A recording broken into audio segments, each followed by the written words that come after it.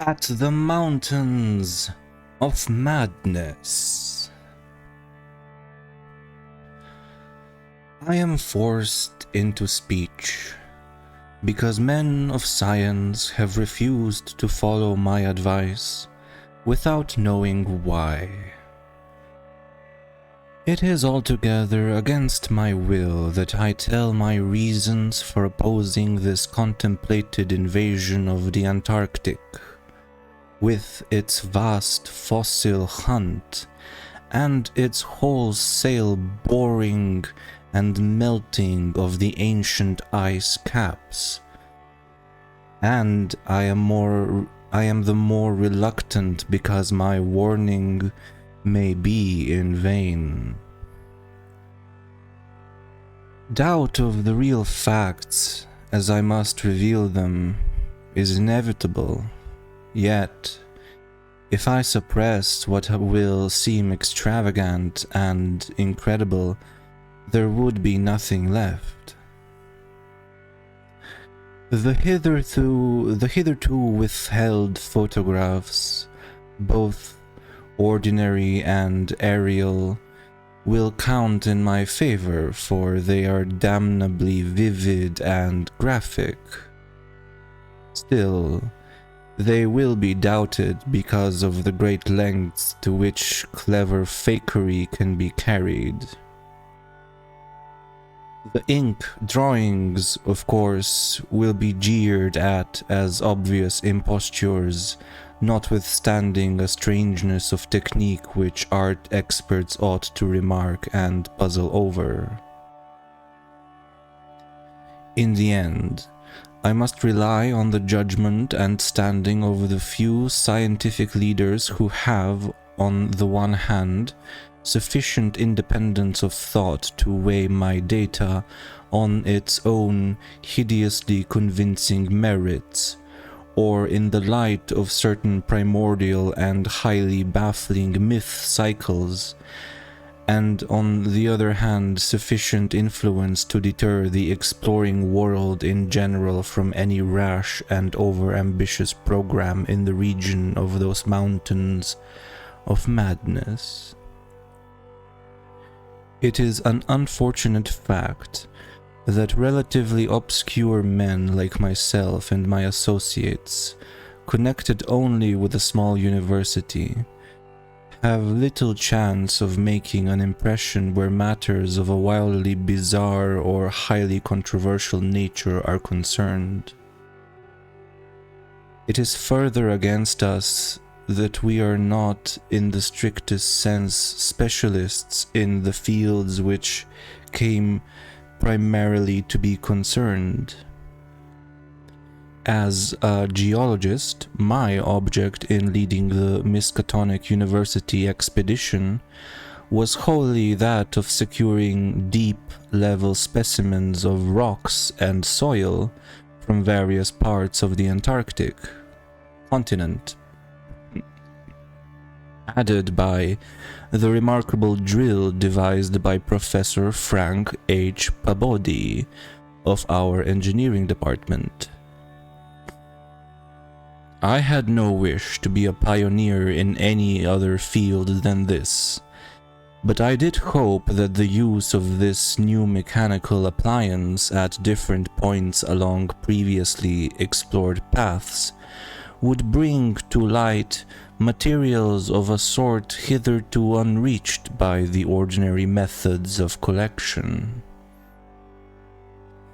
Bodi's drilling apparatus, as the public already knows from our reports, was unique and radical in its lightness, portability, and capacity to combine the ordinary artesian drill principle with the principle of the small circular rock drill in such a way as to cope quickly with strata of varying hardness. Steel head, jointed rods, gasoline motor, collapsible wooden derrick, dynamiting paraphernalia, cording, rubbish removal auger, and sectional piping for bores 5 inches wide and up to 1,000 feet deep, all formed, with needed accessories no greater load than 3 7-dog sledges could carry. This was made possible by the clever aluminum alloy of which most of the metal objects were fashioned. 4 large Dornier aeroplanes, designed especially for the tremendous altitude flying necessary on the Antarctic plateau, and with added fuel warming and quick starting devices worked out by Pabodi, could transport our entire expedition from a base at the edge of the Great Ice Barrier to various suitable inland points, and from these points a sufficient quota of dogs would serve us. We planned to cover as great an area as one Antarctic season, or longer if absolutely necessary, would permit, operating mostly in the mountain ranges and on the plateau south of Ross Sea, regions explored in varying degree by Shackleton, Amundsen, Scott, and Byrd. With frequent changes of camp made by aeroplane and involving distances great enough to be of geological significance, we expected to unearth a quite unprecedented amount of material, especially in the pre-Cambrian strata, of which so narrow a range of Antarctic specimens had previously been secured. We wished also to obtain as great as possible a variety of the upper fossiliferous rocks, since the primal life history of this bleak realm of ice and death is of the highest importance to our knowledge of the Earth's past. That the Antarctic continent was once temperate and even tropical, with a teeming vegetable and animal life of which the lichens, marine fauna, arachnida, and penguins of the northern edge are the only survivals, is a matter of common information, and we hoped to expand that information in variety, accuracy, and detail. When a simple boring revealed fossiliferous signs, we would enlarge the aperture by blasting in order to get specimens of suitable size and condition. Our borings of varying depth, according to the promise held out by the upper soil or rock, were to be confined to exposed or nearly exposed land surfaces, these inevitably being slopes and ridges because of the 1 or 2 mile thickness of solid ice overlaying the lower levels.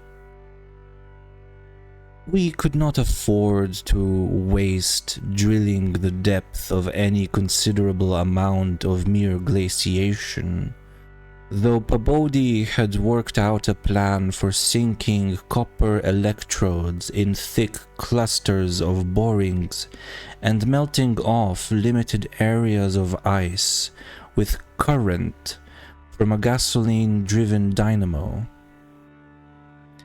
It is this plan, which we could not put into effect except experimentally on an expedition such as ours, that the coming Starkweather Moor expedition proposes to follow, despite the warnings I have issued since our return from the Antarctic.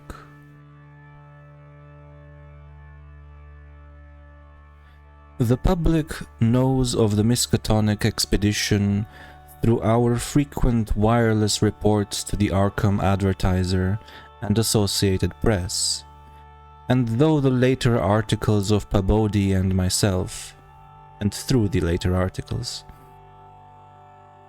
we consisted of 4 men from the university: Pabodi, Lake of the biology department, Atwood of the physics department, also a meteorologist, and myself, representing geology and having nominal command, besides 16 assistants, 7 graduate students from Miskatonic, and 9 skilled mechanics. Of these 16, 12 were qualified aeroplane pilots, all but 2 of whom were competent wireless operators. 8 of them understood navigation with compass and sextant, as did Pabodi, Atwood, and I. In addition, of course, our 2 ships, wooden ex-whalers, reinforced for ice conditions and having auxiliary steam, were fully manned. The Nathaniel Derby Pickman Foundation, aided by a few special contributions, financed the expedition. Hence, our preparations were extremely thorough, despite the absence of great publicity. The dogs, sledges, machines, camp materials, and unassembled parts of our 5 planes were delivered in Boston, and there our ships were loaded. We were marvelously well equipped for our specific purposes, and in all matters pertaining to supplies, regimen, transportation, and camp construction, we profited by the excellent example of our many recent and exceptionally brilliant predecessors. It was the unusual number and fame of these predecessors which made our own expedition, ample though it was, so little noticed by the world at large. As the newspapers told, we sailed from Boston Harbor on September 2nd, 1930, taking a leisurely course down the coast and through the Panama Canal, and stopping at Samoa and Hobart, Tasmania, at which latter place we took on final supplies.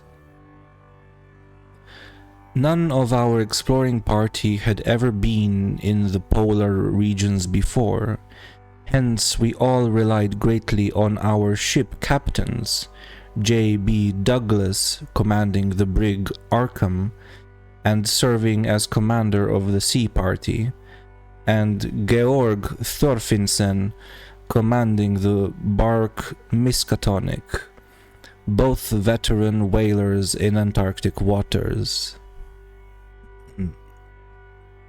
As we left the inhabited world behind, the sun sank lower and lower in the north, and stayed longer and longer above the horizon each day.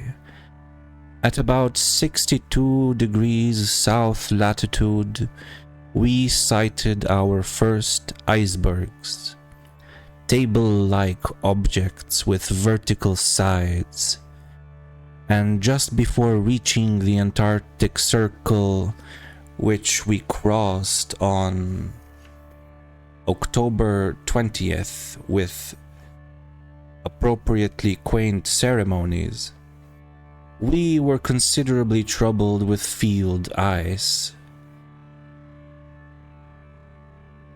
The falling temperature bothered me considerably after our long voyage through the tropics, but I tried to brace up for the war's rigors to come.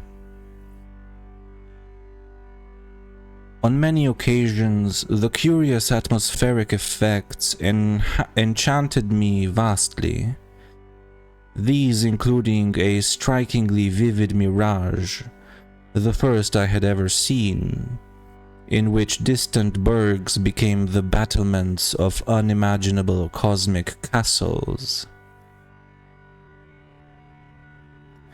Pushing through the ice, which was fortunately neither extensive nor thickly packed, we regained open water at south latitude 67 degrees, east latitude 175 degrees. On the morning of October 26th, a strong land blink appeared on the south, and before noon, we all felt a thrill of excitement at beholding a vast, lofty, and snow-clad mountain chain, which opened out and covered the whole vista ahead. At last we had encountered an outpost of the great unknown continent and its cryptic world of frozen death.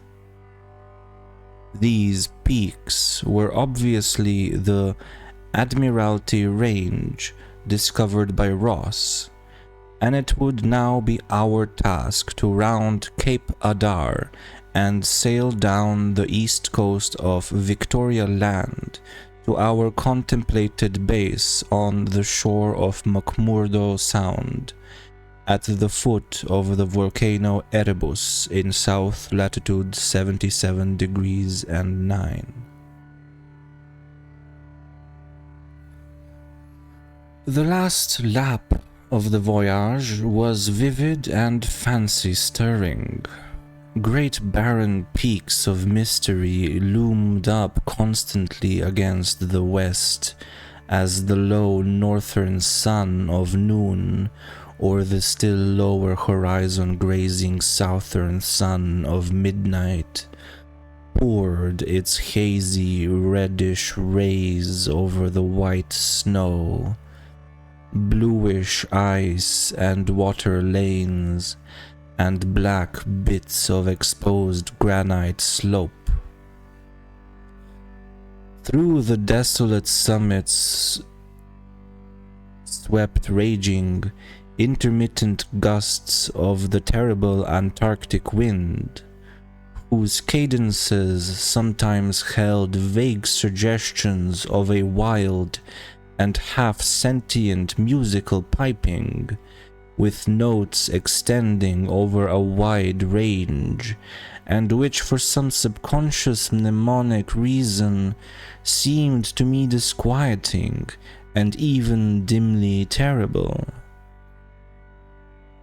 Something about the scene reminded me of the strange and disturbing Asian paintings of Nicholas Roerich, and of the still stranger and more disturbing descriptions of the evilly fabled plateau of Leng, which occur in the dreaded Necronomicon of the mad Arab Abdul al-Khazred. I was rather sorry, later on, that I had ever looked into that monstrous book at the college library. On the 7th of November, sight of the westward range having been temporarily lost, we passed Franklin Island, and the next day descried the cones of mountains Erebus and Terror on Ross Island ahead, with the long line of the Perry Mountains beyond. There now stretched off to the east of the low white line of the Great Ice Barrier, rising perpendicularly to a height of 200 feet like the rocky cliffs of Quebec, and marking the end of southward navigation. In the afternoon, we entered McMurdo Sound and stood off the coast in the lee of smoking Mount Erebus. The Skoriak Peak towered up some 12,700 feet against the eastern sky, like a Japanese print of the sacred Fujiyama, while beyond it rose the white, ghost-like height of Mountain Terror, 10,900 feet in altitude, and now extinct as a volcano.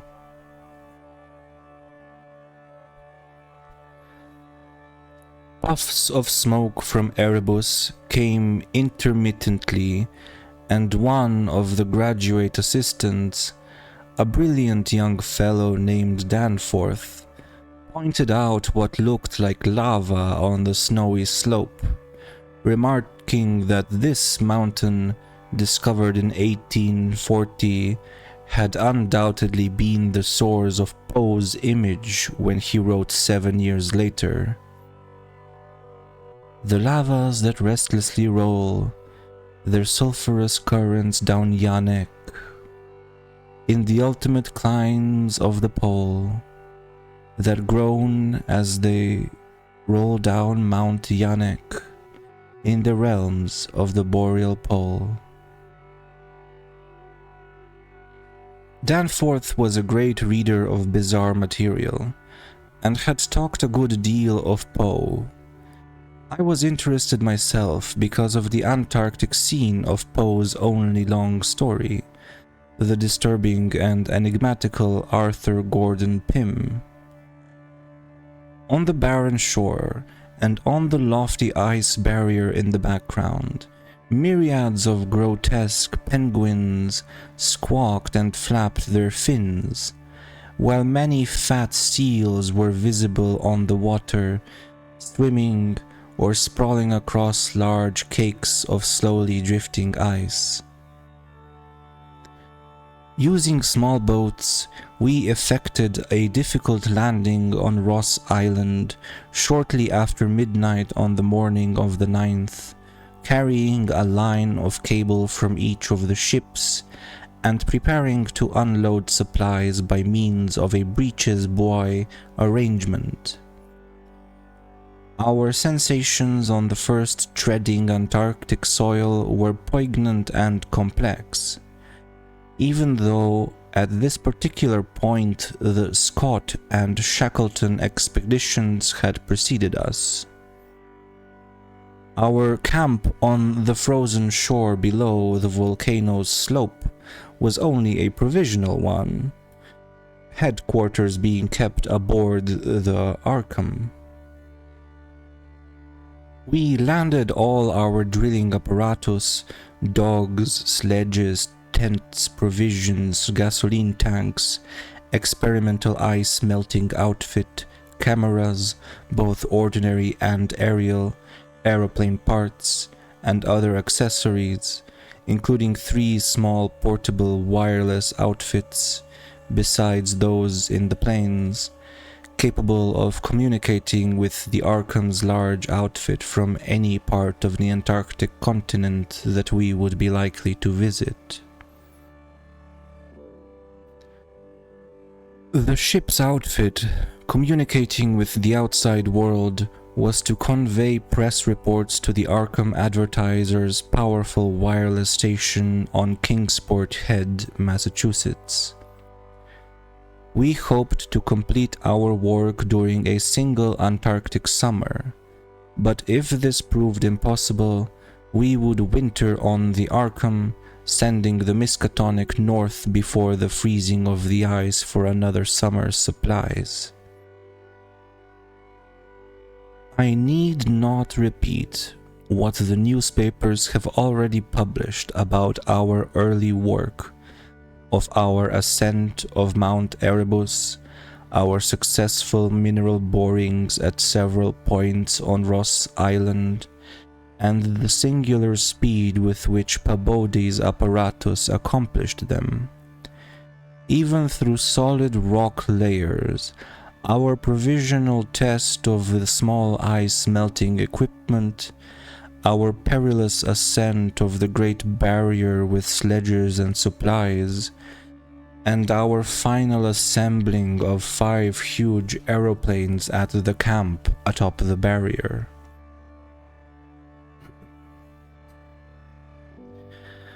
The health of our land party, 20 men and 55 Alaskan sledge dogs, was remarkable, though of course we had so far encountered no really destructive temperatures or windstorms. For the most part, the thermometer varied between 0 and 20 or 25 degrees above, and our experience with New England winters had accustomed us to rigors of this sort. The barrier camp was semi-permanent and destined to be a storage cache for gasoline, provisions, dynamite, and other supplies. Only 4 of our planes were needed to carry the actual exploring material, the 5th being left with a pilot and 2 men from the ships at the storage cache to form a means of reaching us from the Arkham in case all our exploring planes were lost.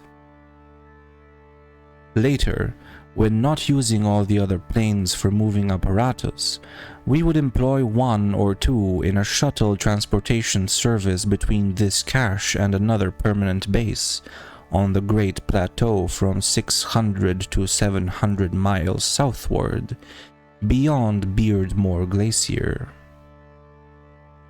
Despite the almost unanimous accounts of appalling winds and tempests that pour down from the plateau, we determined to dispense with intermediate bases, taking our chances in the interest of economy and probable efficiency.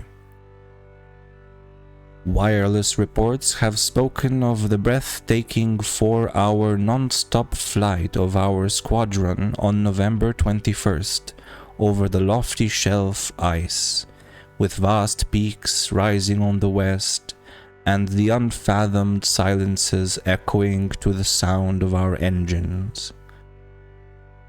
Wind troubled us only moderately, and our radio compasses helped us through the one opaque fog we encountered. When the vast rise loomed ahead between latitudes 83 and 84 degrees, we knew we had reached Beardmore Glacier, the largest glacier in the world, and that the frozen sea was now giving place to a frowning and mountainous coastline. At last, we were truly entering the white, eon-dead world of the ultimate South. Even as we realized if we saw the peak of Mount Nansen in the eastern distance, towering up to its height of almost 15,000 feet. The successful establishment of the southern base above the glacier in latitude 86.7 degrees, east latitude 174 and 23 degrees, and the phenomenally rapid and effective borings and blastings made at various points reached by our sledge trips and short aeroplane flights are matters of history, as is the arduous and triumphant ascent of Mount Nansen by Pabodie and 2 of the graduate students, Gedney and Carroll, on December 13th to 15th. We were some 8,500 feet above sea level, and when experimental drillings revealed solid ground only 12 feet down through the snow and ice at certain points, we made considerable use of the small melting apparatus and sunk bores and performed dynamiting at many places where no previous explorer had ever thought of securing mineral specimens.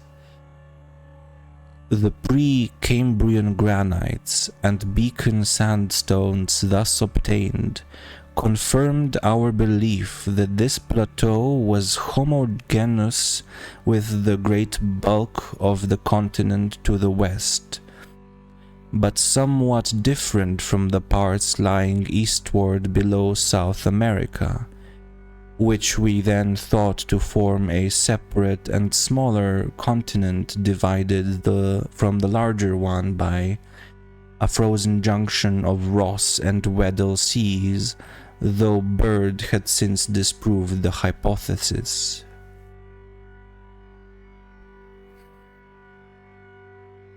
In certain of the sandstones, dynamited and chiseled after boring revealed their nature, we found some highly interesting fossil markings and fragments, notably ferns, seaweeds, trilobites, crinoids, and such mollusks as linguale and gastropods, all of which seemed of real significance in connection with the region's primordial history. There was also a queer triangular striated marking about a foot in greatest diameter, which Lake pieced together from 3 fragments of slate brought up from a deep blasted aperture. These fragments came from a point to the westward, near the Queen Alexandra Range, and Lake, as a biologist, seemed to find their curious marking unusually puzzling and provocative, though to my geological eye it looked not unlike some of the ripple effects reasonably common in the sedimentary rocks. Since slate is no more than a metamorphic formation into which a sedimentary stratum is pressed, and since the pressure itself produces odd distorting effects on any markings which may exist, I saw no reason for extreme wonder over the striated depression. On January 6, 1931, Lake, Bodie, Daniels, all 6 of the students, 4 mechanics, and myself, flew directly over the South Pole in 2 of the Great Plains, being forced down once by a sudden high wind, which fortunately did not develop into a typical storm. This was, as the papers have stated, one of several observational flights, during others of which we tried to discern new topographical features in areas unreached by previous explorers. Our early flights were disappointing in this latter respect, though they afforded us some magnificent examples of the richly fantastic and deceptive mirages of the polar regions, of which our sea voyage had given us some brief foretastes.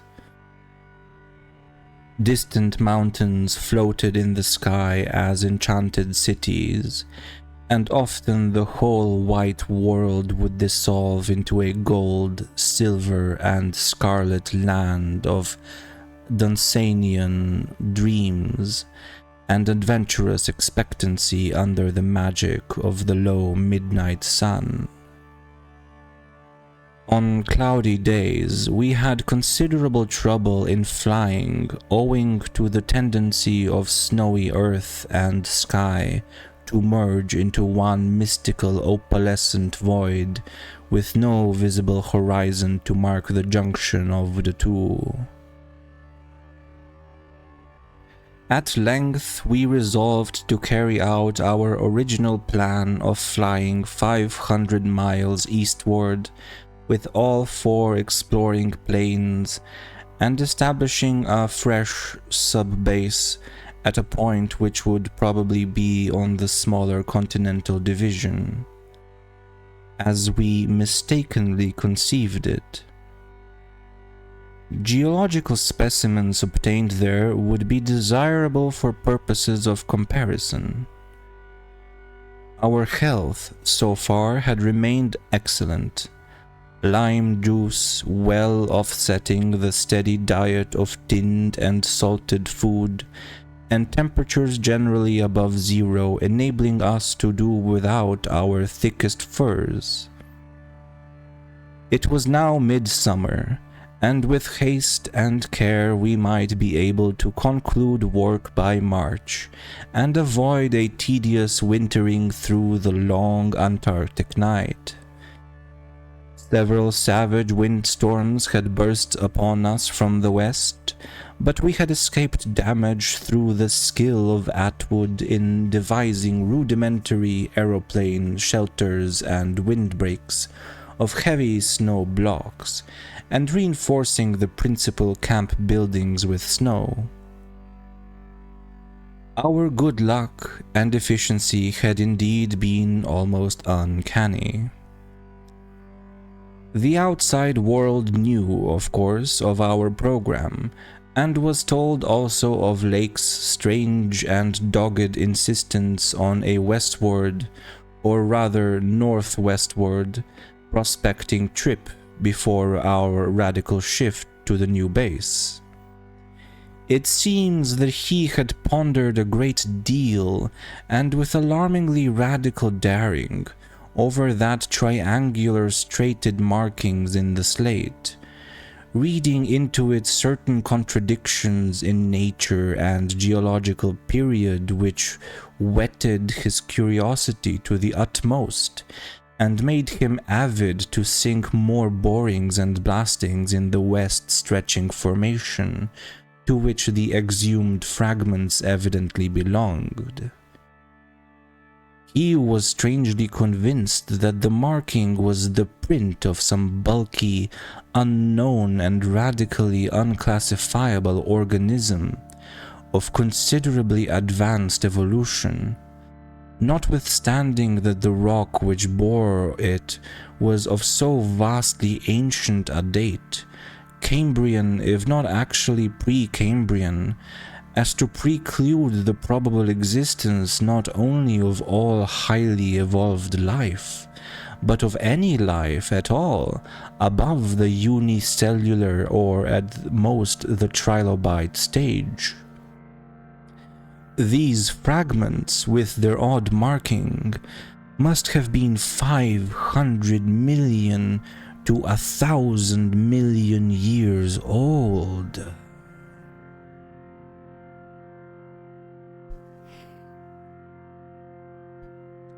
Popular imagination, I judge, responded actively to our wireless bulletins of Lake's start northwestward into regions never trodden by human foot or penetrated by human imagination, though we did not mention his wild hopes of revolutionizing the entire sciences of biology and geology.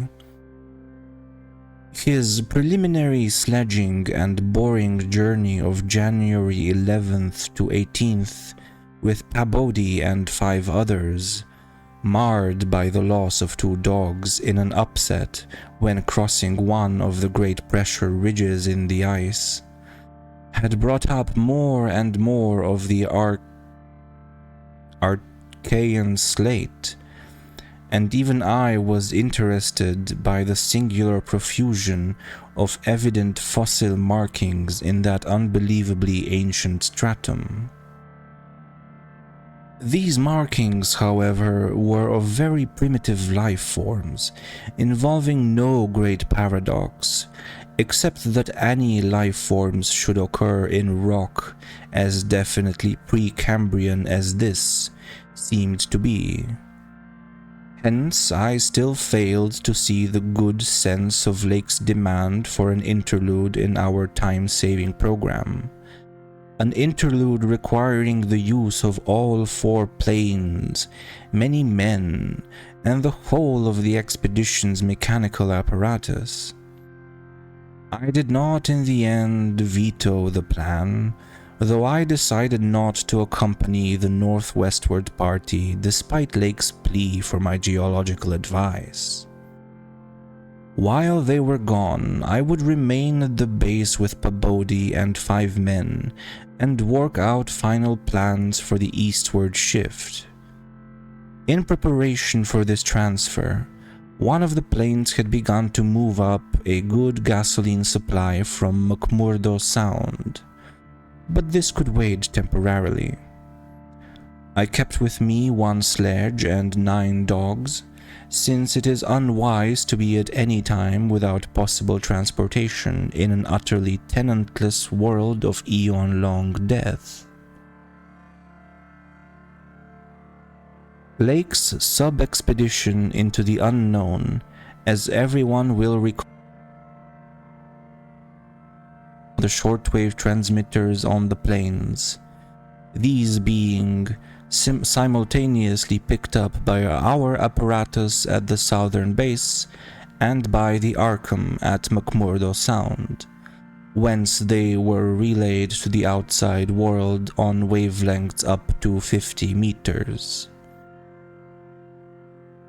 The start was made January 22nd at 4 a.m., and the first wireless message we received came only 2 hours later, when Lake spoke of descending and starting a small-scale ice melting and bore at a point some 300 miles away from us.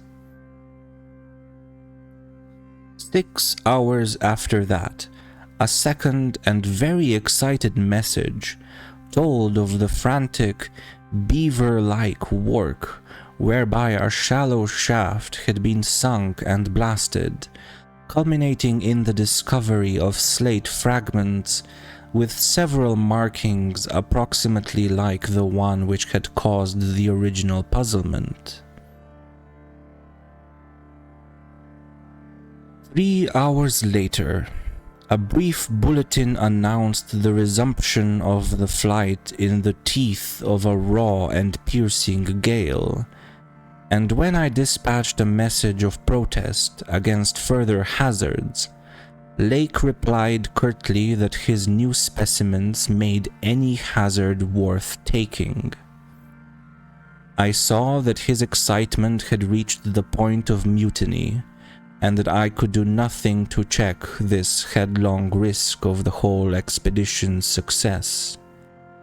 But it was appalling to think of his plunging deeper and deeper into that treacherous and sinister white immensity of tempests and unfathomed mysteries, which stretched off for some 1,500 miles to the half-known, half-suspected coastline of Queen Mary and Knox Lands. Then, in about an hour and a half more, came that doubly excited message from Lake's moving plane, which almost reversed my sentiments and made me wish I had accompanied the party. 10:05 p.m. On the wing. After snowstorm. Have spied mountain range ahead higher than any hitherto seen. May equal Himalayas, allowing for height of plateau. Probable latitude 76 degrees, longitude 113 degrees. Reaches far as can see to right and left. Suspicious of 2 smoking cones. All peaks black and bare of snow. Gale blowing off them impedes navigation. After that, Odie, the men, and I hung breathlessly over the receiver. Thought of this titanic mountain rampart 700 miles away inflamed our deepest sense of adventure, and we rejoiced that our expedition, if not ourselves personally, had been its discoverers. In half an hour, Lake called us again. Molten's plane forced down on plateau in foothills, but nobody hurt and perhaps can repair. Shall transfer essentials to other 3 for return or further moves if necessary, but no more heavy plane travel needed just now.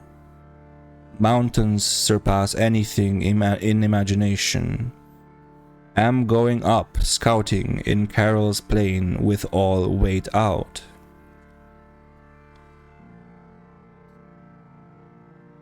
You can't imagine anything like this. Highest peaks must go over 35,000 feet. Everest out of the running. Atwood to work out height with theodolite while Carol and I go up. Probably wrong about cones, for formations look stratified. Possibly Precambrian slate with other strata mixed in. Queer skyline effects, regular sections of cubes clinging to highest peaks. Whole thing marvelous, in red gold light of low sun. Like land of mystery in a dream, or gateway to forbidden world of untrodden wonder. Wish you were here to study.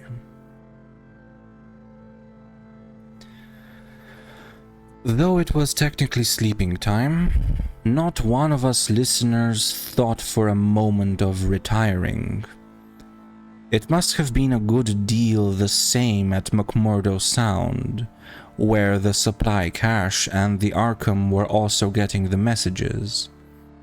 For Captain Douglas gave out a call congratulating everybody on the important find, and Sherman, the cache operator, seconded his sentiments.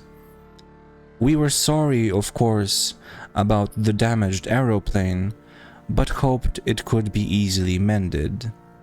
Then, at 11 p.m., came another call from Lake. Up with Carol over highest foothills. Don't dare try really tall peaks in present weather, but shall later. Frightful work climbing, and hard going at this altitude, but worth it. Great range, fairly solid, hence can't get any glimpses beyond. Main summits exceed Himalayas, and very queer. Range looks like Precambrian slate with plain signs of many other upheaved strata. Was wrong about volcanism. Goes farther in either direction than we can see. Swept clear of snow above about 21,000 feet. Odd formations on slopes of highest mountains. Great low square blocks with exactly vertical sides and rectangular lines of low vertical ramparts, like the old Asian castles clinging to steep mountains in Roerich's paintings. Impressive from distance. Flew close to some, and Carol thought they were formed of smaller separate pieces, but that is probably weathering. Most edges crumbled and rounded off as if exposed to storms and climate changes for millions of years. Parts, especially upper parts, seemed to be of lighter colored rock than any visible strata on slopes proper, hence of evidently crystalline origin. Close flying shows many cave mouths, some unusually regular in outline, square or semicircular. You must come and investigate. Think I saw rampant squarely on top of one peak. Height seems about 30,000 to 35,000 feet. Am up 21,500 myself. In devilish, gnawing cold. Wind whistles and pipes through passes and in and out of caves, but no flying danger so far.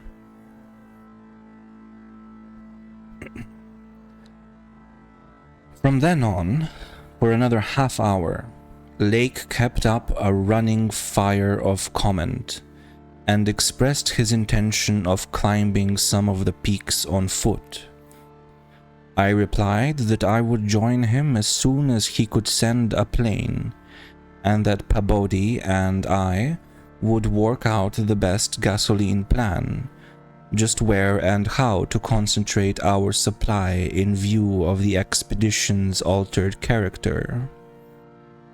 Obviously, Lake's boring operations as well as his aeroplane activities would require a great deal for the new base which he planned to establish at the foot of the mountains, and it was possible that the eastward flight might not be made after all this season. In connection with this business, I called Captain Douglas and asked him to get as much as possible out of the ships and up the barrier with the single dog team we had left there. A direct route across the unknown region between Lake and McMurdo Sound was what we really ought to establish. Lake called me later to say that he had decided to let the camp stay where Moulton's plane had been forced down, and where repairs had already progressed somewhat. The ice sheet was very thin, with dark ground here and there visible, and he would sink some borings and blasts at that very point before making any sledge trips or climbing expeditions. He spoke of the ineffable majesty of the whole scene, and the queer state of his sensations at being in the lee of vast silent pinnacles, whose ranks shot up like a wall, reaching the sky at the world's rim.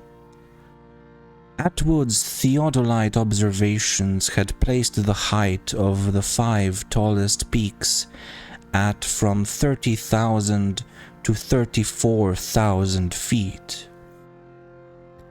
The wind-swept nature of the terrain clearly disturbed Lake, for it argued the occasional existence of prodigious gales, violent beyond anything we had so far encountered. His camp lay a little more than 5 miles from where the higher foothills rose abruptly. I could almost trace a note of subconscious alarm in his words, flashed across a glacial void of 700 miles.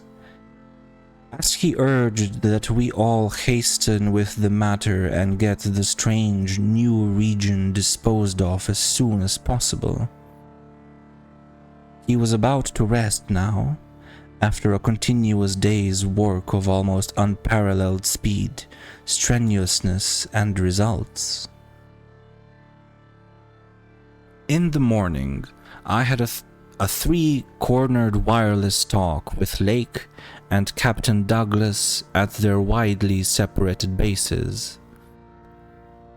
It was agreed that one of Lake's planes would come to my base for Pabodi, the 5 men, and myself, as well as for all the fuel it could carry.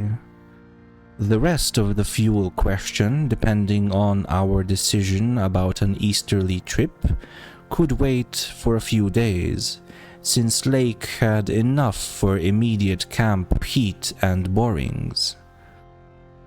Eventually, the old southern base ought to be restocked, but if we postponed the easterly trip, we would not use it till the next summer, and meanwhile Lake must send a plane to explore a direct route between his new mountain and McMurdo Sound. Pabodi and I prepared to close our base for a short or long period, as the case might be. If we wintered in the Antarctic, we would probably fly straight from Lake's base to the Arkham without returning to this spot. Some of our conical tents had already been reinforced by blocks of hard snow, and now we decided to complete the job of making a permanent village. Owing to a very liberal tent supply, Lake had with him all that his base would need, even after our arrival. I wirelessed that Pabodi and I would be ready for the northwestward move after 1 day's work and 1 night's rest. Our labors, however, were not very steady after 4 p.m. For about that time, Lake began sending in the most extraordinary and excited messages. His working day had started unpropitiously, since an aeroplane survey of the nearly exposed rock surfaces showed an entire absence of those archaean and primordial strata for which he was looking, and which formed so great a part of the colossal peaks that loomed up at a tantalizing distance from the camp. Most of the rocks glimpsed were apparently Jurassic and Comanchean sandstones, and Permian and Triassic schits, with now and then a glossy black outcropping suggesting a hard and slaty coal. This rather discouraged Lake, whose plans all hinged on unearthing specimens more than 500 million years older. It was clear to him that in order to recover the Archaean slate vein in which he had found the odd markings, he would have to make a long sledge trip from these foothills to the steep slopes of the gigantic mountains themselves. He had resolved, nevertheless, to do some local boring as part of the expedition's general program.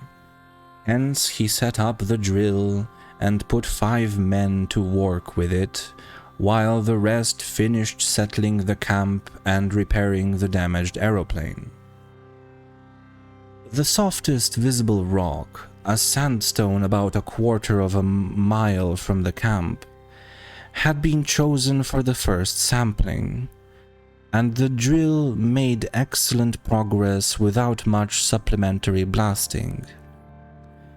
It was about 3 hours afterward, following the first really heavy blast of the operation, that the shouting of the drill crew was heard, and that young Gedney, the acting foreman, rushed into the camp with the startling news.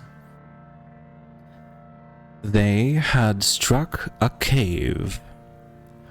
Early in the boring, the sandstone had given place to a vein of Comanchean limestone, full of minute fossil cephalopods, corals, echini, and spirifera, and with occasional suggestions of siliceous sponges and marine vertebrate bones, the latter probably of teleosts, sharks, and ganoids.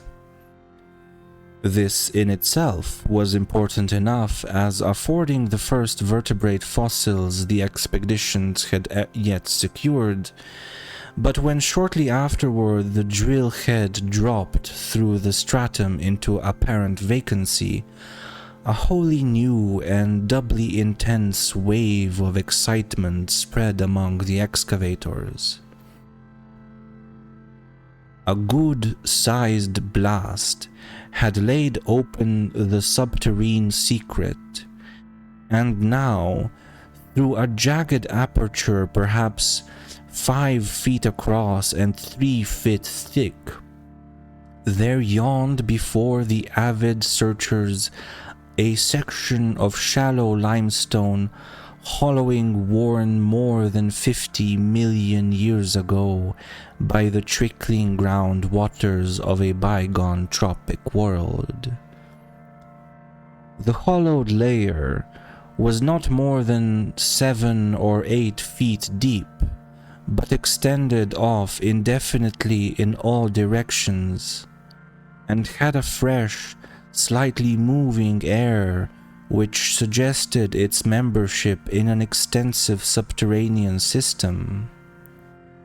Its roof and floor were abundantly equipped with large stalactites and stalagmites, some of which met in columnar form. But important above all else was the vast deposit of shells and bones, which in places nearly choked the passage.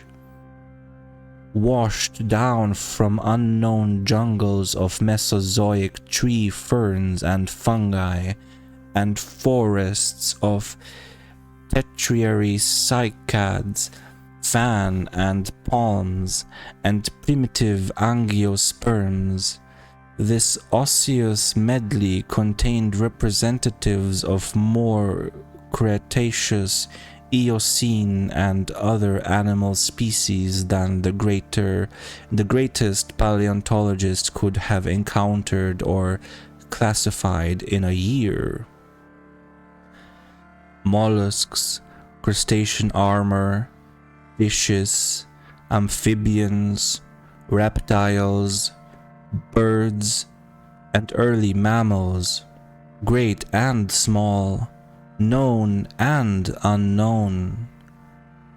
No wonder Jedni ran back to the camp shouting, and no wonder everyone else dropped work and rushed headlong through the biting cold to where the tall derrick marked a new-found gateway to secrets of inner earth and vanished eons. When Lake had satisfied the first keen edge of his curiosity, he scribbled a message in his notebook and had young Moulton run back to the camp to dispatch it by wireless.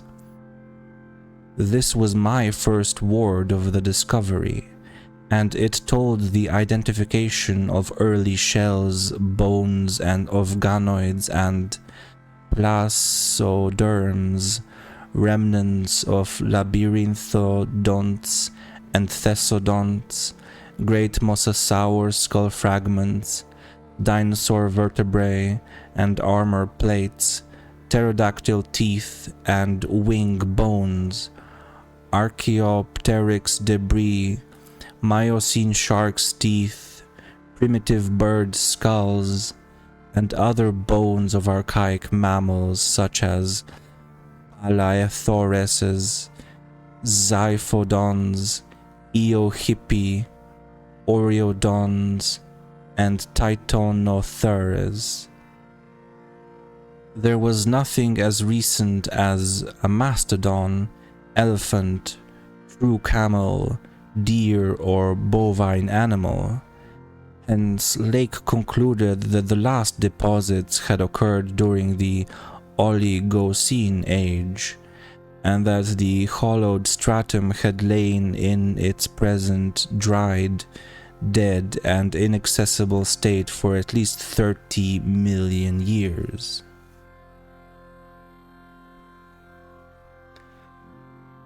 On the other hand, the prevalence of very early life forms was singular in the highest degree.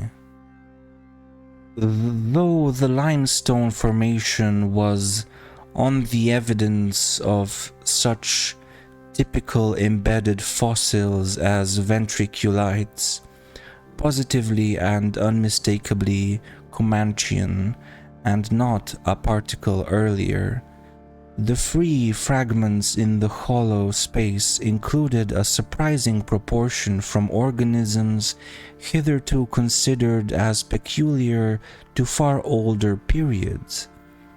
Even rudimentary fishes, mollusks, and coral as remote as the Silurian or Ordovician. The inevitable interference was that in this part of the world there had been a remarkable and unique degree of continuity between the life of over 300 million years ago and that of only 30 million years ago. How far this continuity had extended beyond the Oligocene age, and when the cavern was closed, was of course past all speculation. In any event, the coming of the frightful ice in the Pleistocene some 500,000 years ago, a mere yesterday as compared with the age of this cavity, must have put an end to any of the primal forms which had locally managed to outlive their common terms. Lake was not content to let his first message stand, but had another bulletin written and dispatched across the snow to the camp before Moulton could get back. After that, Moulton stayed at the wireless in one of the planes, transmitting to me and to the Arkham for relaying to the outside world the frequent postscripts which Lake sent him by a succession of messengers. Those who followed the newspapers will remember the excitement created among men of science by that afternoon's reports which have finally led, after all these years, to the organization of that very Starkweather Moor expedition which I am so anxious to dissuade from its purposes. I had better give the messages literally as Lake sent them, and as our base operator McTighe translated them from the pencil shorthand.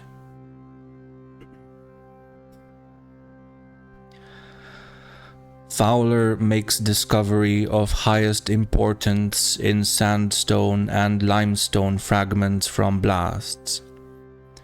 Several distinct triangular striated prints like those in Archean slate, proving that source survived from over 600 million years ago to Comanchean times without more than moderate morphological changes and decrease in average size. Comanchean prints apparently more primitive or decadent, if anything, than older ones. Emphasize importance of discovery in press. Will mean to biology what Einstein has meant to mathematics and physics. Joins up with my previous work and amplifies conclusions. Appears to indicate, as I suspected, that Earth has seen whole cycle or cycles of organic life before known one that begins with archaeozoic cells was evolved and specialized not later than 1,000 million years ago, when planet was young and recently uninhabitable for any life forms or normal protoplasmic structure. Question arises when, where, and how development took place.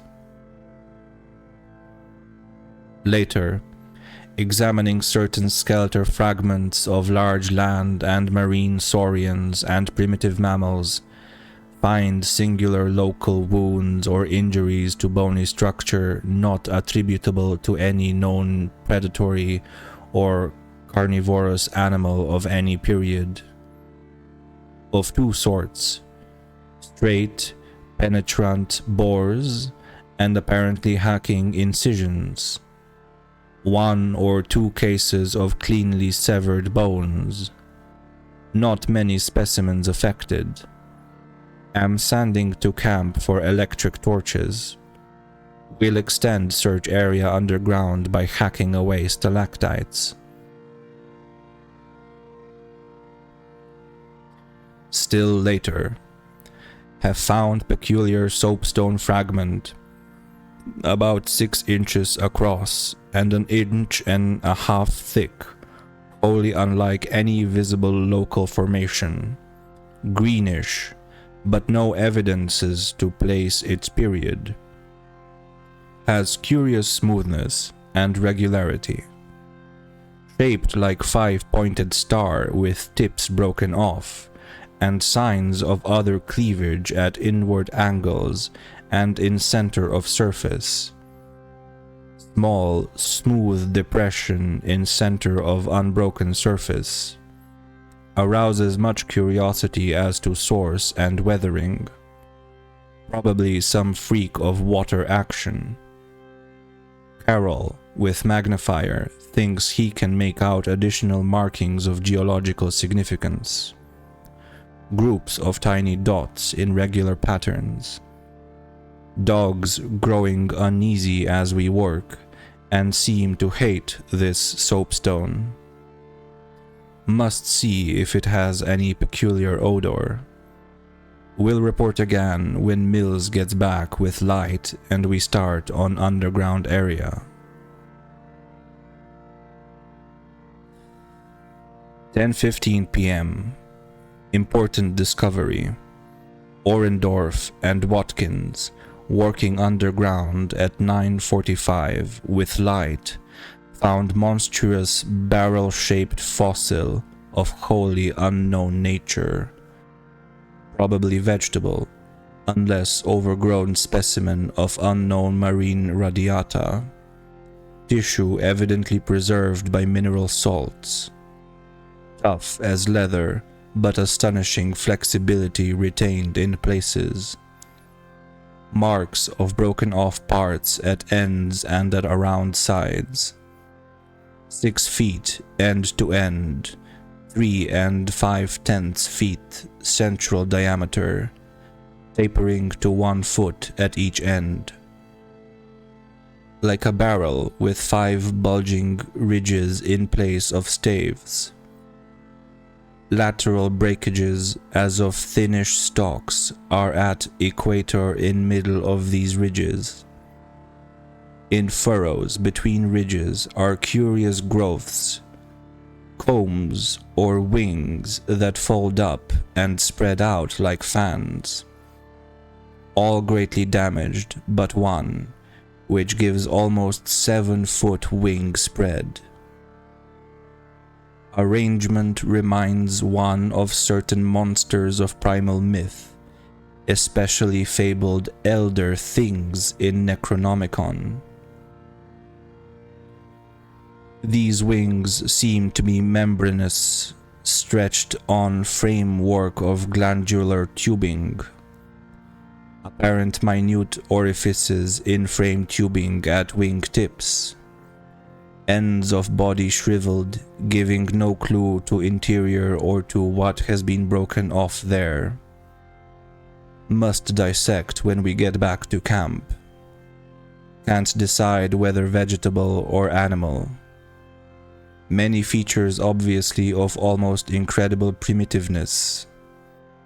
Have set all hands cutting stalactites and looking for further specimens.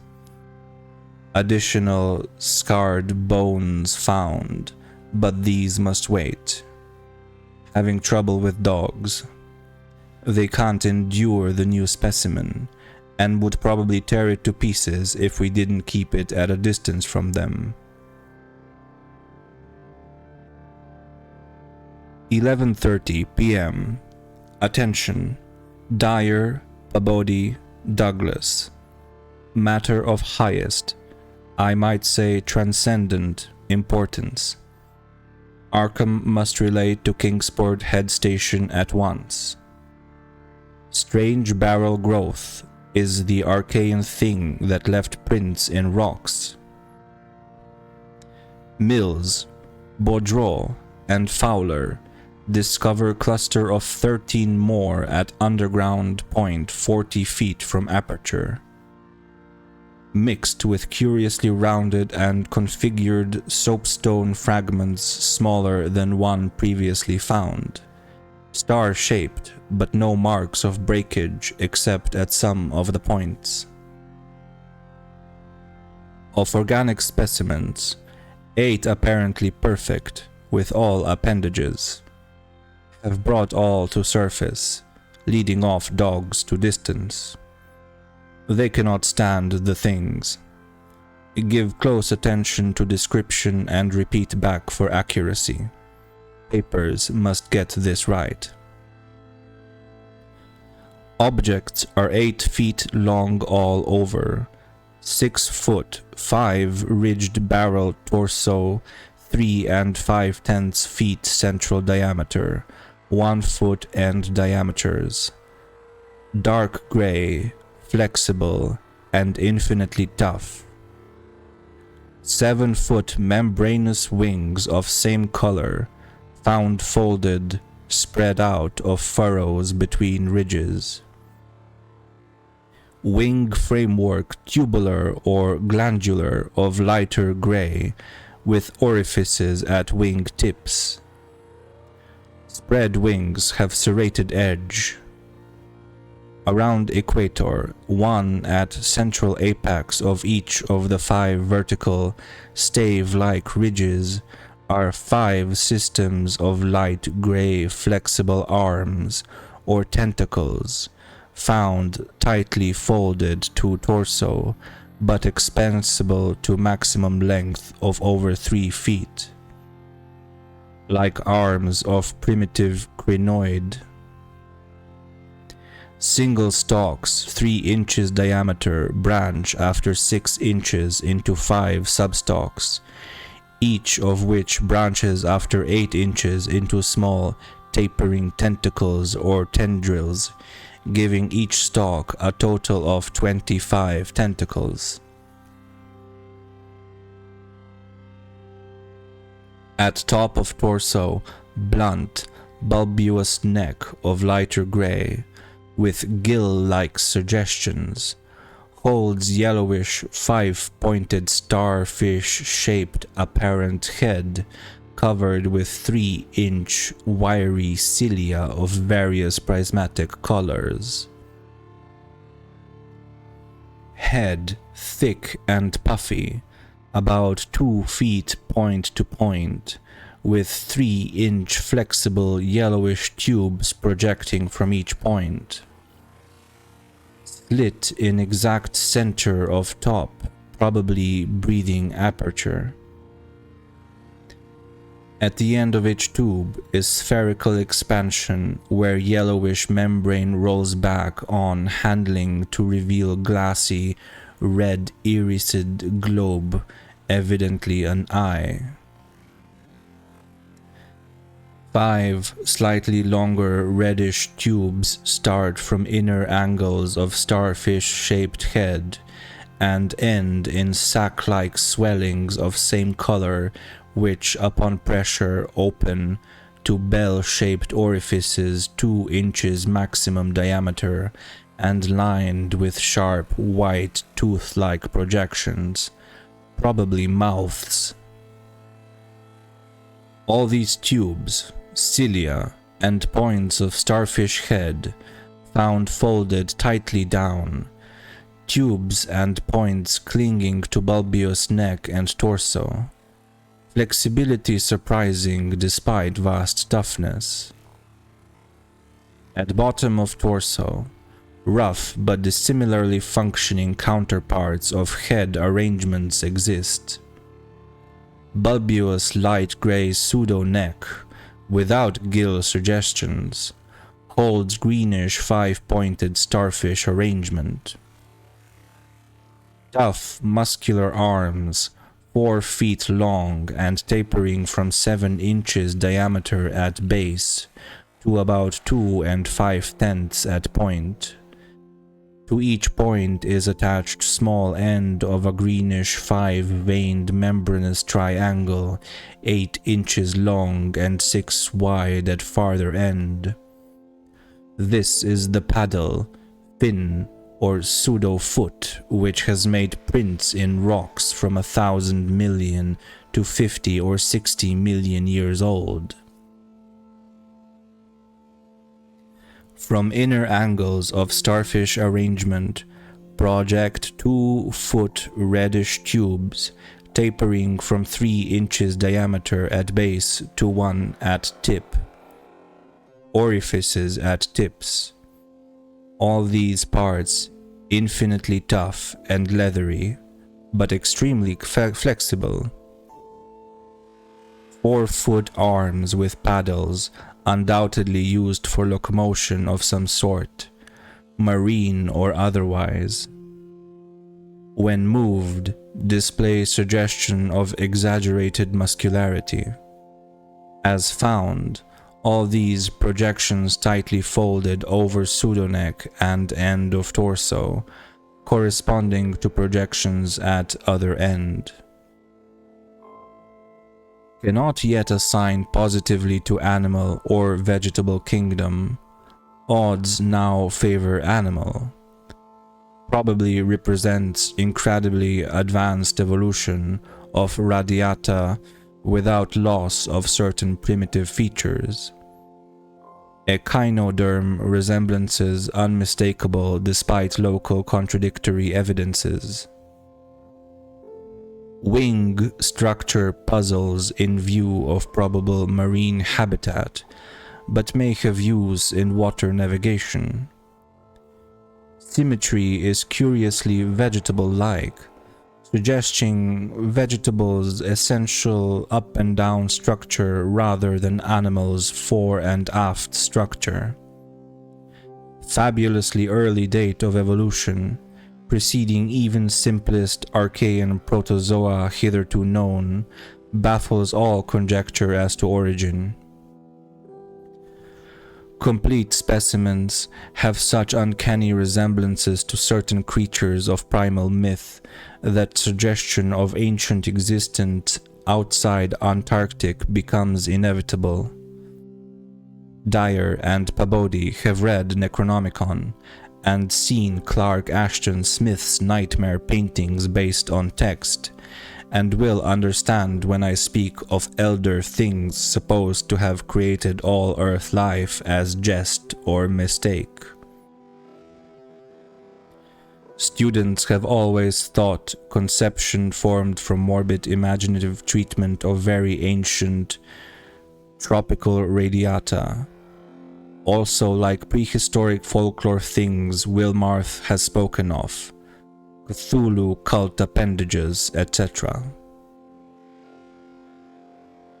Vast field of study opened. Deposits probably of late Cretaceous or early Eocene period, judging from associated specimens. Massive stalagmites deposited above them. Hard work hewing out, but toughness prevented damage. State of preservation miraculous, evidently owing to limestone action. No more found so far, but will resume search later. Job now to get 14 huge specimens to camp without dogs, which bark furiously and can't be trusted near them. With 9 men, 3 left to guard the dogs. We ought to manage the 3 sledges fairly well, though wind is bad. Must establish plain communication with McMurdo Sound and begin shipping material. But I've got to dissect one of these things before we take any rest. Wish I had a real laboratory here. Dyer better kick himself for having tried to stop my westward trip. First the world's greatest mountains, and then this. If this last isn't the high spot of the expedition, I don't know what is. We're made, scientifically. Congrats, Pabodie, on the drill that opened up the cave. Now, will Arkham please repeat the description?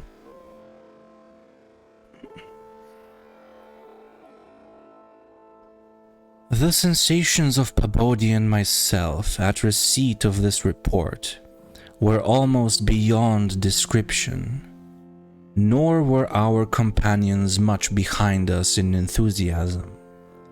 Macthai, who had hastily translated a few high spots as they came from the droning receiving set, wrote out the entire message from his shorthand version as soon as Lake's operator signed off. All appreciated the epoch-making significance of the discovery, and I sent Lake congratulations as soon as the Arkham's operator had repeated back the descriptive parts as requested. And my example was followed by Sherman from his station at the McMurdo Sound supply cache, as well as by Captain Douglas of the Arkham. Later, as head of the expedition, I added some remarks to be relayed through the Arkham to the outside world. Of course, rest was an absurd thought amidst this excitement, and my only wish was to get to Lake's camp as quickly as I could. It disappointed me when he sent word that a rising mountain gale made early aerial travel impossible. But within an hour and a half, interest again rose to banish disappointment. Lake, sending more messages, told of the completely successful transportation of the 14 great specimens to the camp. It had been a hard pull, for the things were surprisingly heavy, but 9 men had accomplished it very neatly. Now, some of the party were hurriedly building a snow corral at a safe distance from the camp, to which the dogs could be brought for greater convenience in feeding.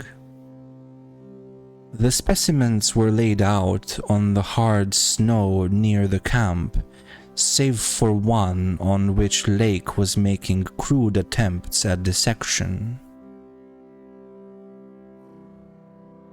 This dissection seemed to be a greater task than had been expected.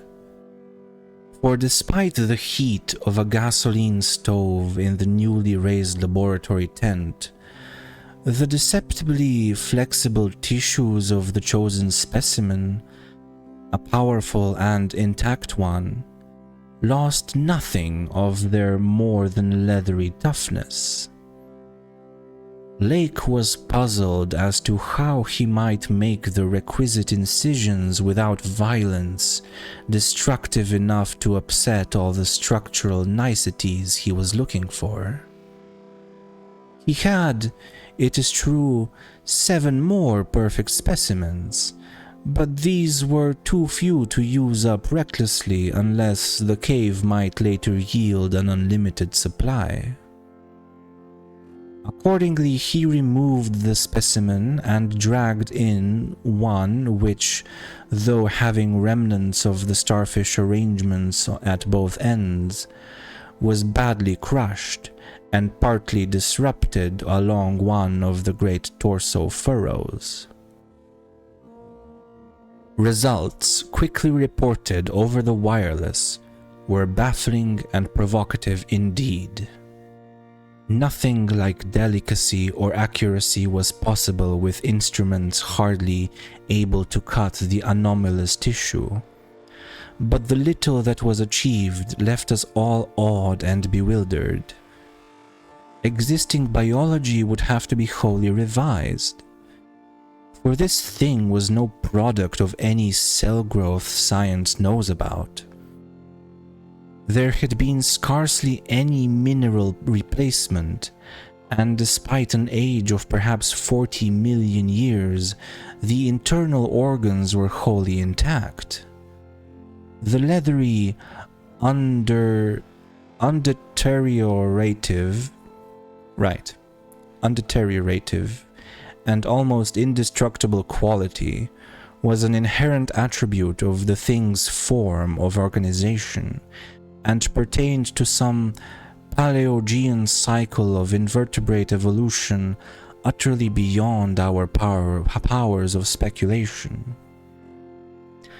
At first, all that Lake found was dry, but as the heated tent produced its thawing effects, Organic moisture of pungent and offensive odor was encountered toward the thing's uninjured side.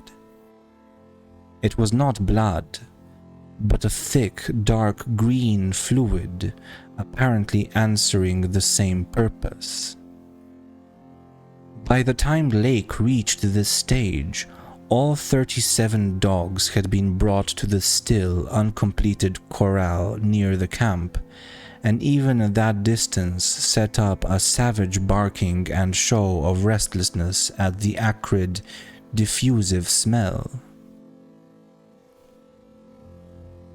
Far from helping to place the strange entity, this provisional dissection merely deepened its mystery. All guesses about its external members had been correct, and on the evidence of these one could hardly hesitate to call the thing animal. But internal inspection brought up so many vegetable evidence that Lake was left hopelessly at sea. It had digestion and circulation, and eliminated waste matter through the reddish tubes of its starfish-shaped base. Cursorily, one would say that its respiratory apparatus handled oxygen rather than carbon dioxide, and there were odd evidences of air storage chambers and methods of shifting respiration from the external orifice to at least 2 other fully developed breathing systems: gills and pores. Clearly it was amphibian, and probably adapted to long airless hibernation periods as well. Vocal organs seemed present in connection with the main respiratory system, but they presented anomalies beyond immediate solution. Articulate speech, in the sense of syllable utterance, seemed barely conceivable, but musical piping notes covering a wide range were highly probable. The muscular system was almost prematurely developed. The nervous system was so complex and highly developed as to leave Lake aghast. Though excessively primitive and archaic in some respects, the thing had a set of ganglial centers and connectives arguing the very extremes of specialized development. Its 5-lobed brain was surprisingly advanced, and there were signs of a sensory equipment served in part through the wirely cilia of the head, involving factors alien to any other terrestrial organism. Probably it has more than 5 senses, so that its habits could not be predicted from any existing analogy. It must, Lake thought, have been a creature of keen sensitiveness and delicately differentiated functions in its primal world, much like the ants and bees of today.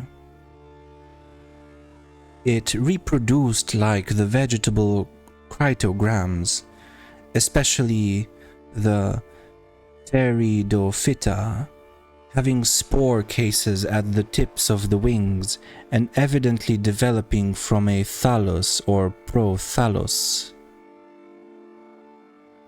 But to give it a name at this stage was mere folly. It looked like a radiate, but was clearly something more. It was partly vegetable, but had 3/4 of the essentials of animal structure. That it was marine in origin, its symmetrical contour and certain other attributes clearly indicated, yet one could not be exact as to the limit of its later adaptations.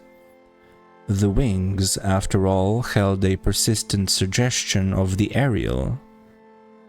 How it could have undergone its tremendously complex evolution on a newborn Earth in time to leave prints in Archaean rocks was so far beyond conception as to make Lake whimsically recall the primal myths about great old ones who filtered down from the stars and concocted Earth life as a joke or mistake, and the wild tales of cosmic hill things from outside told by a folklorist colleague in Miskatonic's English department.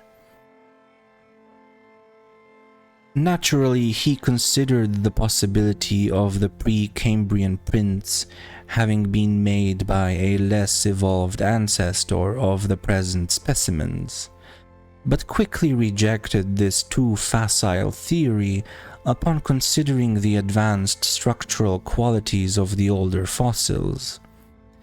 If anything, the later contours showed decadence rather than higher evolution. The size of the pseudo-feet had decreased, and the whole morphology seemed coarsened and simplified. Moreover, the nerves and organs just examined held singular suggestions of retrogression from forms still more complex. Atrophied and vestigial parts were surprisingly prevalent. Altogether, little could be said to have been solved, and Lake fell back on mythology for a provisional name, jocosely dubbing this find the Elder Ones. At about 2:30 a.m., having decided to postpone further work and get a little rest, he covered the dissected organism with a tarpaulin, emerged from the laboratory tent, and studied the intact specimens with renewed interest. The ceaseless Antarctic sun had begun to limber up their tissues a trifle, so that the head points and tubes of 2 or 3 showed signs of unfolding. But Lake did not believe there was any danger of immediate decomposition in the almost sub-zero air. He did, however, move all the undissected specimens close together and throw a spare tent over them in order to keep off the direct solar rays. That would also help to keep their possible scent away from the dogs, whose hostile unrest was really becoming a problem. Even at their substantial distance and behind the higher and higher snow walls which an increased quota of the men were hastening to raise around their quarters. He had to weight down the corners of the tent cloth with heavy blocks of snow to hold it in place amidst the rising gale, for the Titan Mountains seemed about to deliver some gravely severe blasts. Early apprehensions about sudden Antarctic winds were revived, and under Atwood's supervision, precautions were taken to bank the tents, new dog corral, and crude aeroplane shelters with snow on the mountainward side. These latter shelters begun with hard snow blocks during odd moments, were by no means as high as they should have been, and Lake finally detached all hands from other tasks to work on them. It was after 4 when Lake at last prepared to sign off and advised us all to share the rest period his outfit would take when the shelter walls were a little higher.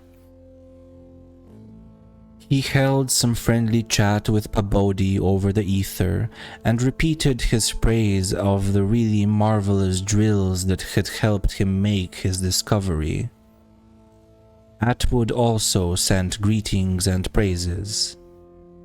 I give Lake a warm word of congratulations, owning up that he was right about the western trip, and we all agreed to get in touch by wireless at 10 in the morning. If the gale was then over, Lake would send a plane for the party at my base. Just before retiring, I dispatched a final message to the Arkham with instructions about toning down the day's news for the outside world, since the full details seemed radical enough to rouse a wave of incredulity until further substantiated.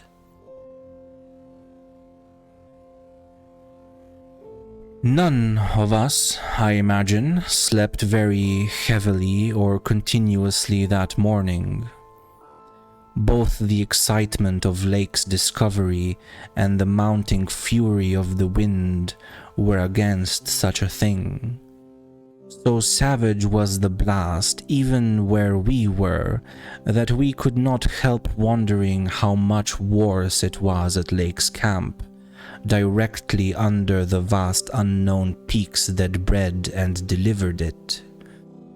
McTighe was awake at 10 o'clock and tried to get Lake on the wireless as agreed, but some electrical condition in the disturbed air to the westward seemed to prevent communication. We did, however, get the Arkham, and Douglas told me that he had likewise been vainly trying to reach Lake. He had not known about the wind, for very little was blowing at McMurdo Sound, despite its persistent rage where we were. Throughout the day, we all listened anxiously and tried to get Lake at intervals, but invariably without results. About noon, a positive frenzy of wind stampeded out of the west, causing us to fear for the safety of our camp. But it eventually died down, with only a moderate relapse at 2 p.m. After 3 o'clock, it was very quiet, and we redoubled our efforts to get Lake.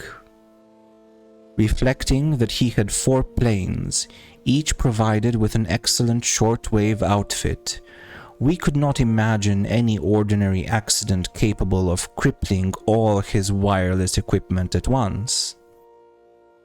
Nevertheless, the stony silence continued, and when we thought of the delirious force the wind must have had in his locality, we could not help making the most direful conjectures.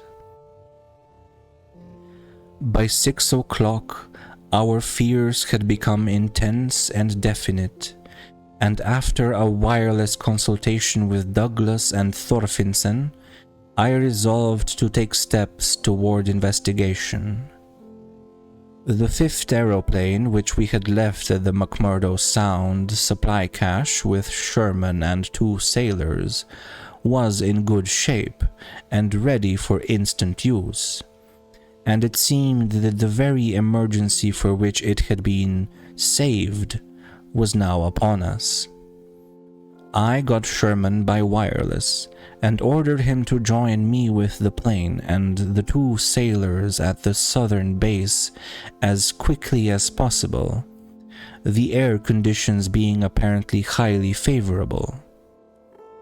We then talked over the personnel of the coming investigation party and decided that we would include all hands together with the sledge and dogs which I had kept with me.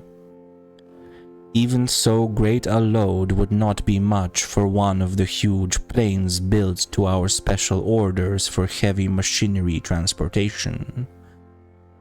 At intervals, I still tried to reach Lake with the wireless, but all to no purpose. Sherman with the sailors Gunnarsson and Larsen took off at 7:30 and reported a quiet flight from several points on the wing. They arrived at our base at midnight, and all hands at once discussed the next move. It was risky business sailing over the Antarctic in a single aeroplane without any line of bases, but no one drew back from what seemed like the plainest necessity. We turned in at the 2 o'clock for a brief rest after some preliminary loading of the plane, but were up again in 4 hours to finish the loading and packing. At 7:15 a.m., January 25th, we started flying northwestward under McTighe's pilotage with 10 men, 7 dogs, a sledge, a fuel and food supply, and other items including the plane's wireless outfit.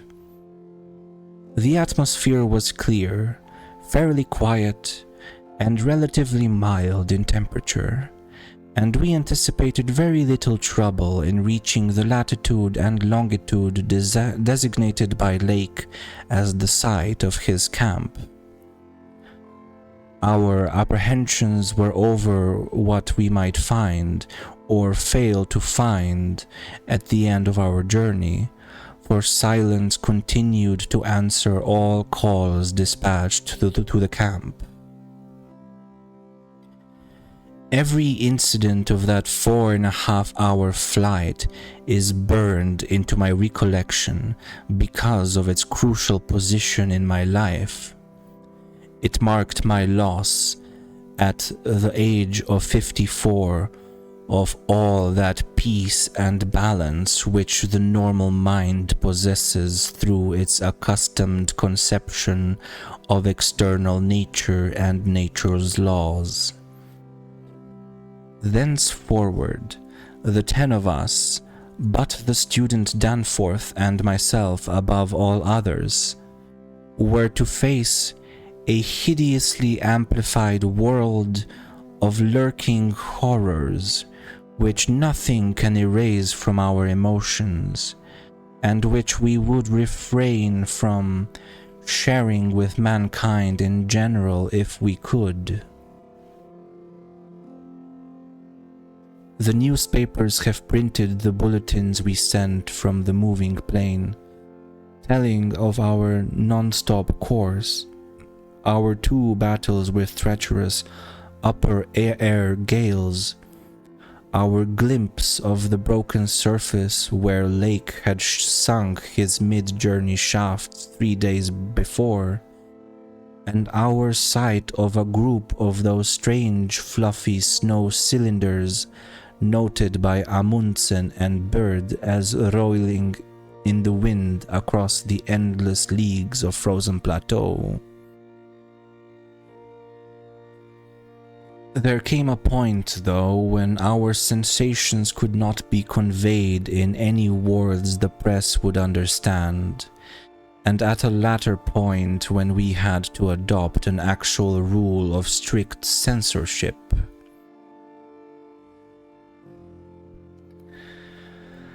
The sailor Larsen was first to spy the jagged line of witch-like cones and pinnacles ahead, and his shouts sent everyone to the windows of the great cabined plane.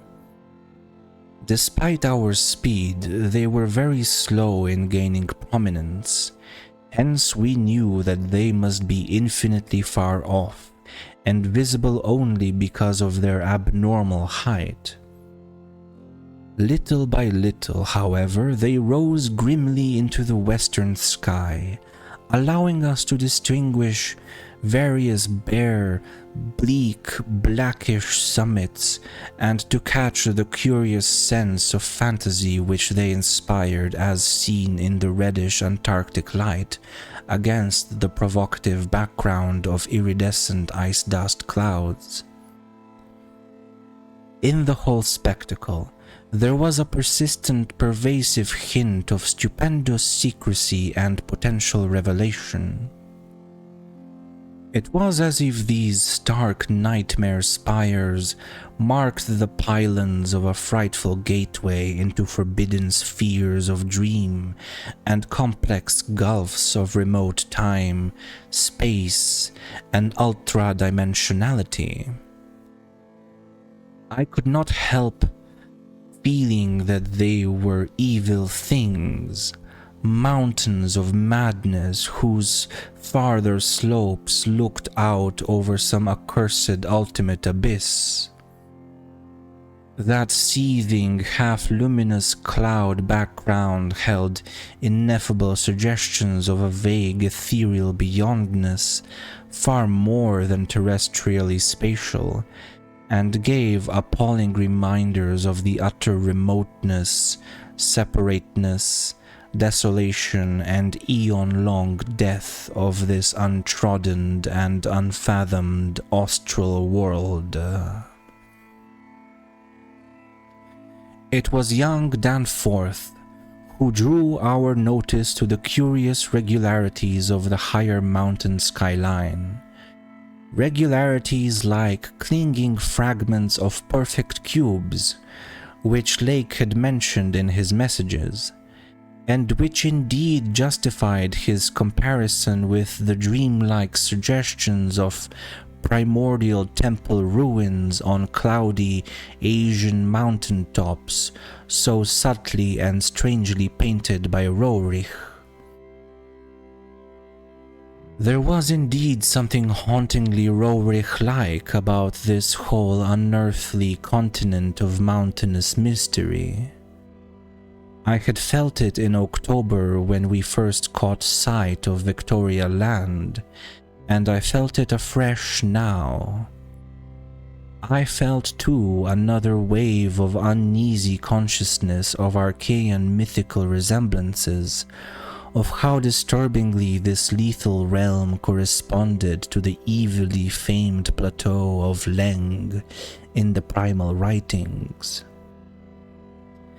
Mythologists have placed Leng in Central Asia, but the racial memory of man or of his predecessors is long, and it may well be that certain tales have come down from lands and mountains and temples of horror earlier than Asia and earlier than any human world we know.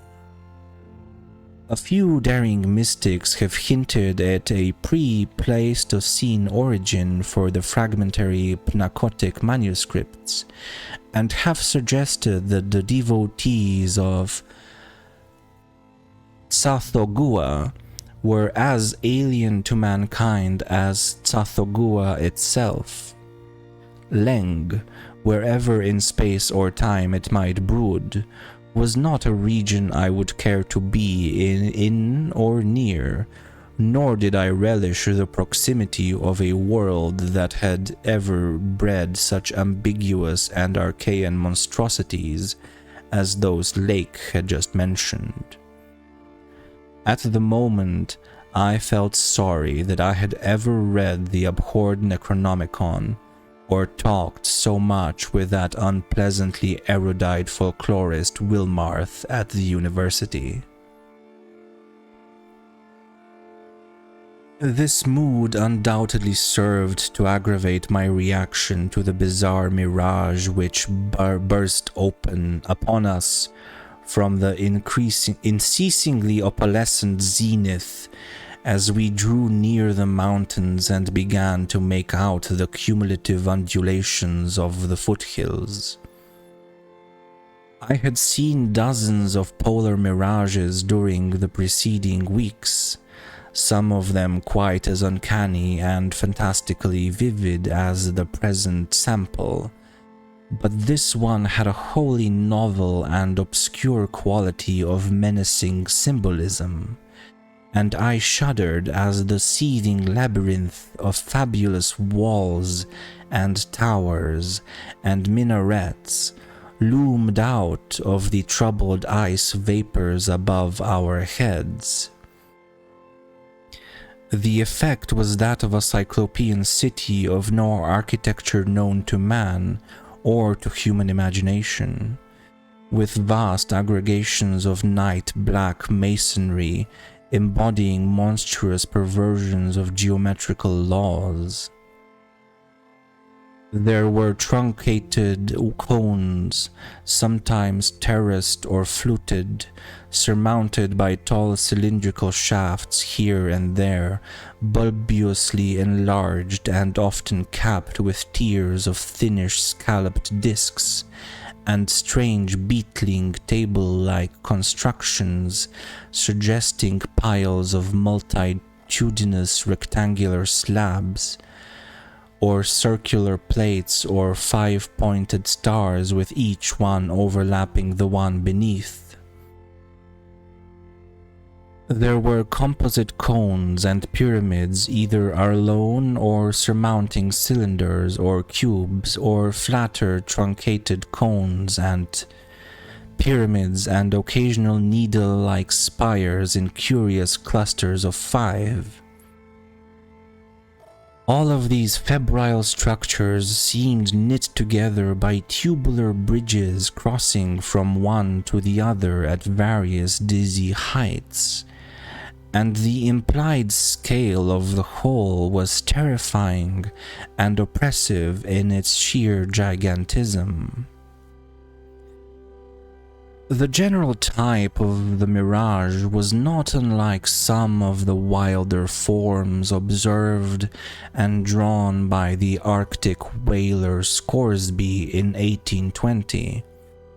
But at this time and place, with those dark, unknown mountain peaks soaring stupendously ahead, that anomalous elder world discovery in our minds, and the pall of probable disaster enveloping the greater part of our expedition, we all seemed to find it in a taint of latent malignity and infinitely evil portent.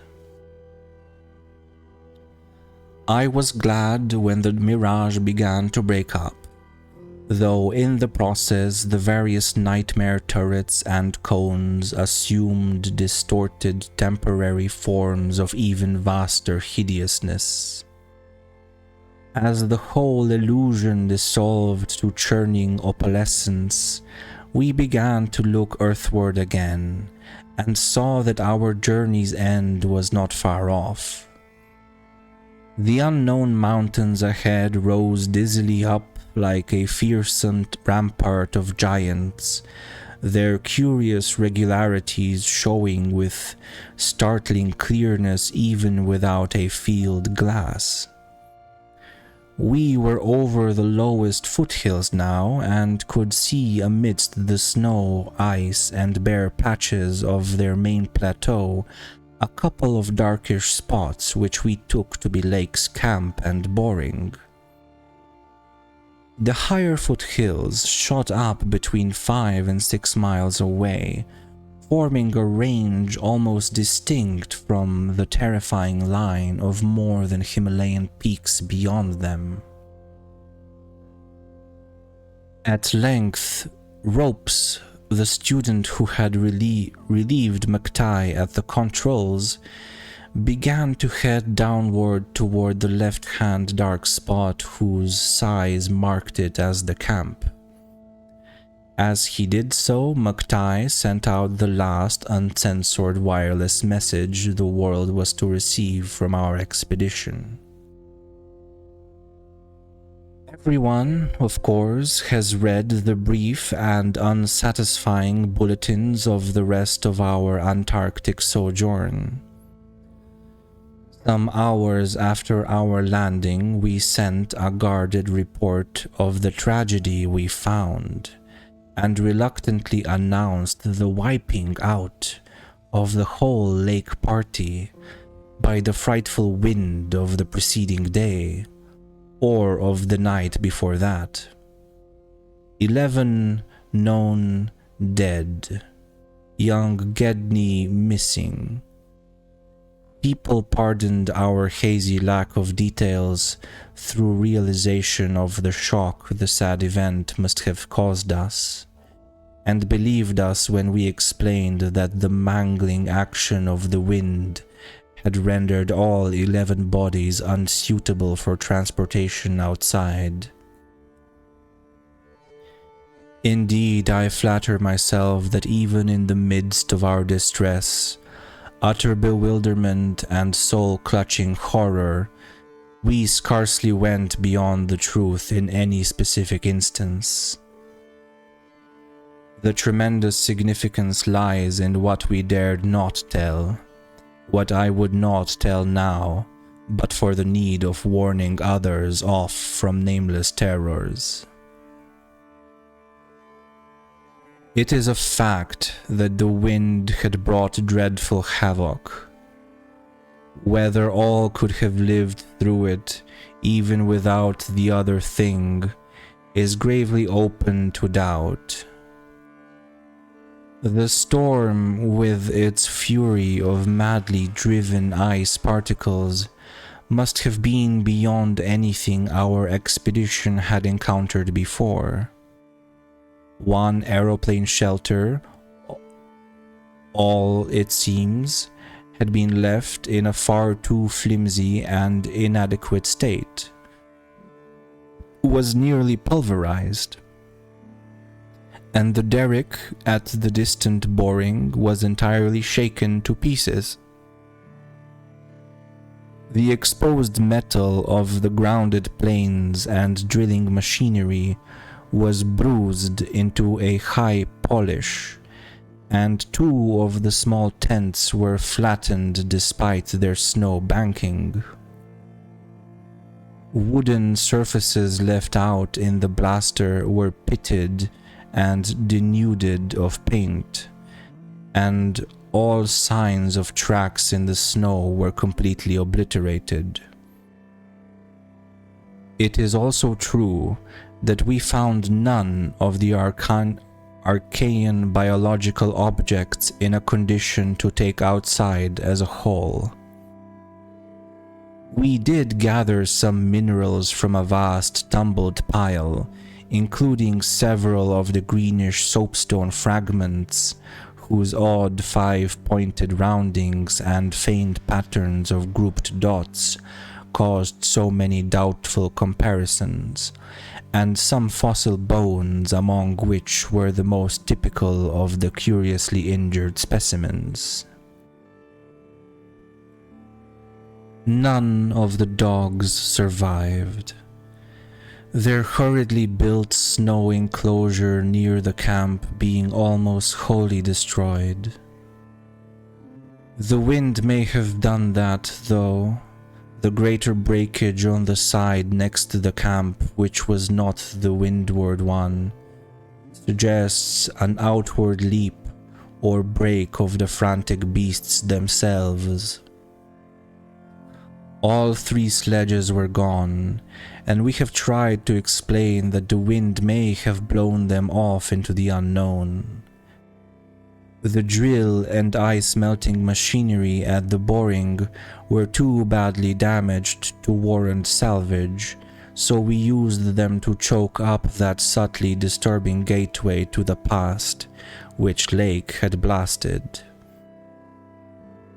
We likewise left at the camp the two most shaken up of the planes, since our surviving party had only 4 real pilots: Sherman, Danforth, McTighe, and Ropes, in all with Danforth in a poor nervous shape to navigate. We brought back all the books, scientific equipment, and other incidentals we could find, though much was rather unaccountably blown away. Spare tents and furs were either missing or badly out of condition.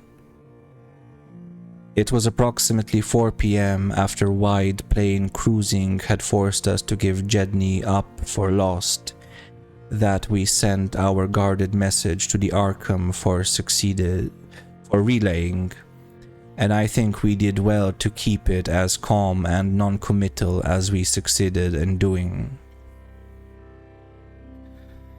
The most we said about agitation concerned our dogs, whose frantic uneasiness near the biological specimens was to be expected from poor Lake's accounts. We did not mention, I think, their display of the same uneasiness when sniffing around the queer greenish soapstones and certain other objects in the disordered region. Objects including scientific instruments, aeroplanes and machinery, both at the camp and at the boring, whose parts have been loosened, moved, or otherwise tampered with by winds that must have harbored singular curiosity and investigativeness. About the 14 biological specimens we were pardonably... What? About the 14 biological specimens we were pardonably indefinite. We said that the only ones we discovered were damaged, but that enough was left of them to prove Lake's description wholly and impressively accurate. It was hard work keeping our personal emotions out of this matter, and we did not mention numbers or say exactly how we had found those which we did find. We had by that time agreed not to transmit anything suggesting madness on the part of Lake's men, and it surely looked like madness to find 6 imperfect monstrosities carefully buried upright in 9-foot snow graves under 5-pointed mounds punched over with groups of dots in patterns exactly those on the queer greenish soapstones dug up from the Mesozoic or Tertiary times. The 8 perfect specimens mentioned by Lake seemed to have been completely blown away. We were careful too about the public's general peace of mind. Hence, Danforth and I said little about that frightful trip over the mountains the next day. It was the fact that only a radical lightened plane could possibly cross a range of such height, which mercifully limited that scouting tour to the 2 of us. On our return at 1 a.m., Danforth was close to hysterics, but kept an admirably stiff upper lip. It took no persuasion to make him promise not to show our sketches and the other things we brought away in our pockets, not to say anything more to the others than what we had agreed to relay outside, and to hide our camera films for private development later on, so that part of my present story will be as new to Peabody, McTighe, Ropes, Sherman, and the rest as it will be to the world in general. Indeed, Danforth is closer-mouthed than I, for he saw, or thinks he saw, one thing he will not tell even me.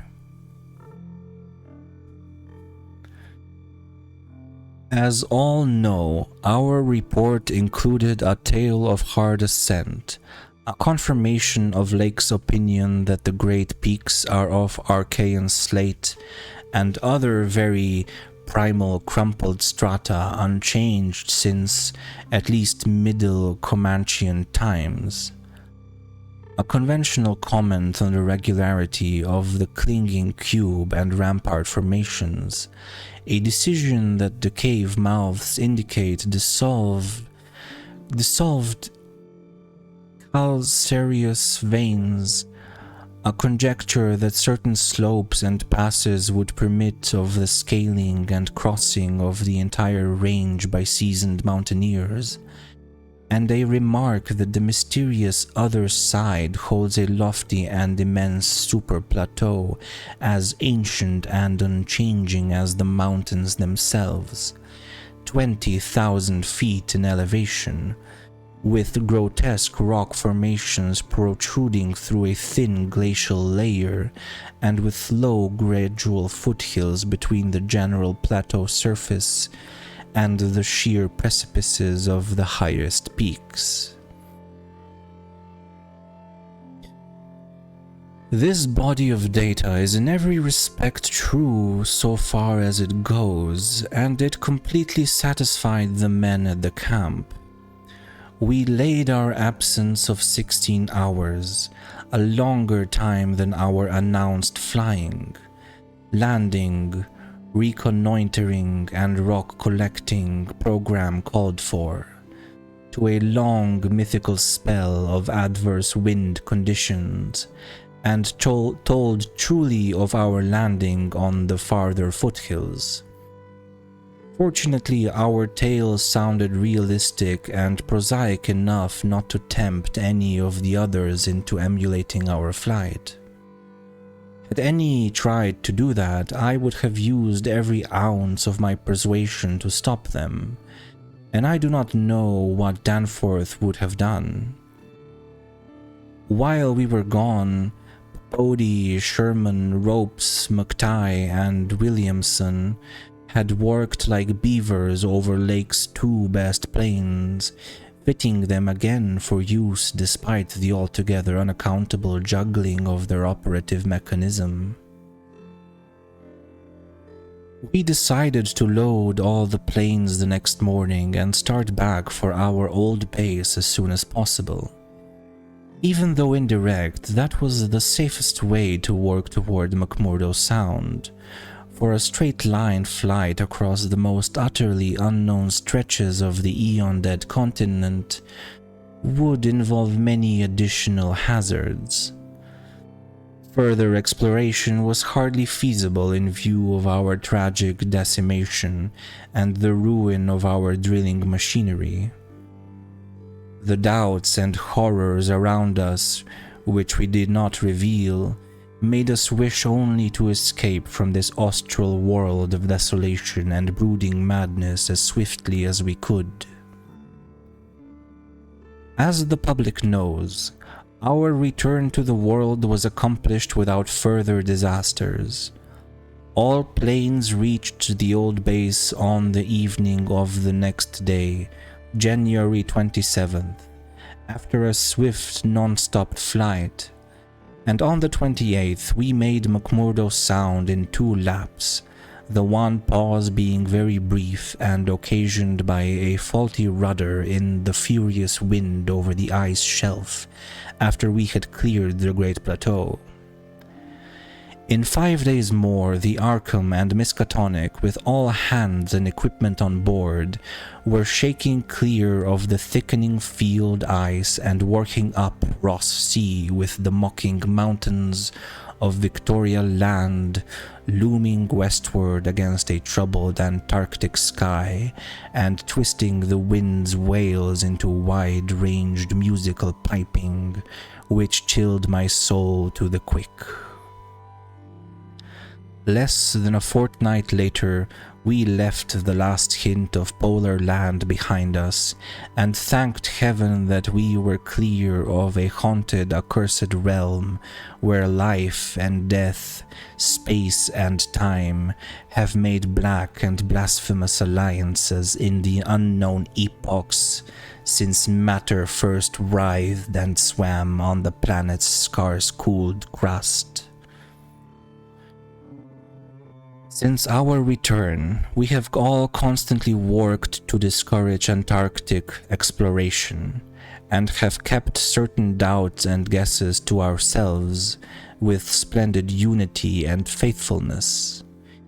Even young Danforth, with his nervous breakdown, has not flinched or babbled to his doctors.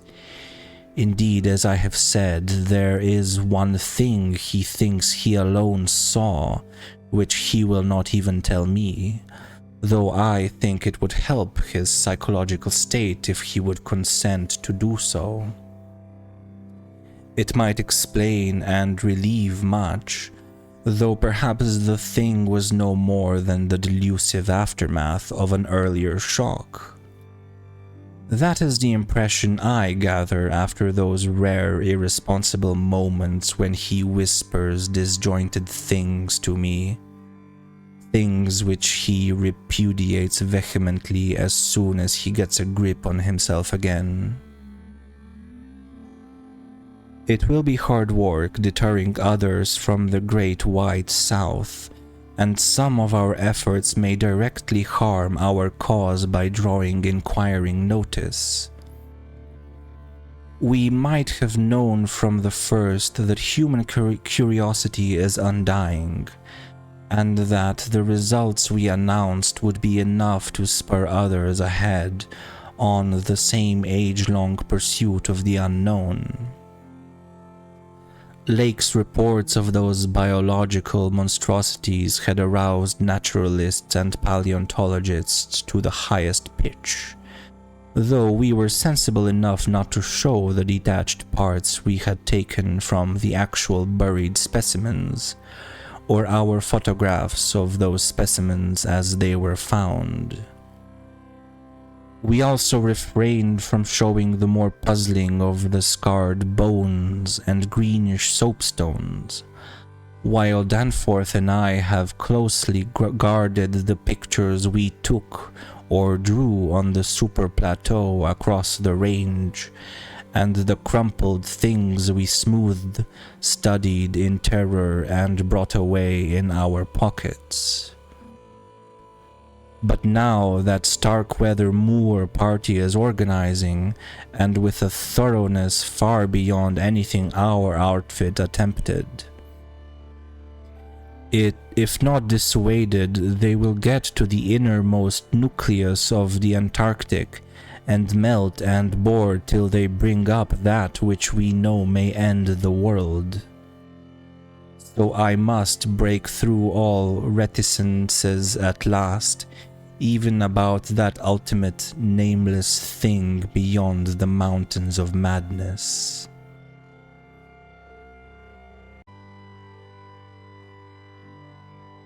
It is only with vast hesitancy and repugnance that I let my mind go back to Lake's camp and what we really found there, and to that other thing beyond the mountains of madness. I am constantly tempted to shirk the details and to let hints stand for actual facts and ineluctable deductions. I hope I have said enough already to let me glide briefly over the rest, that is, of the horror at the camp. I have told of the wind-ravaged terrain, the damaged shelters, the disarranged machinery, the varied uneasiness of our dogs, the missing sledges and other items, the deaths of men and dogs, the absence of Gedney, and the 6 insanely buried biological specimens, strangely sound in texture for all their structural injuries, from a world 40 million years dead. I do not recall whether I mentioned that upon checking up the canine bodies, we found one dog missing. We did not think much about that till later. Indeed, only Danforth and I have thought of it at all. The principal things I have been keeping back to relate to the bodies and to certain subtle points which may or may not lend a hideous and incredible kind of rationale to the apparent chaos. At the time, I tried to keep the men's minds off those points, for it was so much simpler, so much more normal, to lay everything to an outbreak of madness on the part of some of Lake's party. From the look of things, that demon mountain wind must have been enough to drive any man mad in the midst of this center of all earthly mystery and desolation. The crowning abnormality, of course, was the condition of the bodies, men and dogs alike.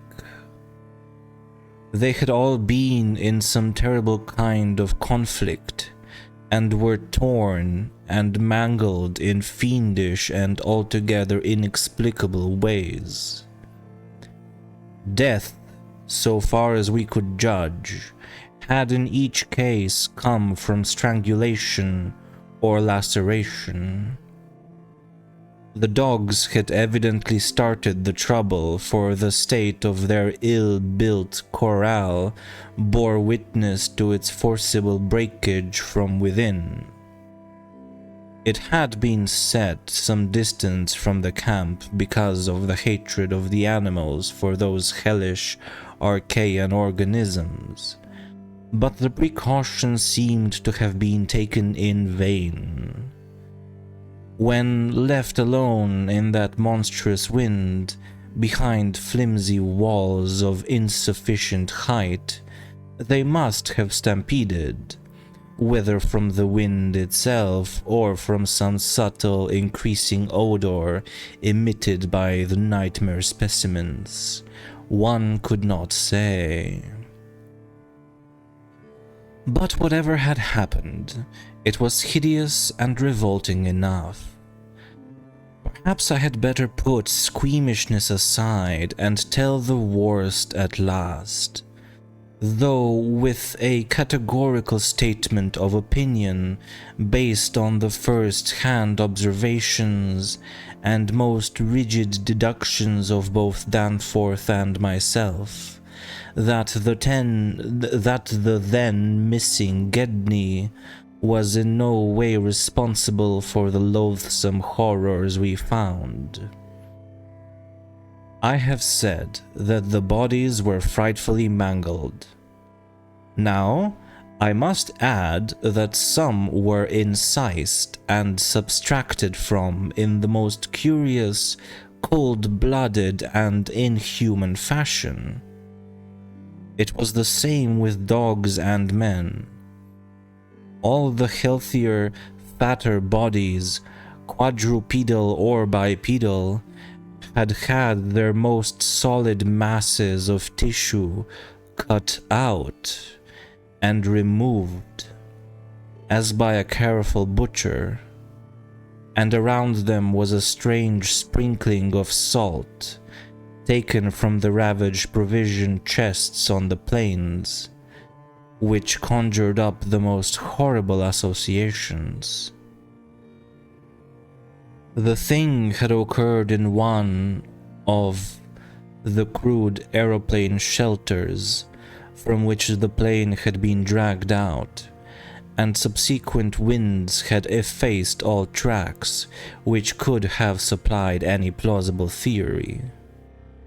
Scattered bits of clothing, roughly slashed from the human incision subjects, hinted no clues.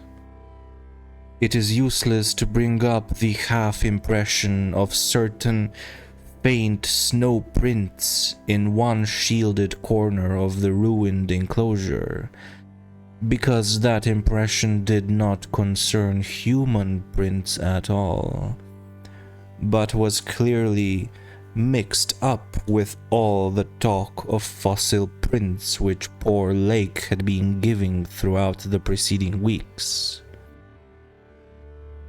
One had to be careful of one's imagination in the lee of those overshadowing mountains of madness. As I have indicated, Gedney and one dog turned out to be missing in the end. When we came on that terrible shelter, we had missed 2 dogs and 2 men, but the fairly unharmed dissecting tent which we entered after investigating the monstrous graves had something to reveal. It was not as Lake had left it, for the covered parts of the primal monstrosity had been removed from the improvised table. Indeed, we had already realized that one of the 6 imperfect and insanely buried things we had found, the one with the trace of a peculiarly hateful odor, must represent the collected sections of the entity which Lake had tried to analyze.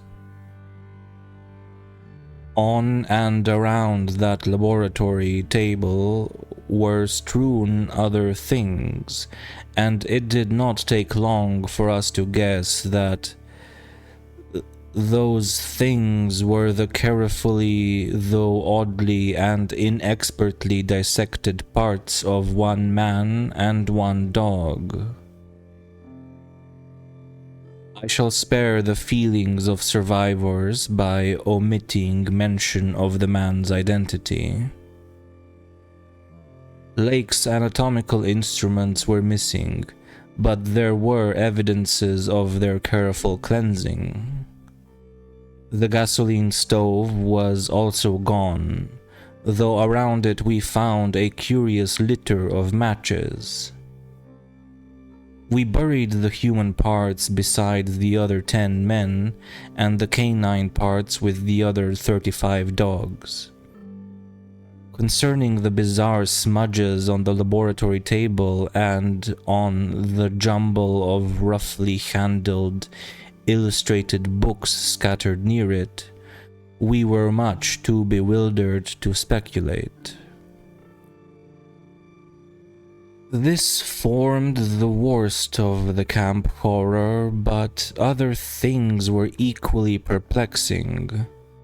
The disappearance of Gedney, the one dog, the 8 uninjured biological specimens, the 3 sledges and certain instruments, illustrated technical and scientific books, writing materials, electric torches and batteries, food and fuel, heating apparatus, spare tents, fur suits, and the like, was utterly beyond sane conjecture, as were likewise the spatter-fringed ink blots on certain pieces of paper, and the evidences of curious alien fumbling and experimentation around the planes, and all other mechanical devices both at the camp and at the boring. The dogs seemed to abhor this oddly disordered machinery. Then too there was the upsetting of the larder, the disappearance of certain staples, and the jarringly comical heap of tin cans pried open in the most unlikely ways, and at the most unlikely places. The profusion of scattered matches, intact, broken, or spent, formed another minor enigma, as did the 2 or 3 tent cloths and fur suits which we found lying about with peculiar and unorthodox slashings, conceivably due to clumsy efforts at unimaginable adaptations. The maltreatment of the human and canine bodies and the crazy burial of the damaged Archaean specimens were all of a piece with this apparent disintegrative madness.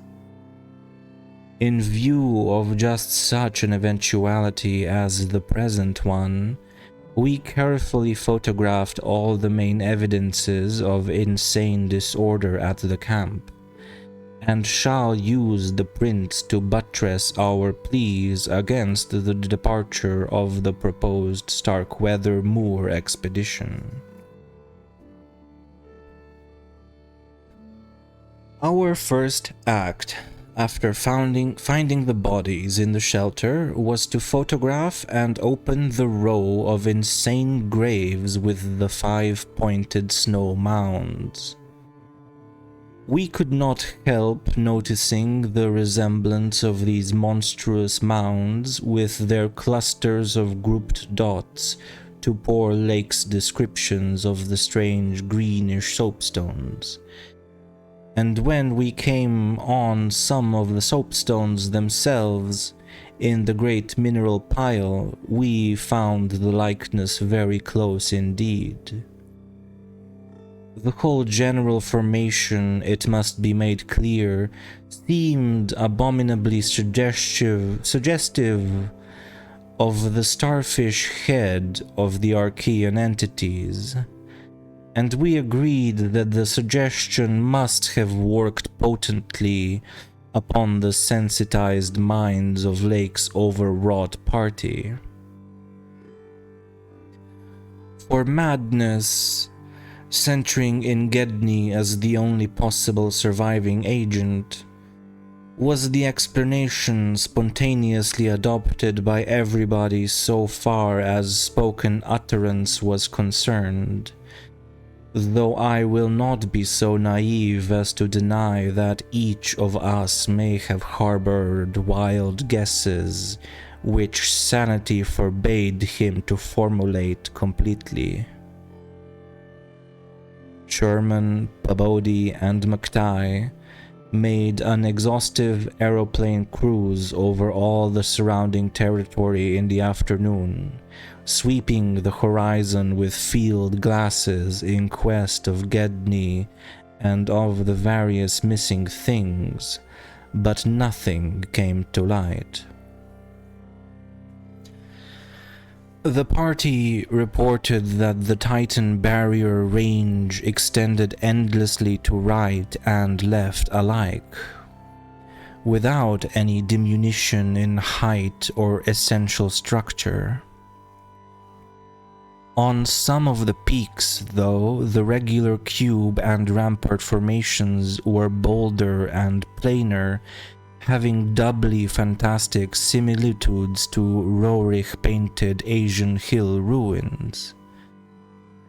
The distribution of cryptical cave mouths on the black snow-denuded summits seemed roughly even as far as the range could be traced. In spite of all the prevailing horrors, we were left with enough sheer scientific zeal and adventurousness to wander about the unknown realm beyond those mysterious mountains. As our guarded messages stated, we rested at midnight after our day of terror and bafflement, but not without a tentative plan for one or more range-crossing altitude flights in a lightened plane, with aerial camera and geologist's outfit, beginning the following morning. It was decided that Danforth and I try it first, and we awaked at 7 a.m., intending an early flight. However, heavy winds mentioned in our brief bulletin to the outside world delayed our start till nearly 9 o'clock. I have already repeated the non-committal story we told the men at camp and relayed outside, after our return 16 hours later. It is now my terrible duty to amplify this account by filling in the merciful blanks with hints of what we really saw in the hidden transmontane world. Hints of the revelations which have finally driven Danforth to a nervous collapse. I wish he would add a really frank word about the thing which he thinks he alone saw, even though it was probably a nervous delusion, and which was perhaps the last straw that put him where he is, but he is firm against that. All I can do is to repeat his later disjointed whispers about what set him shrieking as the plane soared back through the wind-tortured mountain pass after that real and tangible shock which I shared. This will form my last word. If the plain signs of surveying elder horrors in what I disclose be not enough to keep others from meddling with the inner Antarctic, or at least from prying too deeply beneath the surface of that ultimate waste of forbidden secrets and inhuman eon-cursed desolation, the responsibility for unnameable and perhaps immeasurable evils will not be mine. Danforth and I, studying the notes made by Pabodie in his afternoon flight and checking up with a sextant, had calculated that the lowest available pass in the range lay somewhat to the right of us, within sight of camp, and about 23,000 or 24,000 feet above sea level. For this point, then, we first headed in the lightened plane as we embarked on our flight of discovery. The camp itself, on foothills which sprang from a high continental plateau, was some 12,000 feet in altitude. Hence, the actual height increase necessary was not so vast as it might seem.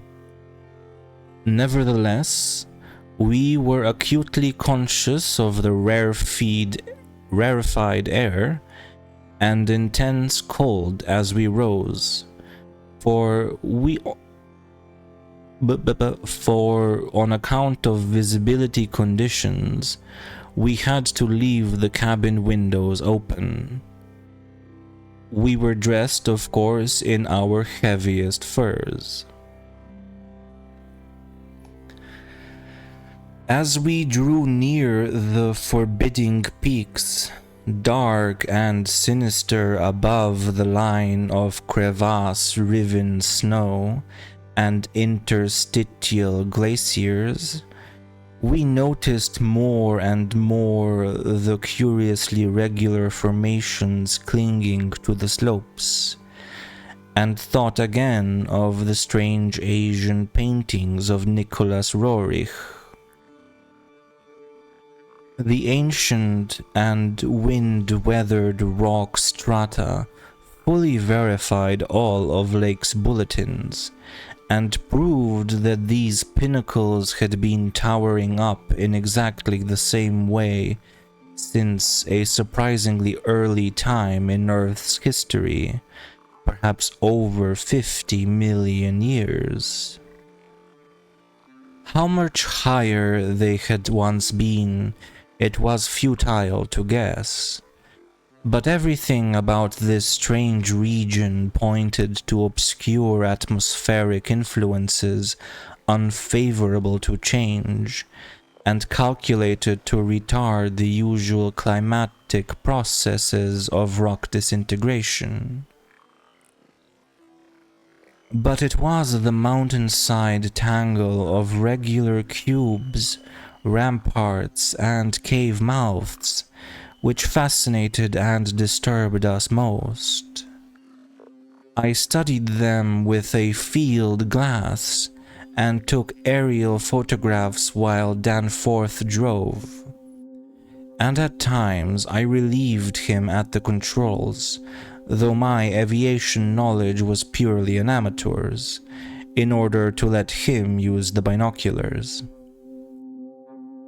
We could easily see that much of the material of the things was a lightish Archean quartzite, unlike any formation visible over broad areas of the general surface, and that their regularity was extreme and uncanny to an extent which poor Lake had scarcely hinted. As he had said, their edges were crumbled and rounded from untold eons of savage weathering. But their preternatural solidity and tough material had saved them from obliteration. Many parts, especially those closest to the slopes, seemed identical in substance with the surrounding rock surface. The whole arrangement looked like the ruins of Machu Picchu in the Andes, or the primal foundation walls of Kish as dug up by the Oxford Field Museum expedition in 1929. And both Danforth and I obtained that occasional impression of separate cyclopean blocks which Lake had attributed to his flight companion Carol. How to account for such things in this place was frankly beyond me, and I queerly felt humbled as a geologist. Igneous formations often have strange regularities, like the famous Giant's Causeway in Ireland. But this stupendous range, despite Lake's original suspicion of smoking cones, was above all else non-volcanic in evident structure. The curious cave mouths near which the odd formations seemed most abundant presented another, albeit a lesser puzzle, because of their regularity of outline. They were, as Lake's bulletin had said, often approximately square or semi-circular, as if the natural orifices had been shaped to greater symmetry by some magic hand. Their numerousness and wide distribution were remarkable, and suggested that the whole region was honeycombed with tunnels dissolved out of limestone strata. Such glimpses as we secured did not extend far within the caverns, but we saw that they were apparently clear of stalactites and stalagmites. Outside, those parts of the mountain slopes adjoining the apertures seemed invariably smooth and regular, and Danforth thought that the slight cracks and pittings of the weathering tended toward unusual patterns. Filled as he was with the horrors and strangeness discovered at the camp, he hinted that the pittings vaguely resembled those baffling groups of dots sprinkled over the primeval greener soapstones, so hideously duplicated on the madly conceived snow mounds above those 6 buried monstrosities. We had risen gradually in flying over the higher foothills and along toward the relatively low pass we had selected. As we advanced, we occasionally looked down at the snow and ice of the land route, wondering whether we could have attempted the trip with the simpler equipment of earlier days. Somewhat to our surprise, we saw that the terrain was far from difficult as such things go, and that despite the crevasses and other bad spots, it would not have been likely to deter the sledges of a Scot, a Shackleton, or an Amundsen. Some of the glaciers appeared to lead up to wind-barred passes with unusual continuity, and upon reaching our chosen pass, we found that its case formed no exception. Our sensations of tense expectancy as we prepared to round the crest and peer out over an untrodden world can hardly be described on paper, even though we had no cause to think the regions beyond the range essentially different from those already seen and traversed. The touch of evil mystery in these barrier mountains and in the beckoning sea of opalescent sky glimpsed betwixt their summits was a highly subtle and attenuated matter not to be explained in literal words. Rather, was it an affair of vague psychological symbolism and aesthetic association, a thing mixed up with exotic poetry and paintings, and with archaic myths lurking in shunned and forbidden volumes. Even the wind's burden held a peculiar strain of conscious malignity, and for a second it seemed that the composite sound included a bizarre musical whistling or piping over a wide range as the blast swept in and out of the omnipresent and resonant cave mouths. There was a cloudy note of reminiscent repulsion in this sound, as complex and unplaceable as any of the other dark impressions. We were now, after a slow ascent, at a height of 23,570 feet, according to the aneroid, and had left the region of clinging snow definitely below us. Up here were only dark, bare rock slopes and the start of rough-ribbed glaciers. But with those provocative cubes, ramparts, and echoing cave mouths to add a portent of the unnatural, the fantastic, and the dreamlike. Looking along the line of high peaks, I thought I could see the one mentioned by poor Lake, with a rampart exactly on top. It seemed to be half lost in a queer Antarctic haze, such a haze perhaps as had been responsible for Lake's early notion of volcanism. The pass loomed directly before us, smooth and wind-swept between its jagged and malignly frowning pylons. Beyond, it was a sky fretted with swirling vapors and lighted by the low polar sun, the sky of that mysterious farther realm upon which we felt no human eye had ever gazed. A few more feet of altitude, and we would behold that realm. Danforth and I, unable to speak except in shouts amidst the howling, piping wind that raced through the pass and added to the noise of the unmuffled engines, exchanged eloquent glances.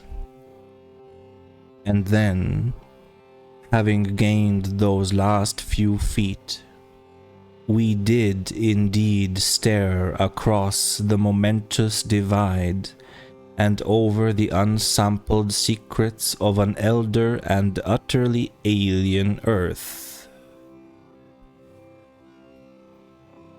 I think that both of us simultaneously cried out in mixed awe, wonder, terror, and disbelief in our own senses as we finally cleared the pass and saw what lay beyond.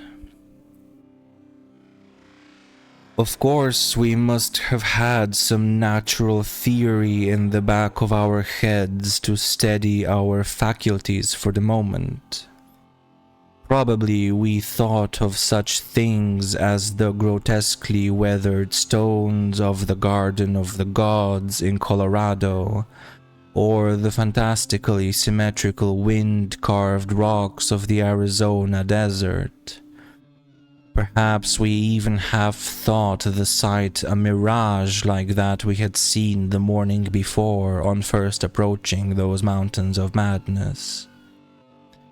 We must have had some such normal notions to fall back upon as our eyes swept that limitless, tempest-scarred plateau and grasped the almost endless labyrinth of colossal, regular and geometrically eurythmic stone masses which reared their crumbled and pitted crests above a glacial sheet not more than 40 or 50 feet deep at its thickest, and in places obviously thinner.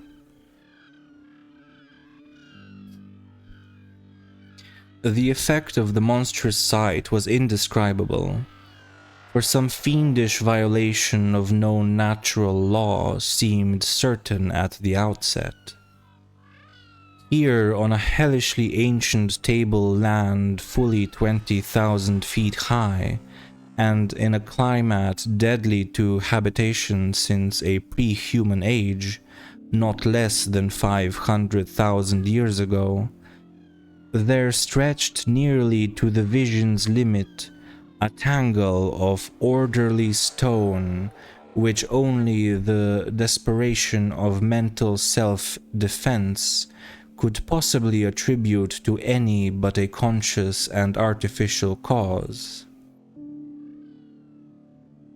We had previously dismissed, so far as serious thought was concerned, any theory that the cubes and ramparts of the mountainsides were other than natural in origin. How could they be otherwise, when man himself could scarcely have been differentiated from the great apes at the time when this region succumbed to the present unbroken reign of glacial death? Yet now, the sway of reason seemed irrefutably shaken, for this cyclopean maze of squared, curved, and angled blocks had features which cut off all comfortable refuge. It was, very clearly, the blasphemous city of the mirage in stark, objective, and ineluctable reality. That damnable portent had had a material basis after all.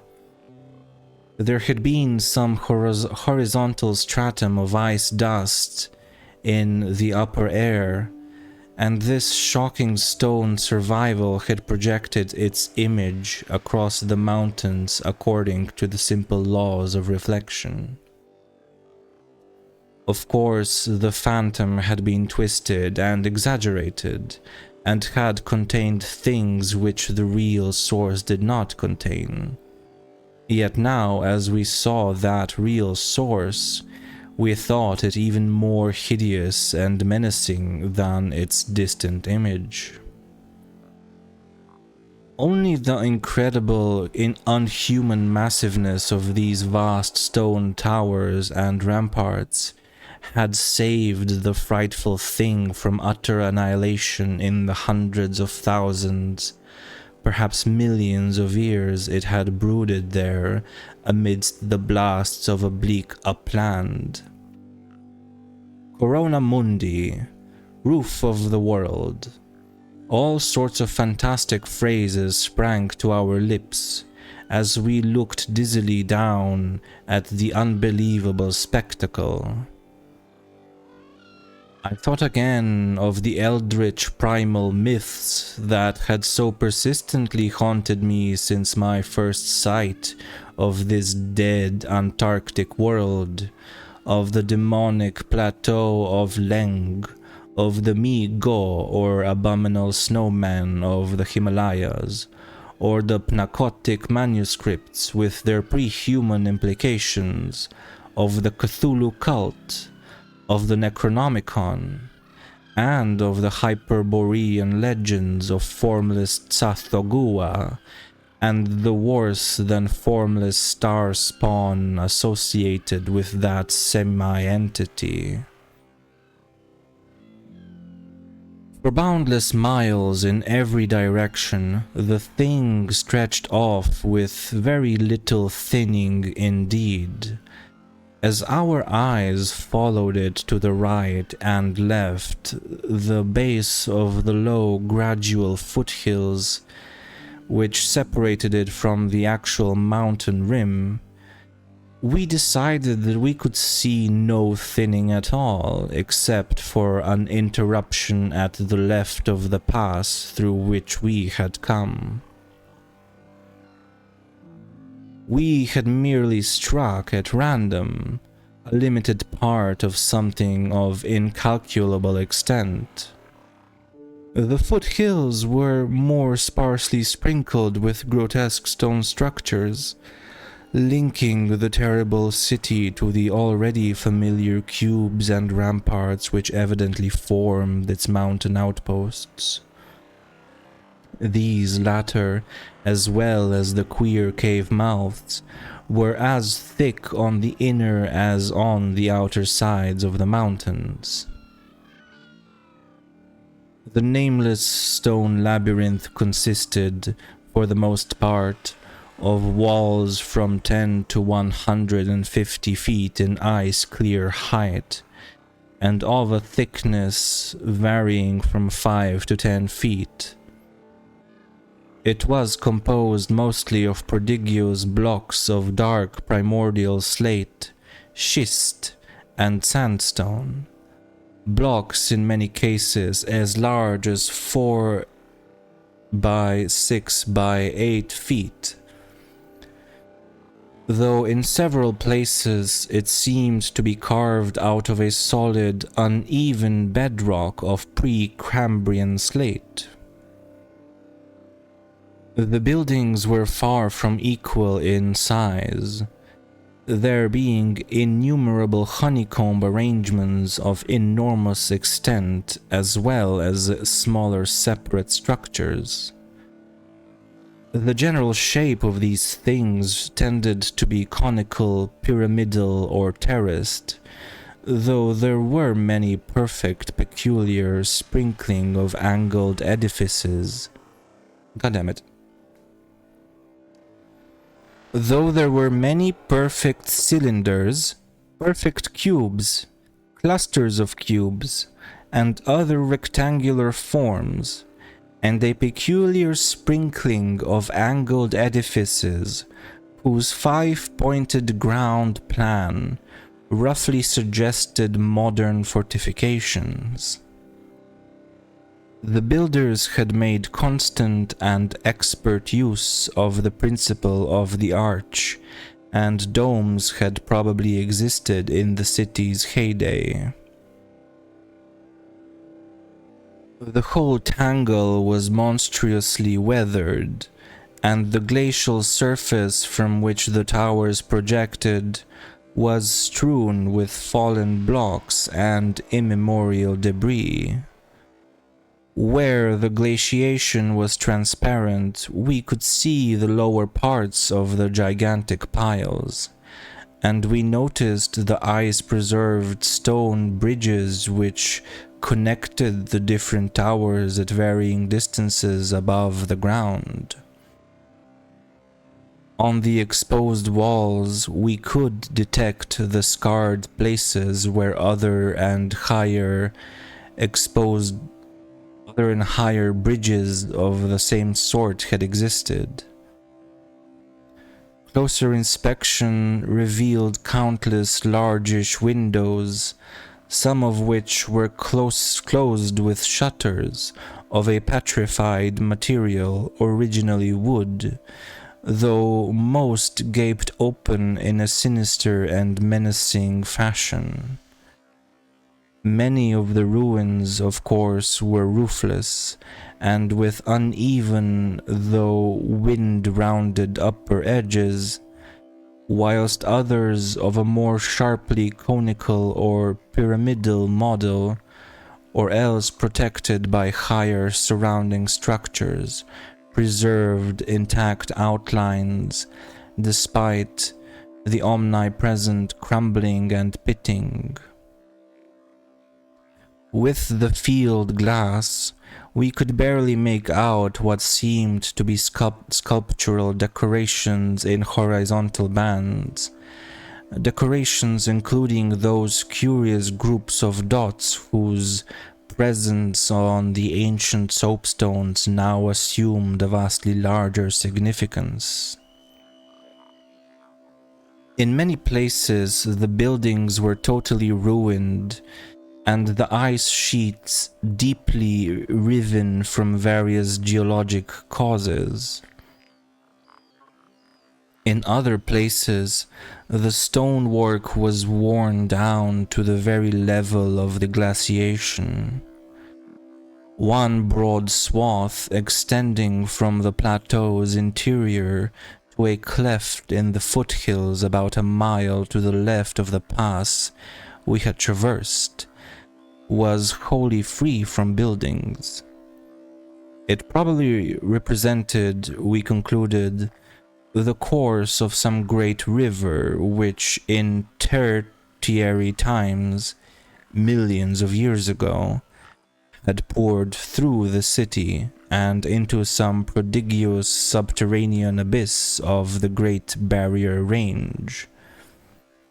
Certainly, this was above all a region of caves, gulfs, and underground secrets beyond human penetration. Looking back to our sensations and recalling our dazedness at viewing this monstrous survival from eons we had thought pre-human, I can only wonder that we preserved the semblance of equilibrium, which we did. Of course, we knew that something, chronology, scientific theory, or our own consciousness, was woefully awry. Yet we kept enough poise to guide the plane, observe many things quite minutely, and take a careful series of photographs which may yet serve both us and the world in good stead. In my case, ingrained scientific habit may have helped, for above all my bewilderment and sense of menace, there burned a dominant curiosity to fathom more of this age-old secret, to know what sort of beings had built and lived in this incalculably gigantic place, and what relation to the general world of its time or of other times so uniquely a concentration of life could have had. For this place could be no ordinary city. It must have formed the primary nucleus and center of some archaic and unbelievable chapter of Earth's history, whose outward ramifications, recalled only dimly in the most obscure and distorted myths, had vanished utterly amidst the chaos of terrene convulsions, long before any human race we know had shambled out of apedom. Here sprawled a Paleogean megalopolis, compared with which the fabled Atlantis and Lemuria, Comorium and Uzuldaroum and Olathoe in the land of Lomar are recent things of today, not even of yesterday. A megalopolis ranking with such whispered pre-human blasphemies as Valusia, Reliech, Ib in the land of Manar, and the nameless city of Arabia Deserta.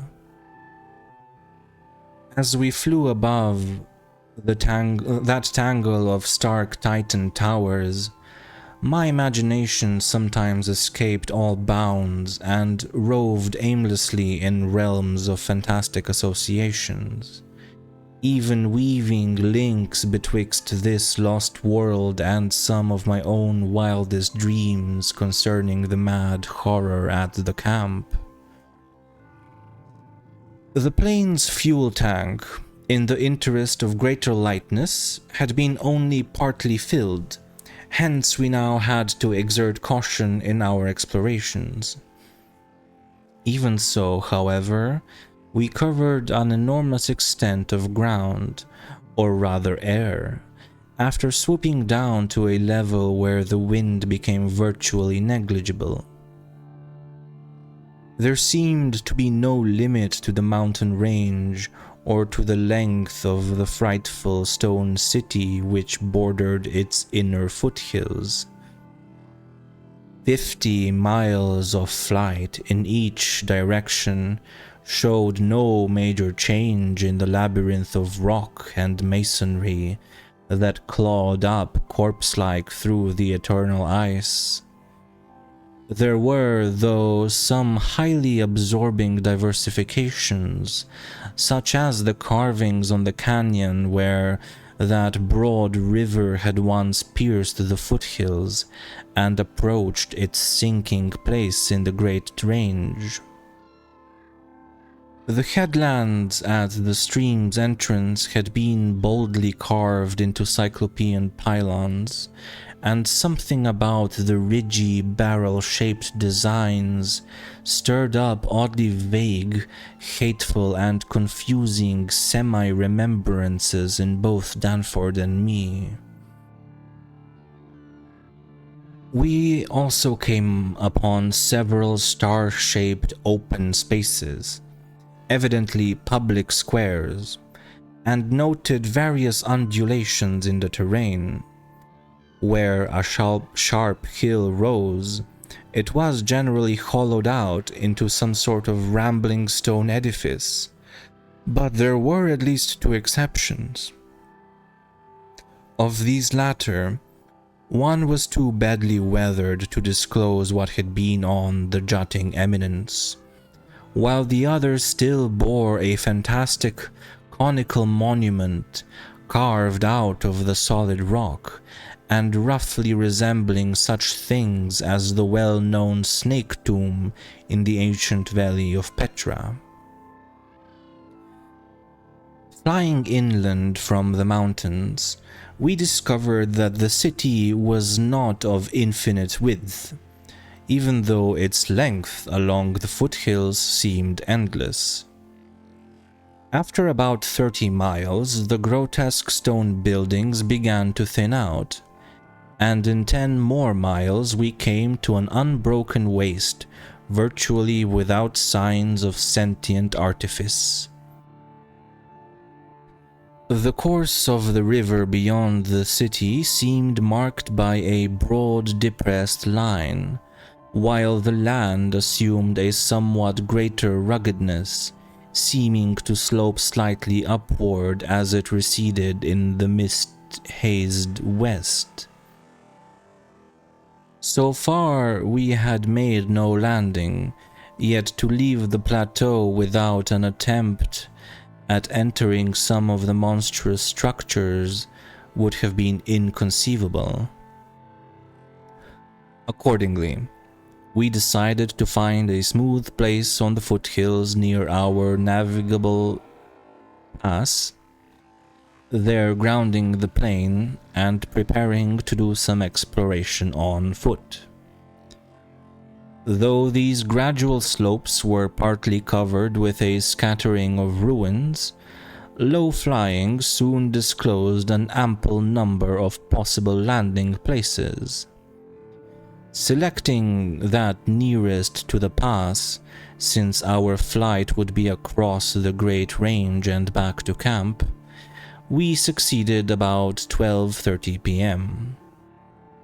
in effecting a landing on a smooth, hard snow field wholly devoid of obstacles and well adapted to a swift and favorable takeoff later on. It did not seem necessary to protect the plane with a snow banking for so brief a time, and in so comfortable an absence of high winds at this level. Hence we merely saw that the landing skis were safely lodged, and that the vital parts of the mechanism were guarded against the cold. For our foot journey, we discarded the heaviest of our flying furs and took with us a small outfit consisting of pocket, compass, hand camera, light provisions, voluminous notebooks and paper, geologist's hammer and chisel, specimen bags, coil of climbing rope, and powerful electric torches with extra batteries. This equipment having been carried in the plane on the chance that we might be able to effect a landing, take ground pictures, make drawings and topographical sketches, and obtain rock specimens from some bare slope, outcropping, or mountain cave. Fortunately, we had a supply of extra paper to tear up, place in a spare specimen bag, and use on the ancient principle of hare and hounds for marking our course in any interior mazes we might be able to penetrate. This had been brought in case we found some cave system with air quiet enough to allow us such a rapid and easy method in place of the usual rock chipping method of trail blazing. Walking cautiously downhill over the crusted snow toward the stupendous stone labyrinth that loomed against the opalescent west, we felt almost as keen a sense of imminent marvels as we had felt on approaching the unfathomed mountain pass 4 hours previously. True, we had become visually familiar with the incredible secret concealed by the barrier peaks, yet the prospect of actually entering primordial walls reared by conscious beings perhaps millions of years ago, before any known race of men could have existed, was nonetheless awesome and potentially terrible in its implications of cosmic abnormality. Though the thinness of the air at this prodigious altitude made exertion somewhat more difficult than usual, both Danford and I found ourselves bearing up very well, and felt equal to almost any task which might fall to our lot. It took only a few steps to bring us to a shapeless ruin worn level with the snow, while 10 or 15 rods farther on there was a huge, roofless rampart still complete in its gigantic 5-pointed outline and rising to an irregular height of 10 or 11 feet. For this latter we headed, and when at last we were actually able to touch its weathered cyclopean blocks, we felt that we had established an unprecedented and almost blasphemous link with forgotten eons normally closed to our species. This rampart, shaped like a star and perhaps 300 feet from point to point, was built of Jurassic sandstone blocks of irregular size, averaging 6 by 8 feet in surface. There was a row of arched loopholes or windows about 4 feet wide and 5 feet high, spaced quite symmetrically along the points of the star, and at its inner angles and with the bottoms about 4 feet from the glaciated surface.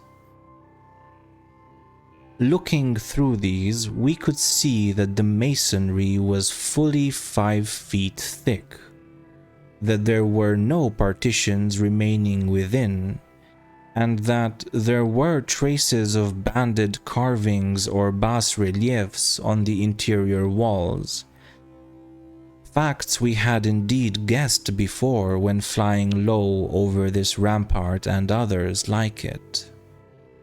Though lower parts must have originally existed, all traces of such things were now wholly obscured by the deep layer of ice and snow at this point. We crawled through one of the windows and vainly tried to decipher the nearly effaced mural designs, but did not attempt to disturb the glaciated floor. Our orientation flights had indicated that many buildings in the city proper were less ice-choked, and that we might perhaps find wholly clear interiors leading down to the true ground level if we entered those structures still roofed at the top.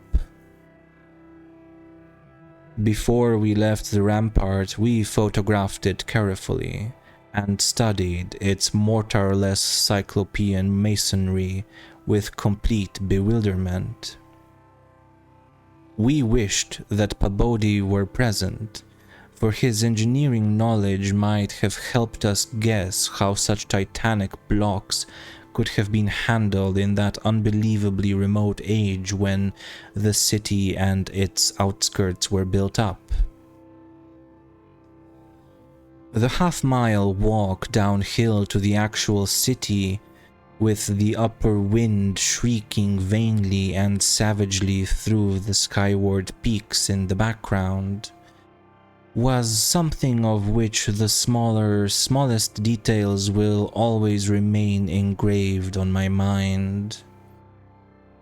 Only in fantastic nightmares could any human beings but Danforth and me conceive such optical effects.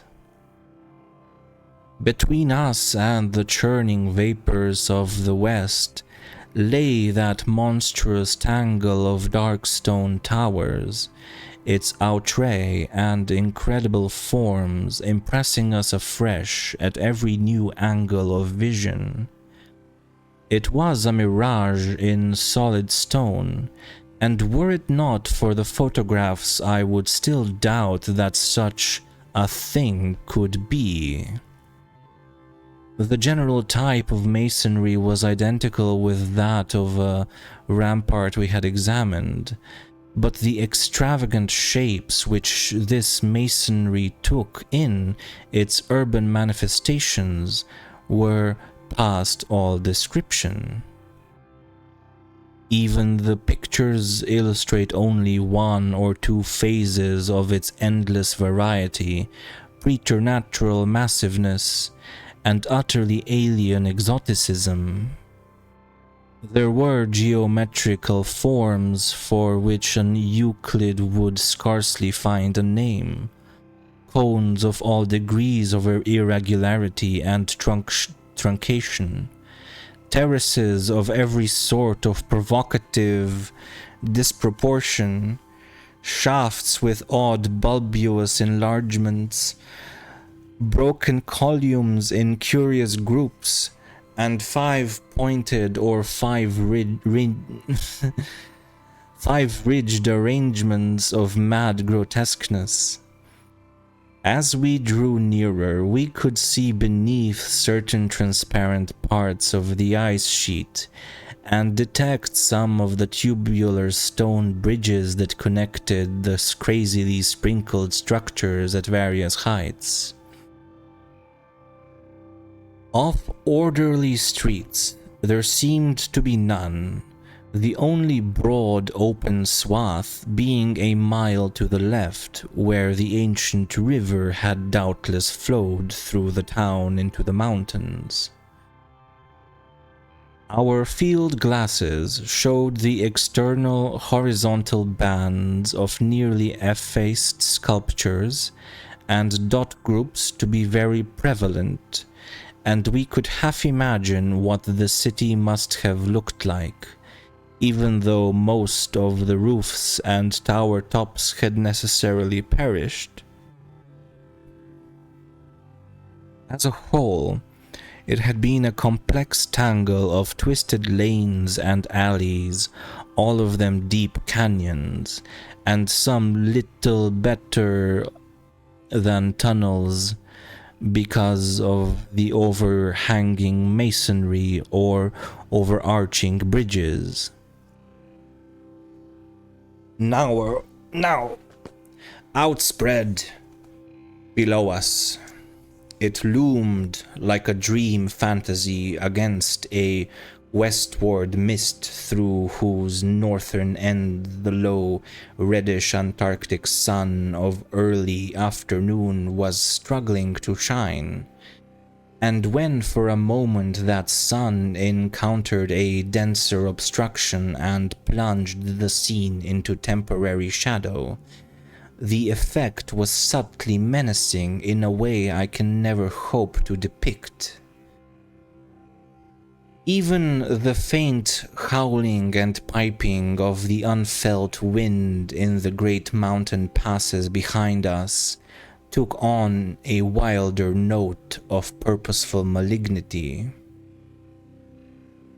The last stage of our descent to the town was unusually steep and abrupt, and a rock outcropping at the edge where the grade changed led us to think that an artificial terrace had once existed there.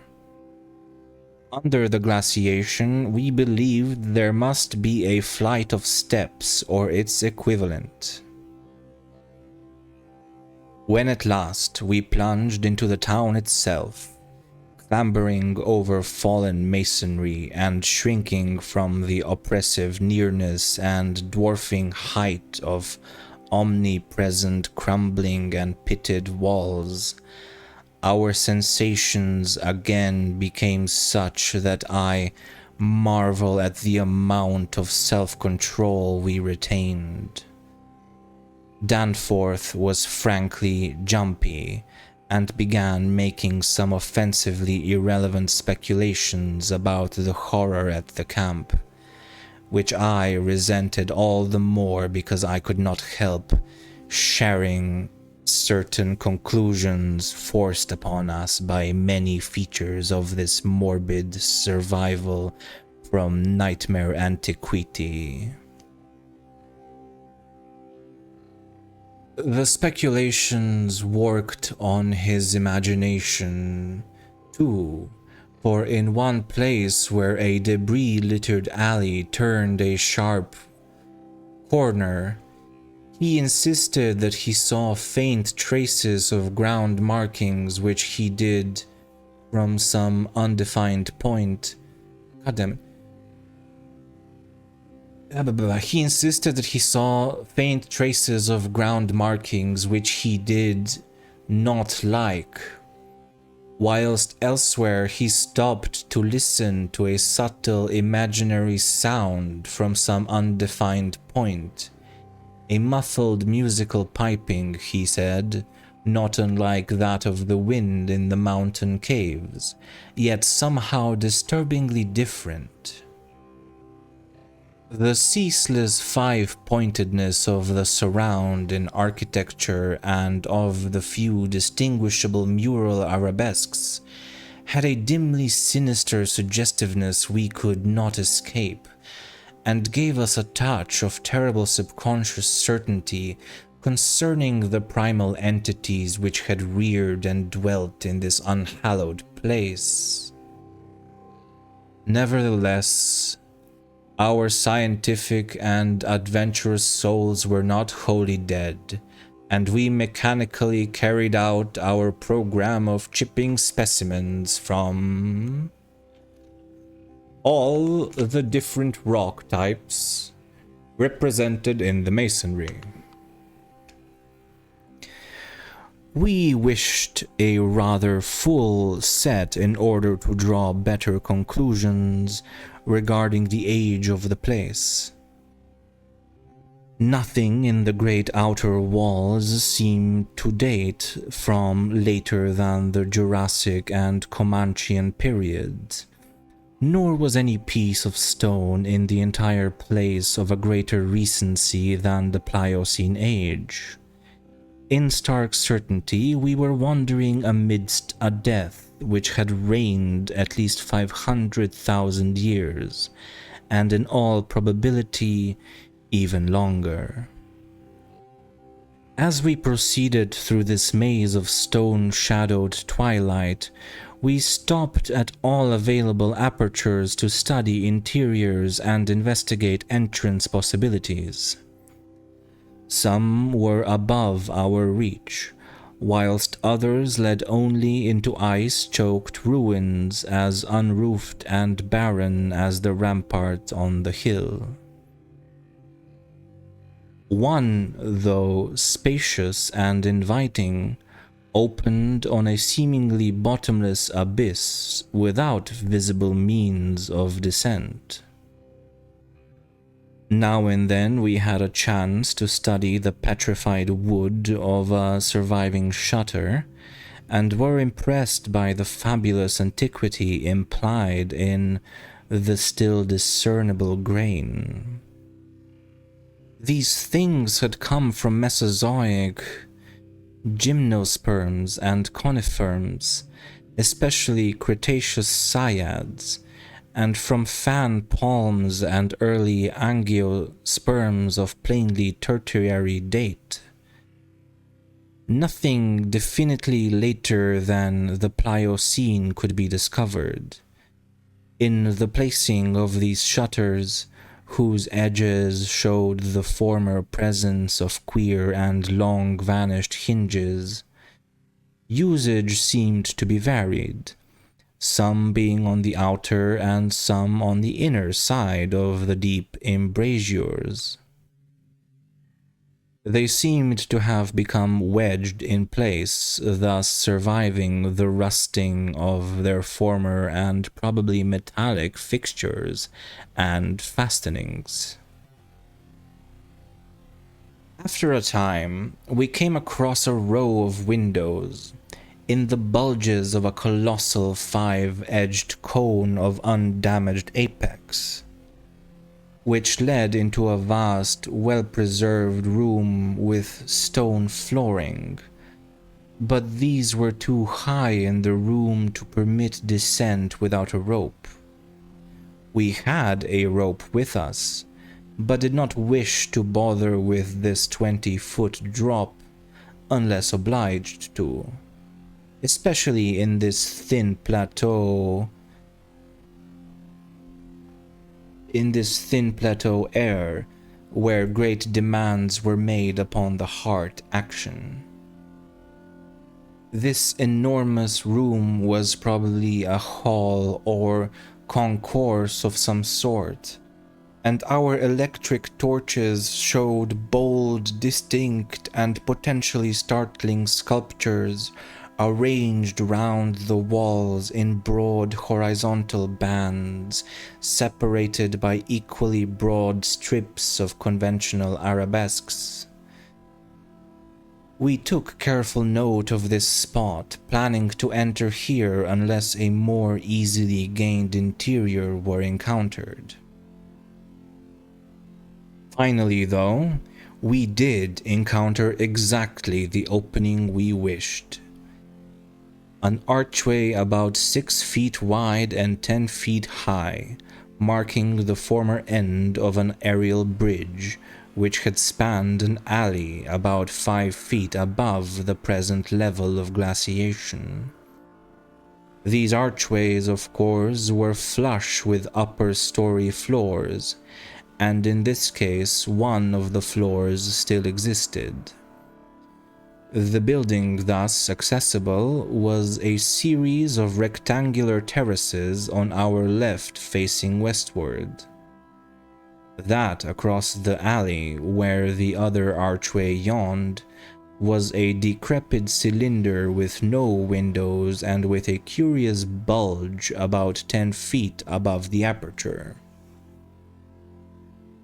It was totally dark inside, and the archway seemed to open on a well of illimitable emptiness. Heaped debris made the entrance to the vast left-hand building doubly easy, yet for a moment we hesitated before taking advantage of the long-wished chance.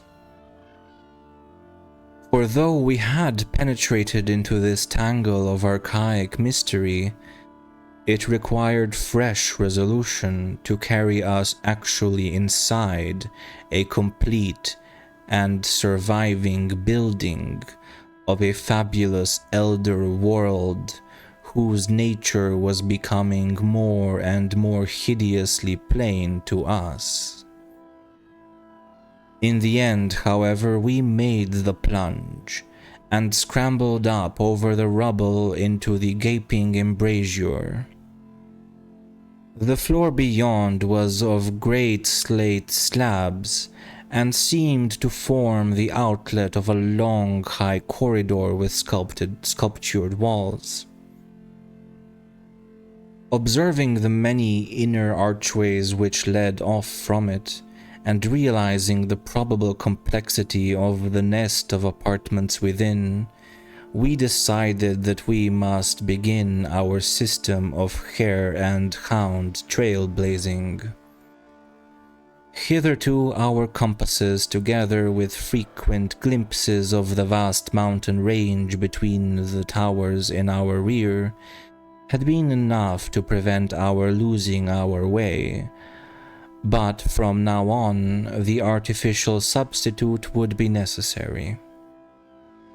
Accordingly, we reduced our extra paper to shreds of suitable size, placed these in a bag to be carried by Danforth, and prepared to use them as economically as safety would allow. This method would probably gain us immunity from straying, since there did not appear to be any strong air currents inside the primordial masonry. If such should develop, or if our paper supply should give out, we could of course fall back on the more secure, though more tedious and retarding method of rock chipping. Just how extensive a territory we had opened up, it was impossible to guess without a trial. The close and frequent connection of the different buildings made it likely that we might cross from one to another on bridges underneath the ice, except where impeded by local collapses and geologic rifts, for very little glaciation seemed to have entered the massive constructions. Almost all the areas of transparent ice had revealed the submerged windows as tightly shuttered, as if the town had been left in that uniform state until the glacial sheet came to crystallize the lower part for all succeeding time. Indeed, one gained a curious impression that this place had been deliberately closed and deserted in some dim bygone eon, rather than overwhelmed by any sudden calamity or even gradual decay. Had the coming of the ice been foreseen, and had a nameless population left en masse to seek a less doomed abode? The precise physiographic conditions attending the formation of the ice sheet at this point would have to wait for later solution. It had not very plainly been a grinding drive. Perhaps the pressure of accumulated snows had been responsible, and perhaps some flood from the river or from the bursting of some ancient glacial dam in the Great Range had helped to create the special state now observable. Imagination could conceive almost anything in connection with this place.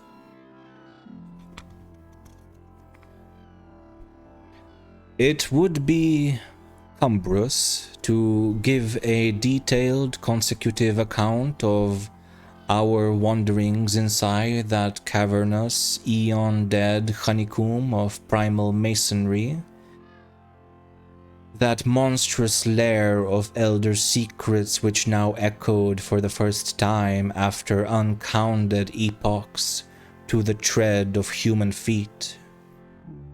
This is especially true because so much of the horrible drama and revelation came from a mere study of the omnipresent mural carvings.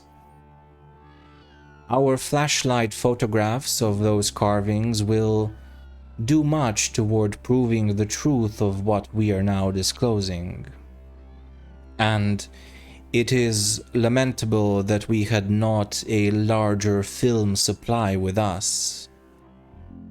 As it was, we made crude notebook sketches of certain salient features after all our films were used up.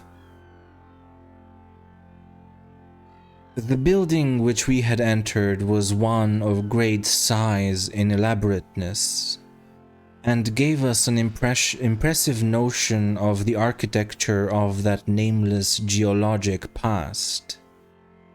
The inner partitions were less massive than the outer walls, but on the lower levels were excellently preserved.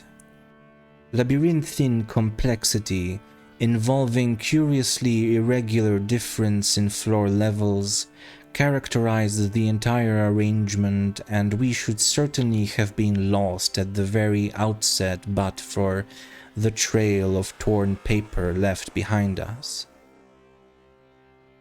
We decided to explore the more decrepit upper parts first of all, hence climbed aloft in the maze for a distance of some 100 feet, to where the topmost tier of chambers yawned snowily and ruinously open to the polar sky.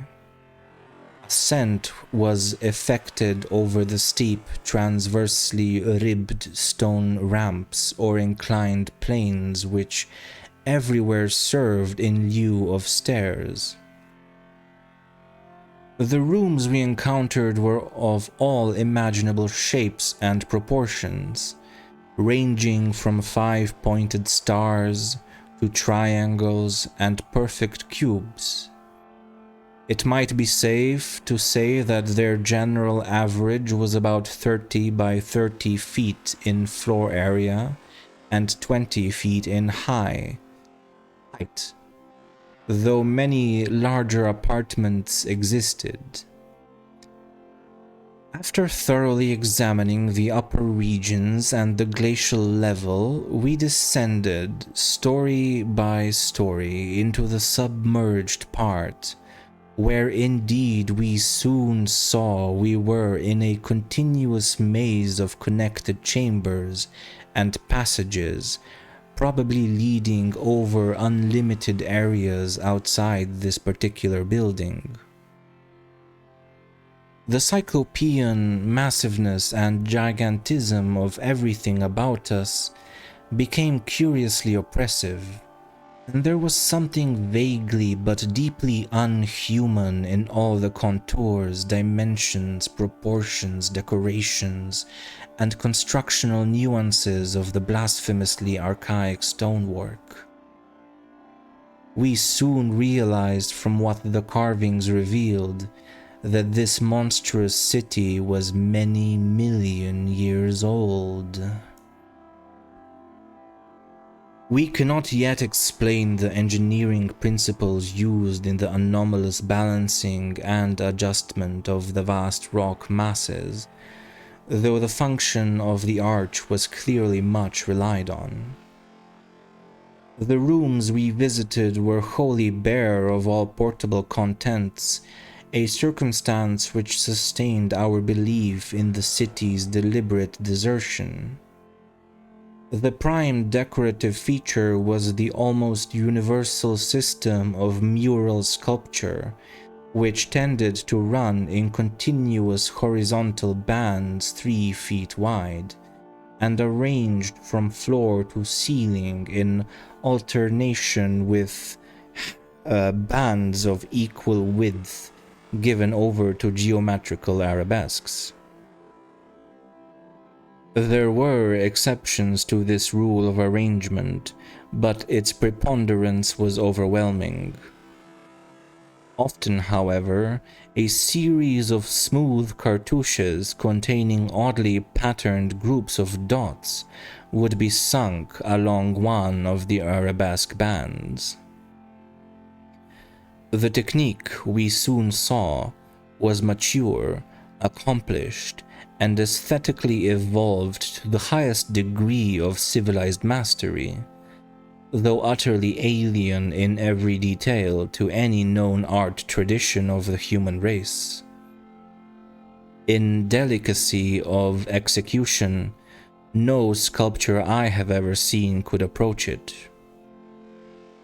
The minutest details of elaborate vegetation or of animal life were rendered with astonishing vividness despite the bold scale of the carvings, whilst the conventional designs were marvels of skillful intricacy.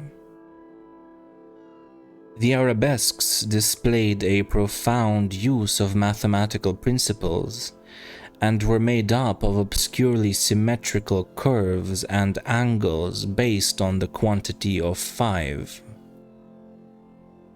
The pictorial bands followed a highly formalized tradition and involved a peculiar treatment of perspective, but had an artistic force that moved us profoundly, notwithstanding the intervening gulf of vast geologic periods.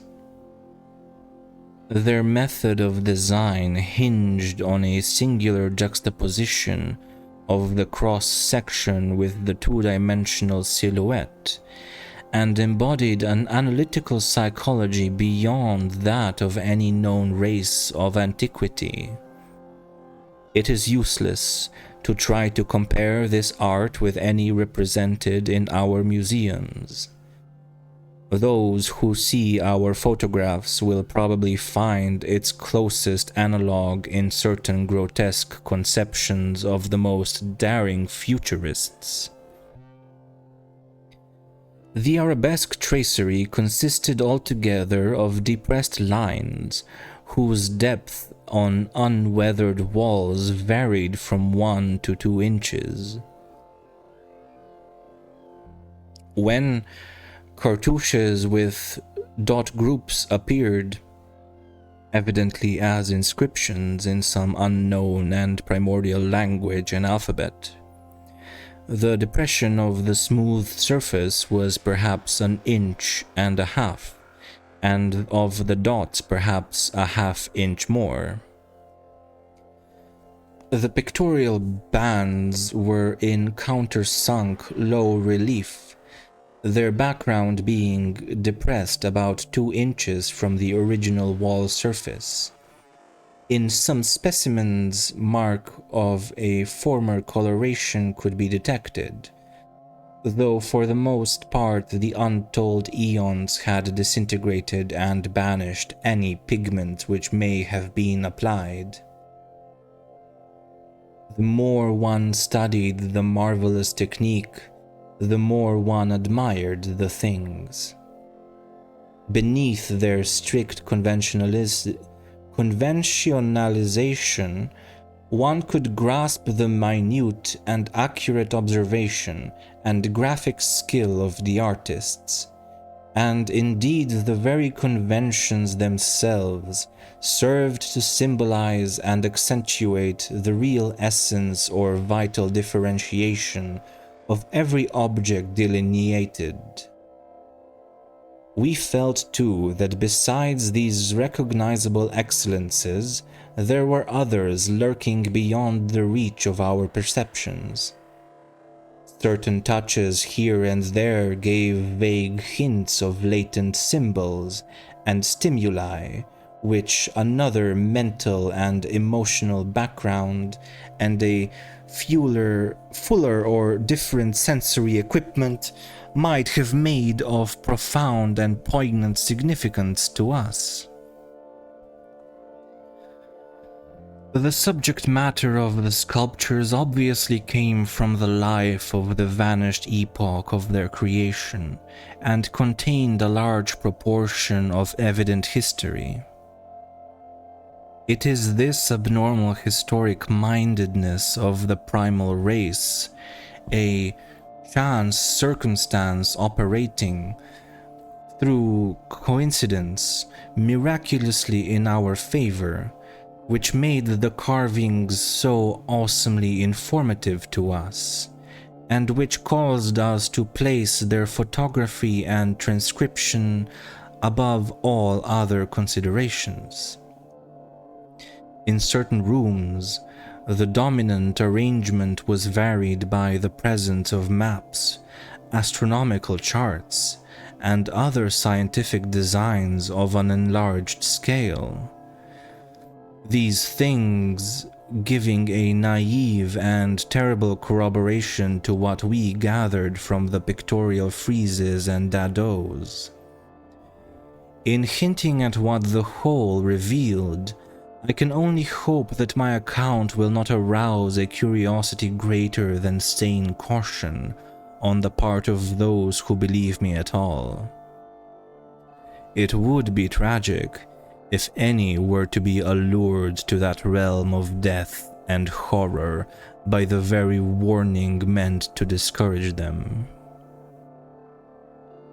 Interrupting these sculptured walls were high windows and massive 12-foot doorways, both now and then retaining the petrified wooden planks, elaborately carved and polished, of the actual shutters and doors.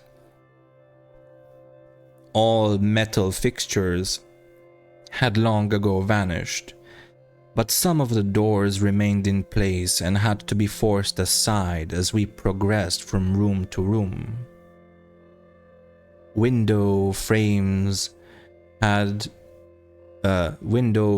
with odd transparent panes, mostly elliptical, survived here and there, though in no considerable quantity. There were also frequent niches of great magnitude, generally empty, but once in a while containing some bizarre object carved from green soapstone, which was either broken or perhaps held too inferior to warrant removal. Other apertures were undoubtedly connected with bygone mechanical facilities, heating, lighting, and the like, of a sort suggested in many of the carvings. Ceilings tended to be plain, but had sometimes been inlaid with green soapstone or other tiles, mostly fallen now. Floors were also paved with such tiles, though plain stonework predominated. As I have said, all furniture and other movables were absent, but the sculptures gave a clear idea of the strange devices which had once filled these tomb-like echoing rooms.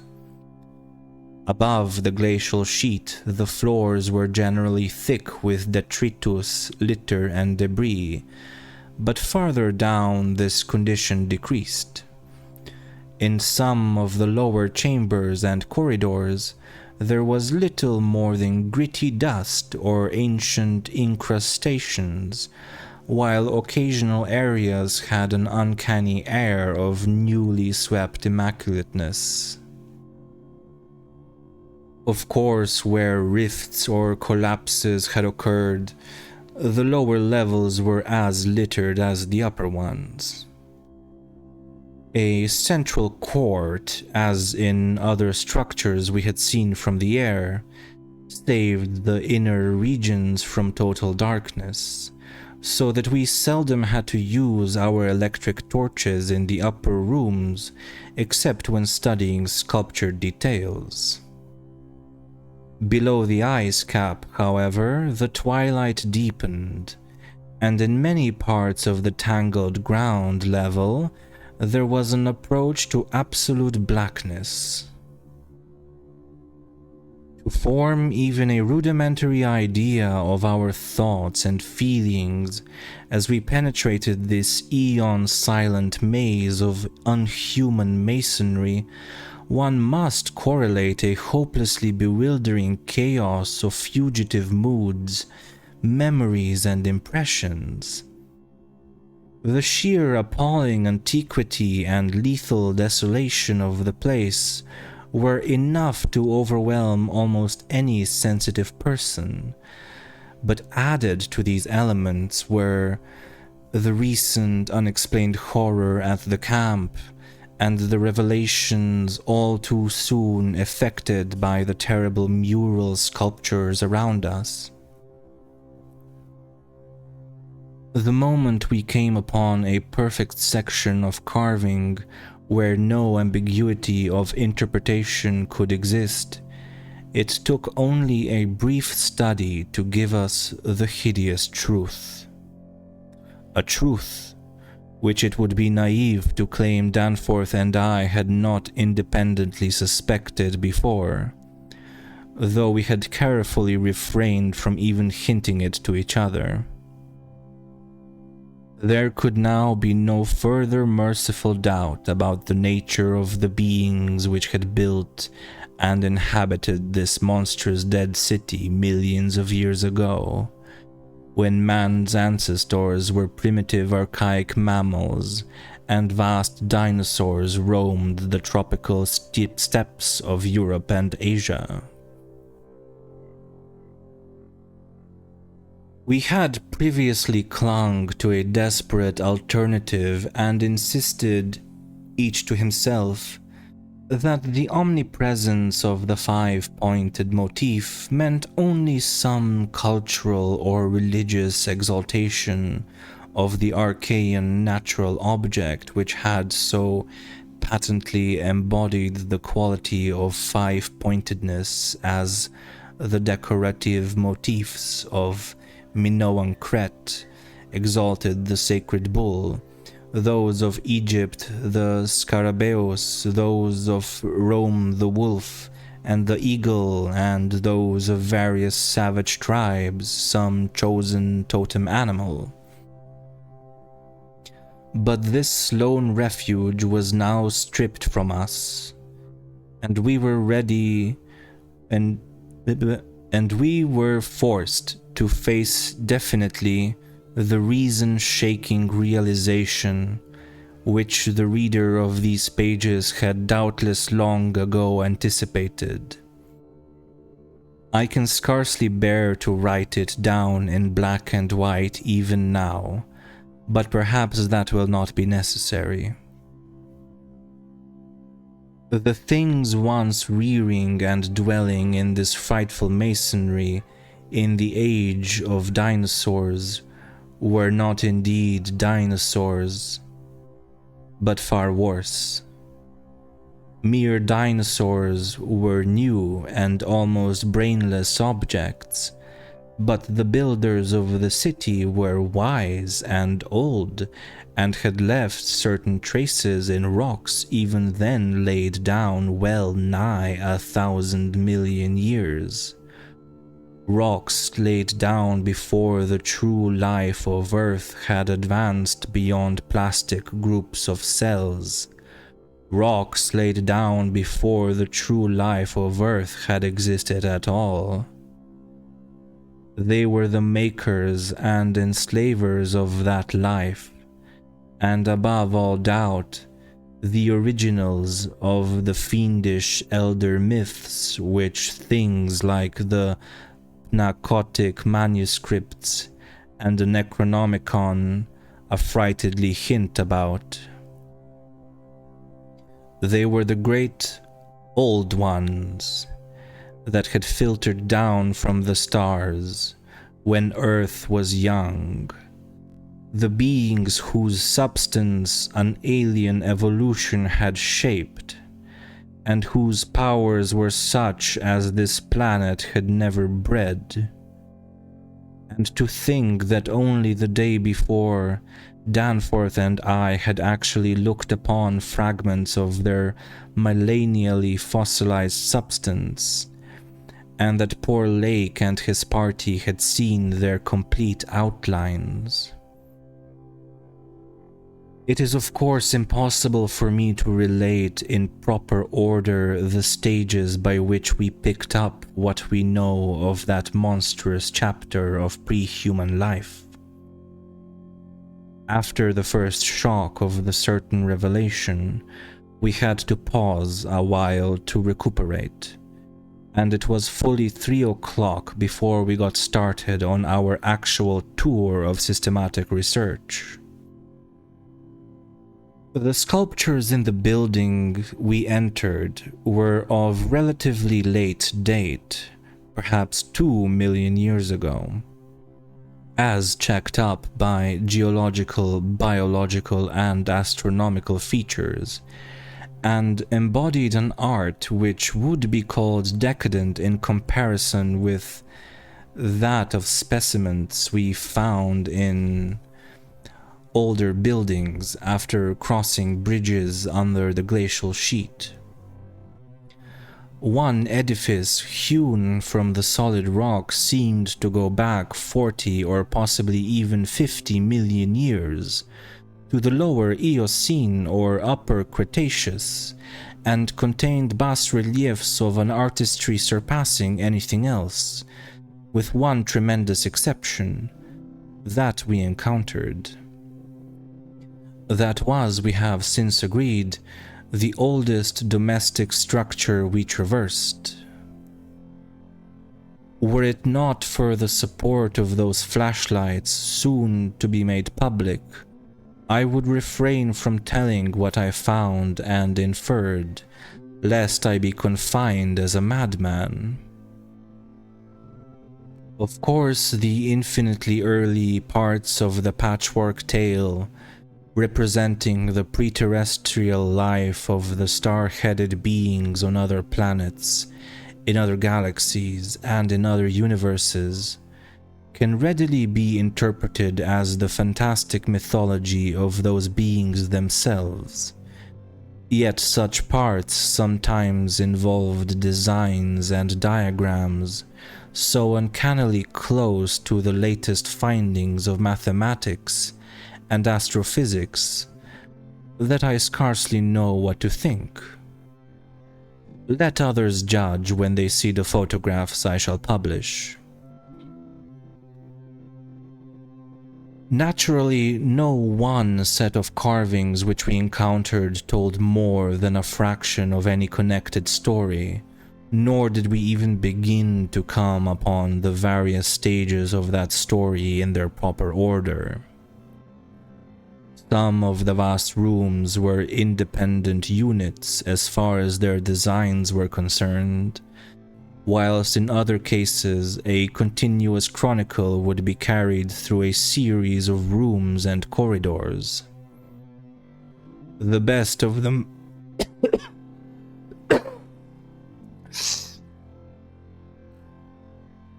the best of the maps and diagrams were on the walls of a frightful abyss below even the ancient ground level, a cavern perhaps 200 feet square and 60 feet high, which had almost undoubtedly been an educational center of some sort.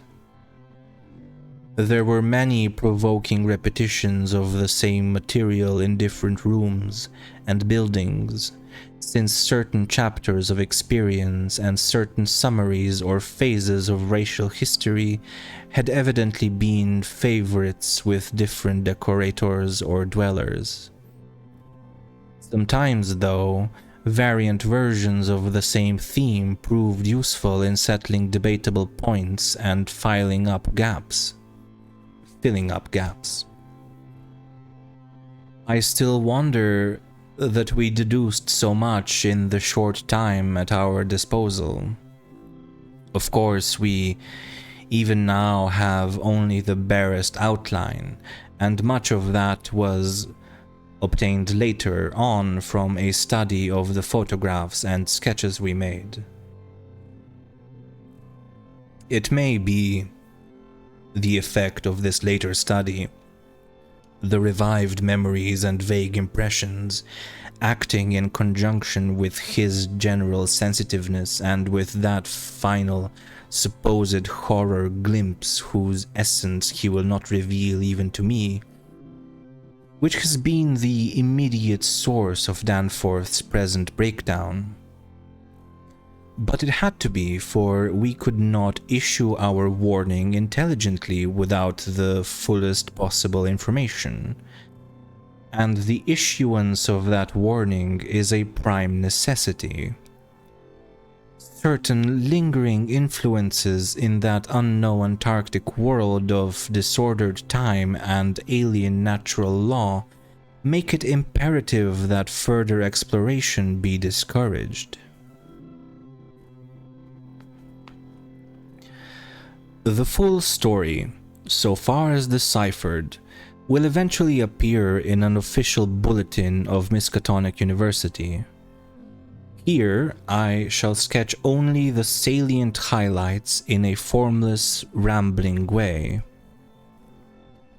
Myth or otherwise, the sculptures told of the coming of those star-headed things to the nascent, lifeless Earth out of cosmic space.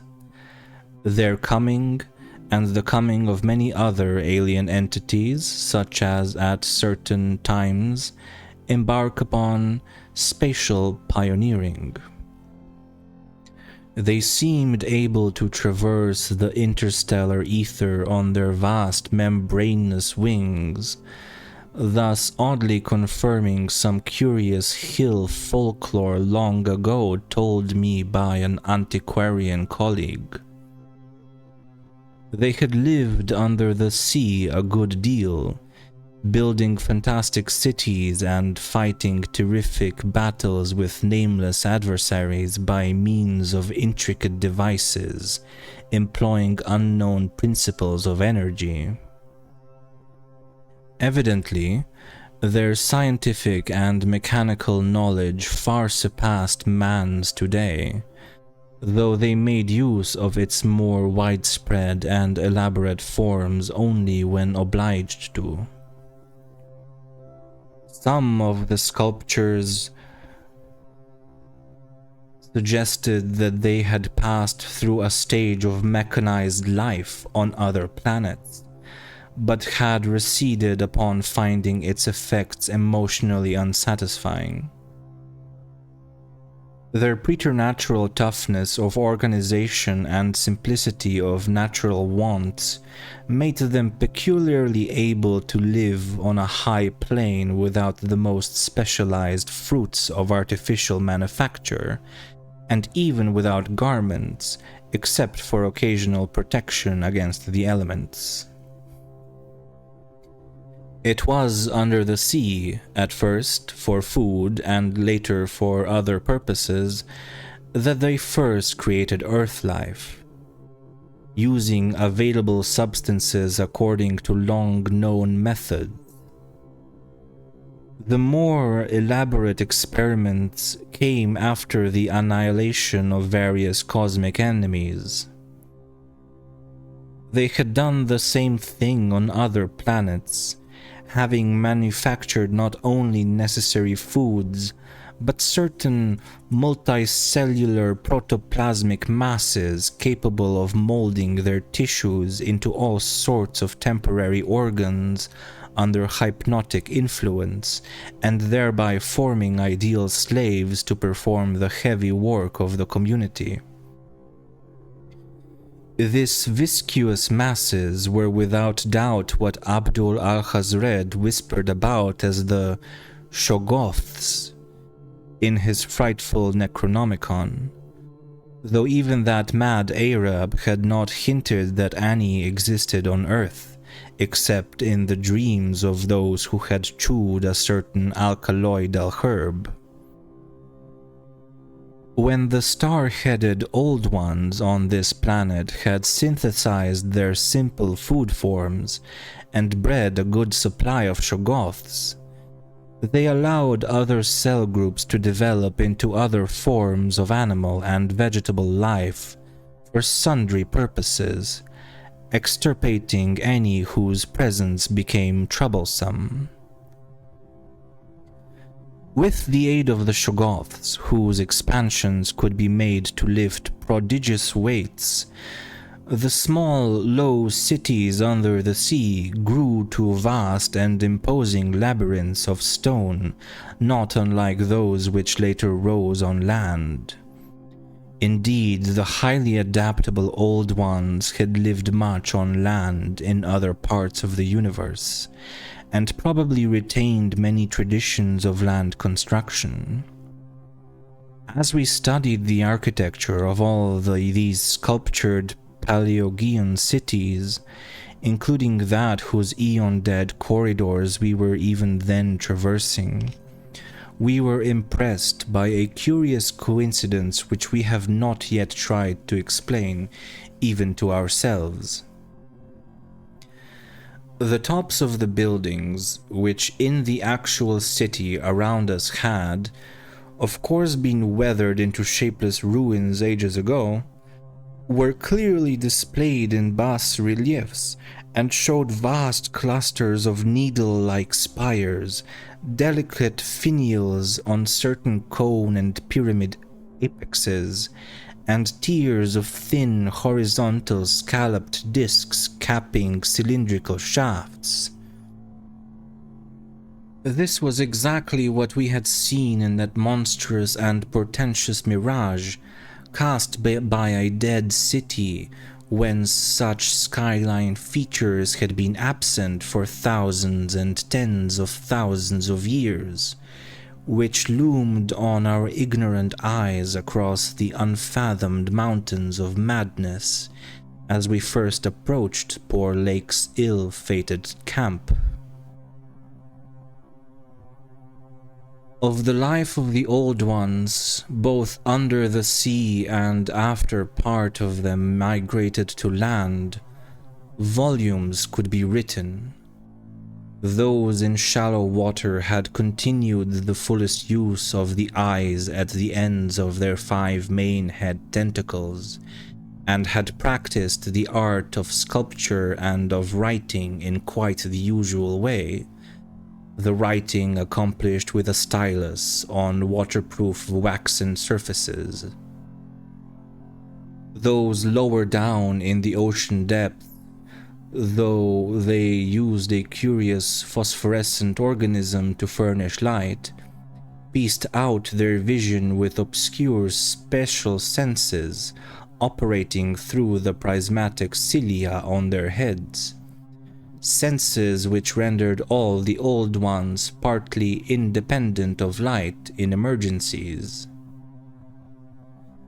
Their forms of sculpture and writing had changed curiously during the descent, embodying certain apparently chemical coating processes, probably to secure phosphorescence, which the bas-reliefs could not make clear to us. The beings moved in the sea partly by swimming, using the lateral crinoid arms, and partly by wriggling with the lower tier of tentacles containing the pseudo-feet. Occasionally they accomplished long swoops with the auxiliary use of 2 or more sets of their fan-like folding wings. On land they locally used the pseudo-feet, but now and then flew to great heights or over long distances with their wings. The many slender tentacles into which the crinoid arms branched were infinitely delicate, flexible, strong, and accurate in muscular nervous coordination, ensuring the utmost skill and dexterity in all artistic and other manual operations. The toughness of the things was almost incredible. Even the terrific pressure of the deepest sea bottoms appeared powerless to harm them. Very few seemed to die at all except by violence, and their burial places were very limited. The fact that they covered their vertically inhumed dead with 5-pointed inscribed mounds set up thoughts in Danforth and me, which made a fresh pause and recuperation necessary after the sculptures revealed it. The beings, multiplied by means of spores, like vegetable pteridophytes, as Lake had suspected, but owing to their prodigious toughness and longevity and consequent lack of replacement needs, they did not encourage the large-scale development of new Prothalia, except when they had new regions to colonize. The young matured swiftly, and received an education evidently beyond any standard we can imagine. The prevailing intellectual and aesthetic life was highly evolved, and produced a tenaciously enduring set of customs and institutions, which I shall describe more fully in my coming monograph. These varied slightly according to sea or land residence, but had the same foundations and essentials.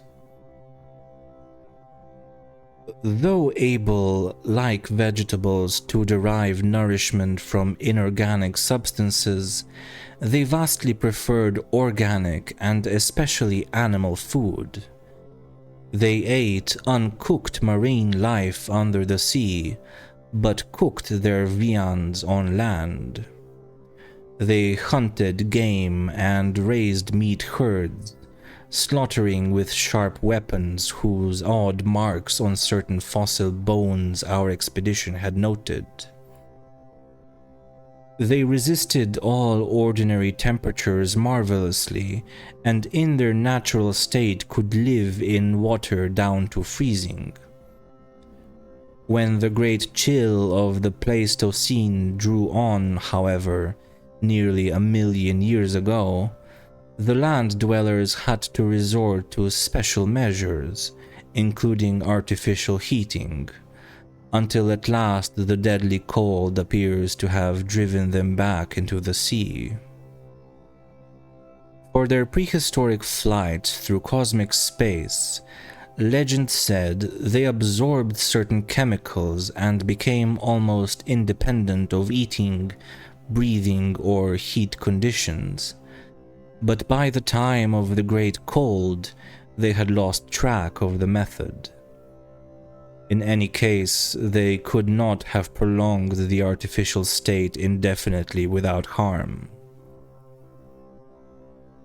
Being non-pairing and semi-vegetable in structure, the Old Ones had no biological basis for the family phase of mammal life, but seemed to organize large households on the principles of comfortable space utility, and as we deduced from the pictured occupations and diversions of co-dwellers, congenial mental association. In furnishing their homes, they kept everything in the center of the huge rooms, leaving all the wall spaces free for decorative treatment. Lighting, in the case of the land inhabitants, was accomplished by a device probably electrochemical in nature.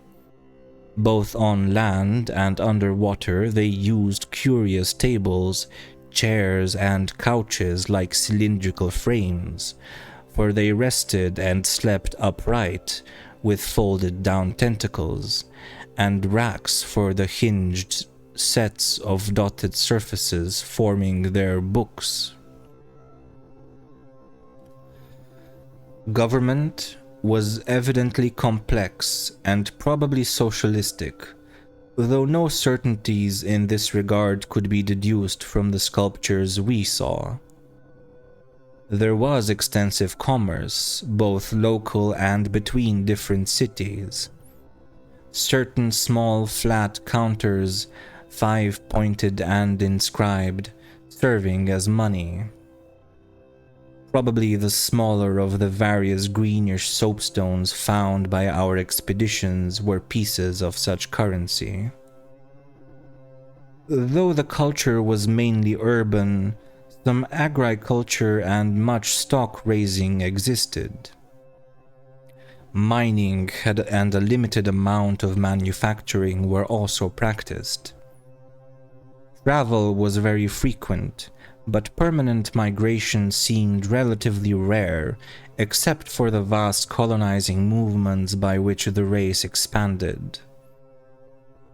For personal locomotion, no external aid was used, since in land, air, and water, movement alike the Old Ones seemed to possess excessively vast capacities for speed.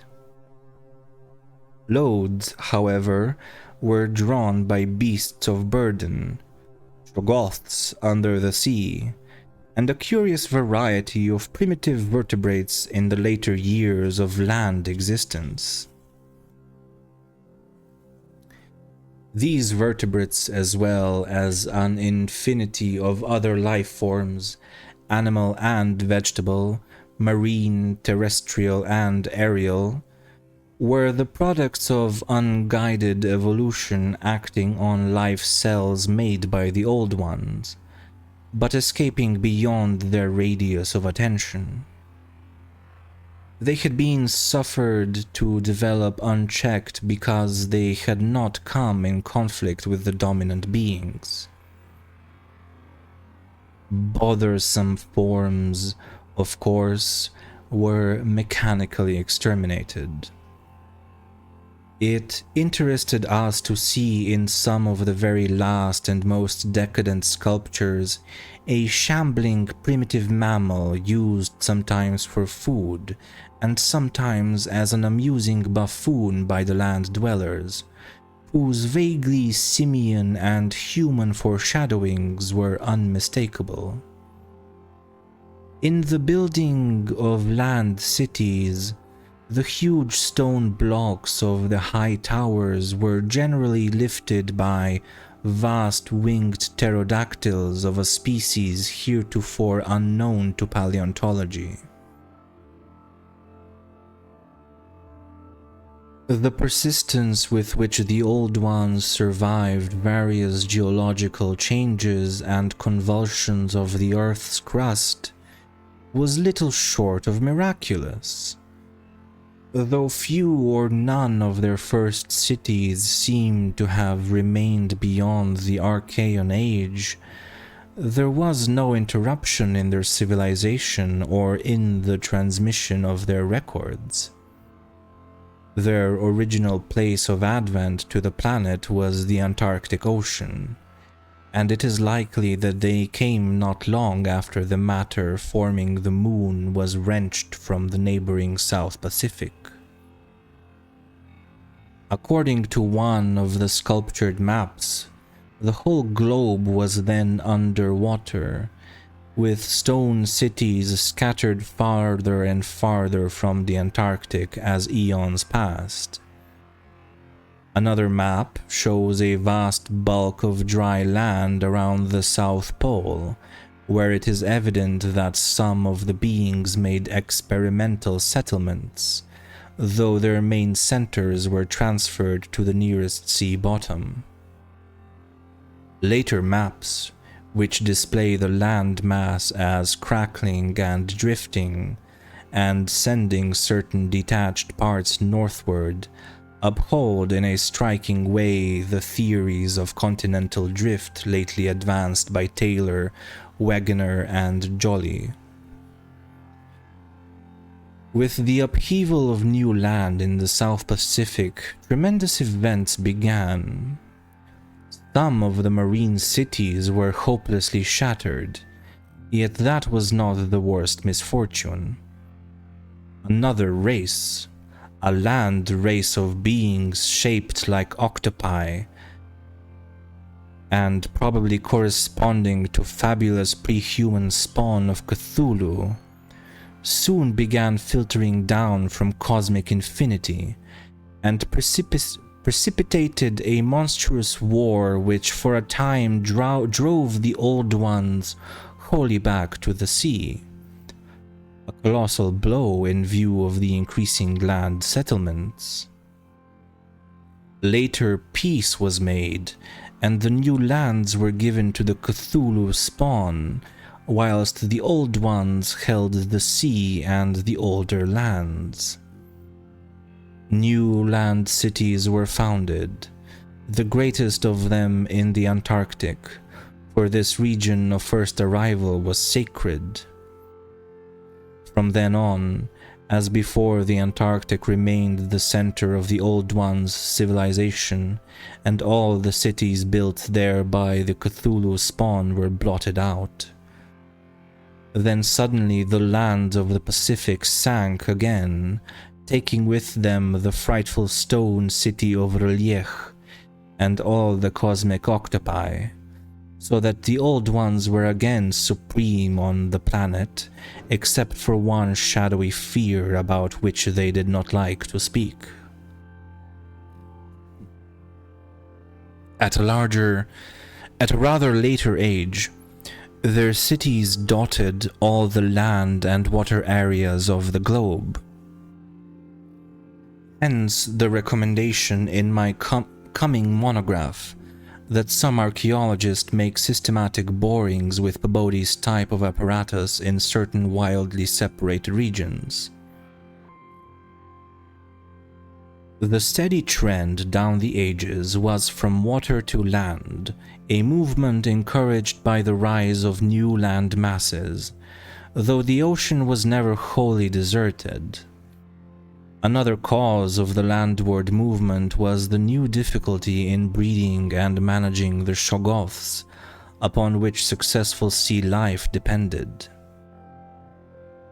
With the march of time, as the sculptures sadly confessed, the art of creating new life from inorganic matter had been lost, so that the Old Ones had to depend on the molding of forms already in existence.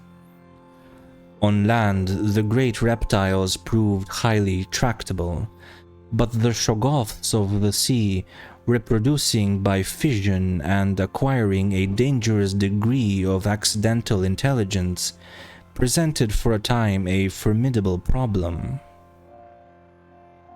They had always been controlled through the hypnotic suggestions of the Old Ones, and had modeled their tough plasticity into various useful temporary limbs and organs.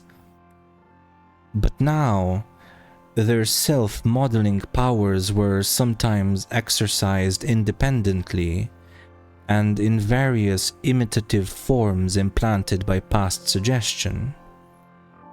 They had, it seems, developed a semi-stable brain whose separate and occasionally stubborn volition echoed the will of the Old Ones without always obeying it.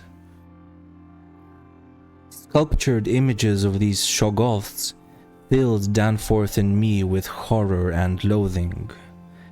They were normally shapeless entities composed of a viscous jelly which looked like an agglutination of bubbles, and each averaged about 15 feet in diameter when a sphere. They had, however, a constantly shifting shape and volume, throwing out temporary developments or forming apparent organs of sight, hearing, and speech in imitation of their masters, either spontaneously or according to suggestion. They seem to have become peculiarly intractable toward the middle of the Permian Age, perhaps 150 million years ago, when a veritable war of resubjugation was waged upon them by the marine Old Ones. Pictures of this war and of the headless slime-coated fashion in which the Shoggoths typically left their slain victims held a marvelously fearsome quality despite the intervening abyss of the untold ages. The Old Ones had used curious weapons of molecular and atomic disturbance against the rebel entities, and in the end had achieved a complete victory.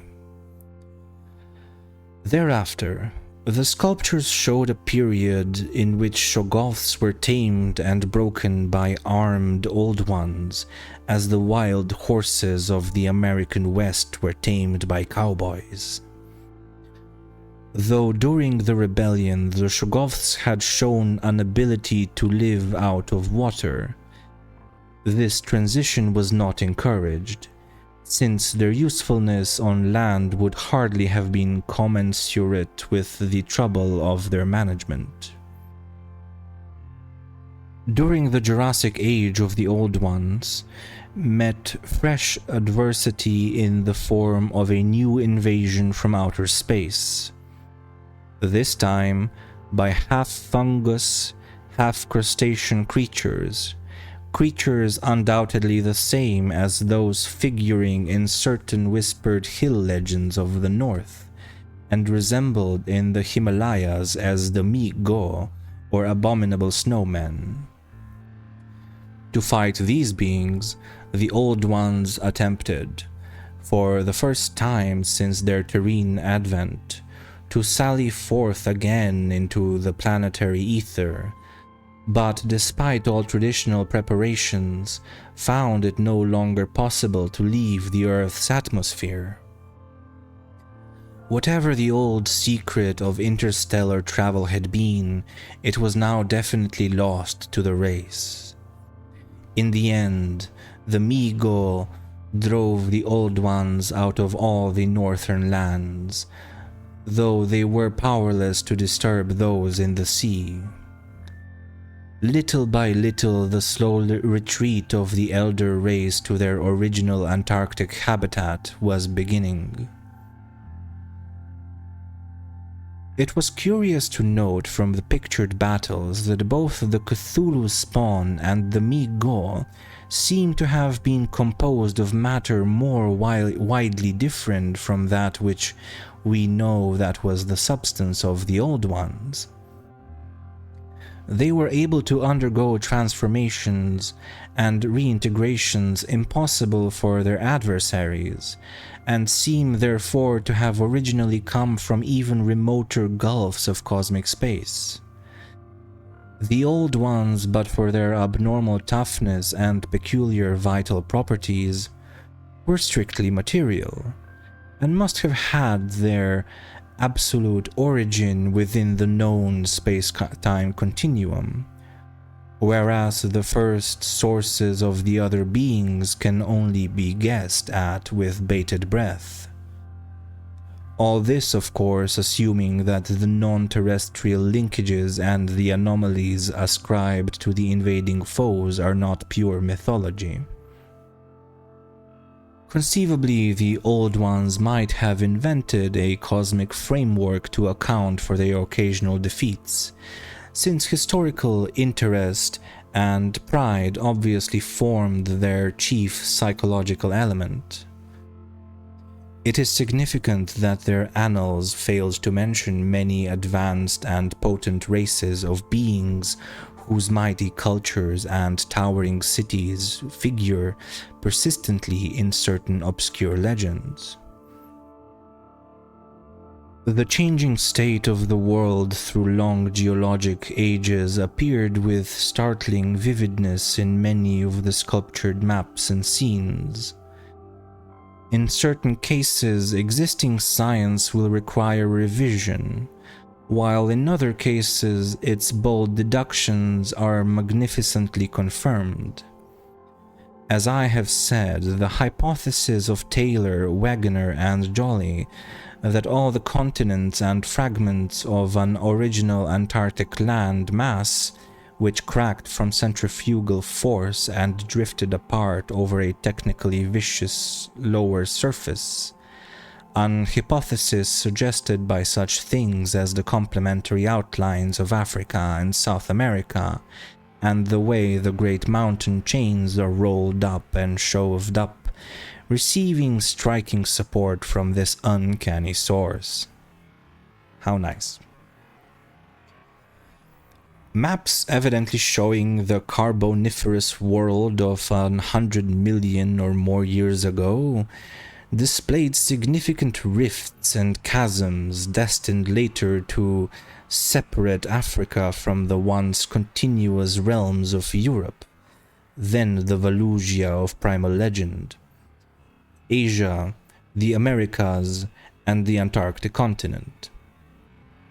Other charts, and more significantly one in connection with the founding 50 million years ago of the vast dead city around us, showed all the present continents well differentiated, and in the latest discoverable specimen, dating perhaps from the Pliocene age, the approximate world of today appeared quite clearly despite the linkage of Alaska and with Siberia, of North America with Europe through Greenland, and of South America with the Antarctic continent through Graham Land. In the Carboniferous map of the whole globe, ocean floor and rifted land mass alike bore symbols of the old ones' vast stone cities, but in the later charts, the gradual recession toward the Antarctic became very plain. The final Pliocene specimen showed no land cities except on the Antarctic continent and the tip of South America, nor any ocean cities north of the 50th parallel of south latitude. Knowledge and interest in the northern world, save for a study of coastlines probably made during long exploration flights on those fan-like membranous wings, had evidently declined to zero among the old ones. Destruction of cities through the upthrust of mountains, the centrifugal rending of continents, the seismic convulsions of land or sea bottom, and other natural causes was a matter of common record, and it was curious to observe how fewer and fewer replacements were made as the ages wore on. The vast dead megalopolis that yawned around us seemed to be the last general center of the race, built early in the Cretaceous age after a titanic earth buckling had obliterated a still vaster predecessor not far distant. It appeared that this general region was the most sacred spot of all, where reputedly the first old ones had settled on a primal sea bottom. In the new city, many of whose features we could recognize in the sculptures, but which stretched fully 100 miles along the mountain range in each direction, beyond the farthest limits of our aerial survey, there were reputed to be preserved certain sacred stones forming part of the first sea-bottom city, which thrust up to light after long epochs in the course of the general crumbling of strata.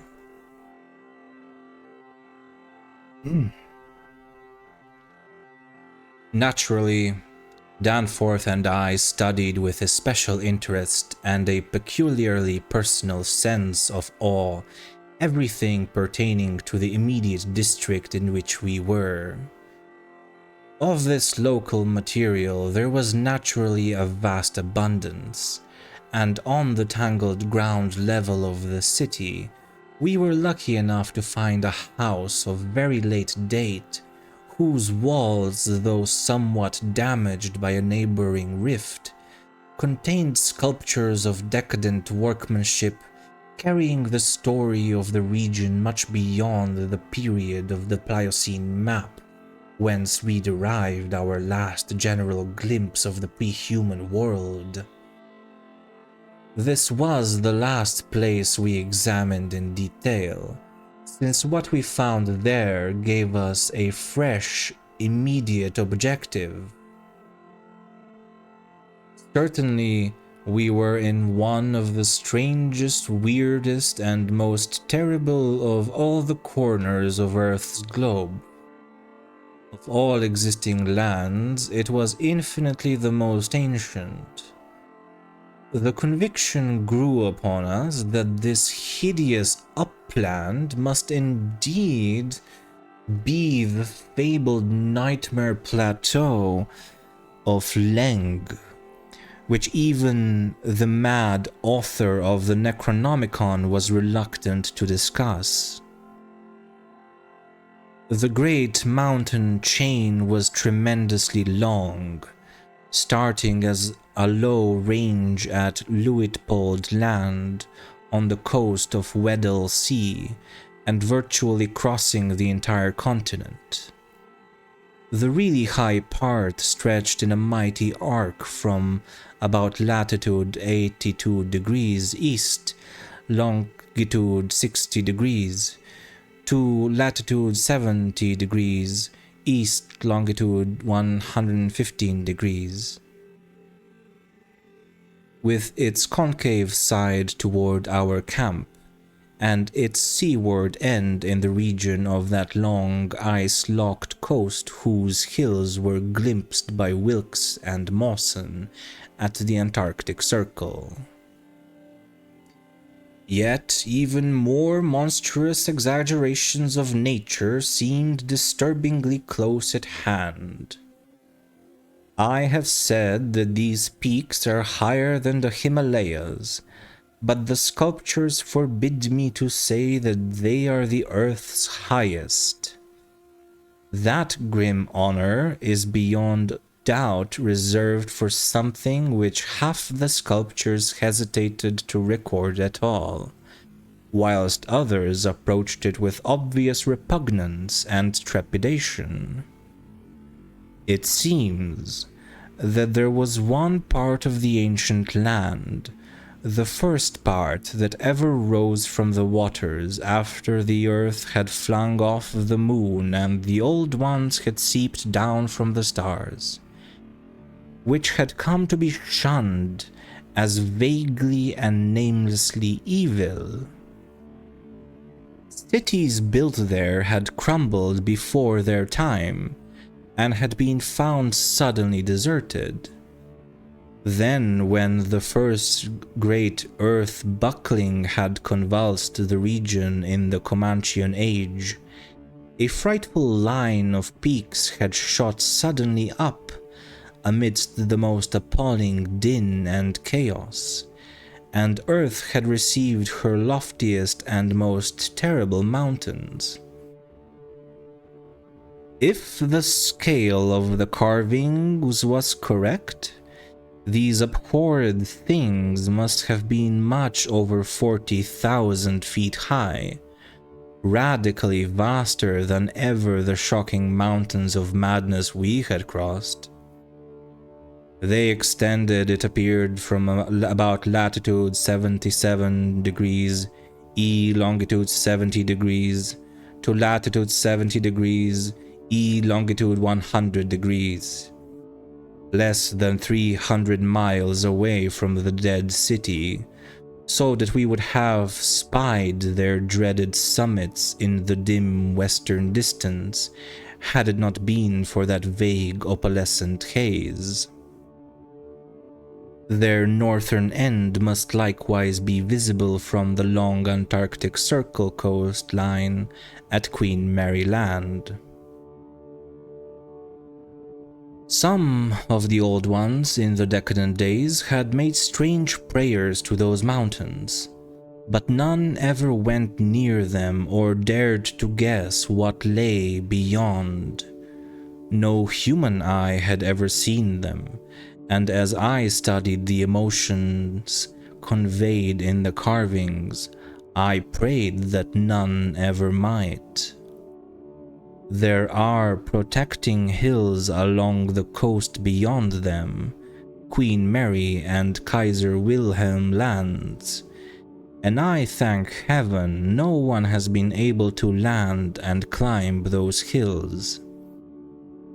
I am not as skeptical about old tales and fears as I used to be, and I do not laugh now at the pre-human sculpture's notion that lightning paused meaningfully now and then at each of the brooding crests, and that an unexplained glow shone from one of those terrible pinnacles all through the long polar night.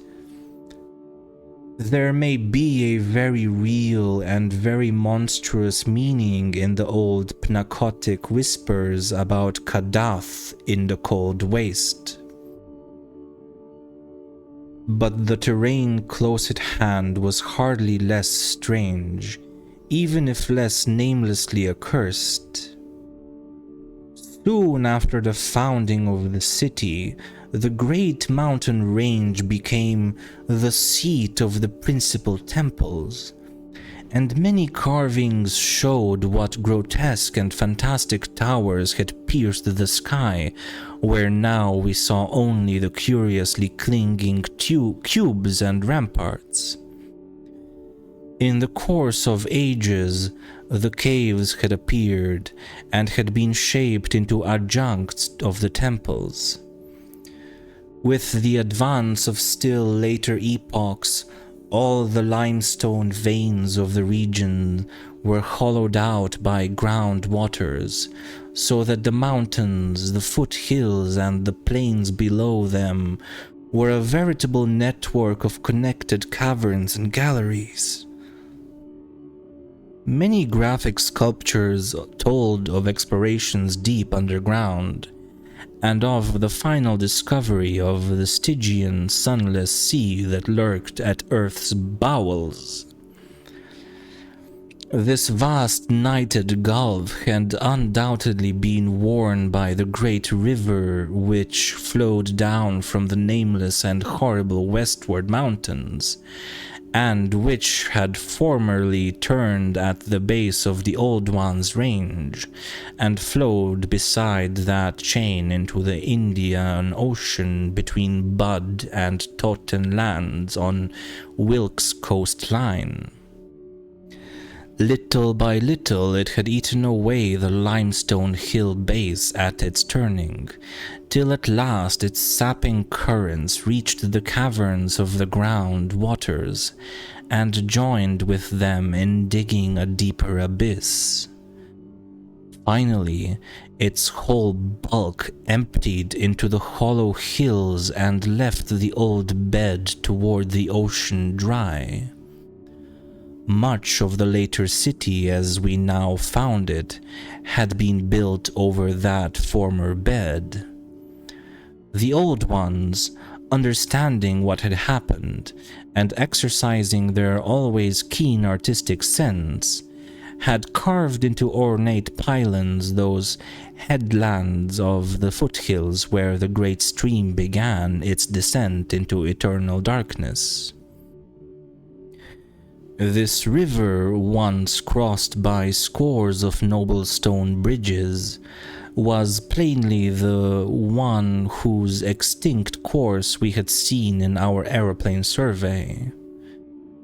Its position in different carvings of the city helped us to orient ourselves to the scene as it had been at various stages of the region's age-long, eon-dead history, so that we were able to sketch a hasty but careful map of the salient features, squares, important buildings, and the like, for guidance in further explorations. We could soon reconstruct in fancy the whole stupendous thing as it was 1,000,000 or 10,000,000 or 50,000,000 years ago, for the sculptures told us exactly what the buildings and mountains and squares and suburbs and landscape setting and luxuriant tertiary vegetation had looked like. It must have had a marvelous and mystic beauty, and as I thought of it, I almost forgot the clammy sense of sinister oppression with which the city's inhuman age and massiveness and deadness and remoteness and glacial twilight had choked and weighed on my spirit. Yet, according to certain carvings, the denizens of that city had themselves known the clutch of oppressive terror, for there was a somber and recurrent type of scene in which the old ones were shown in the act of recoiling affrightedly from some object, never allowed to appear in the design, found in the great river and indicated as having been washed down through waving, vine-draped cycad forests from those horrible westward mountains. It was only in the one late-built house with the decadent carvings that we obtained any foreshadowing of the final calamity leading to the city's desertion. Undoubtedly, there must have been many sculptures of the same age elsewhere, even allowing for the slackened energies and aspirations of a stressful and uncertain period. Indeed, very certain evidence of the existence of others came to us shortly afterward. But this was the first and only set we directly encountered. We meant to look farther later on, but as I have said, immediate conditions dictated another present objective. There would, though, have been a limit, for after all hope of a long future occupancy of the place had perished among the old ones, there could not but have been a complete cessation of mural decoration. The ultimate blow, of course, was the coming of the great cold, which once held most of the earth in thrall, and which has never departed from the ill-fated poles.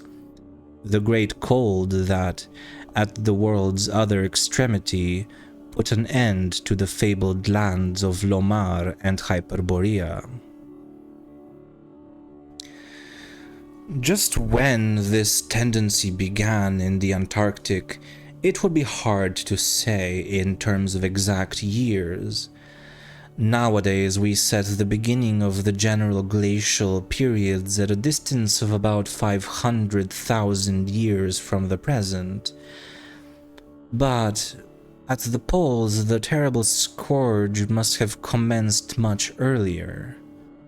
All quantitative estimates are partly guesswork, but it is quite likely that the decadent sculptures were made considerably less than 1,000,000 years ago, and that the actual desertion of the city was complete long before the conventional opening of the Pleistocene, 500,000 years ago, as reckoned in terms of Earth's whole surface.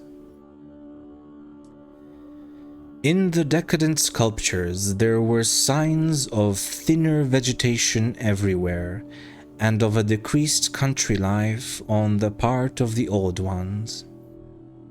Heating devices were shown in the houses, and winter travelers were represented as muffled in protective fabrics. Then we saw a series of cartouches, the continuous band of arrangement being frequently interrupted in these late carvings, depicting a constantly growing migration to the nearest refuges of greater warmth. Nearest refuges.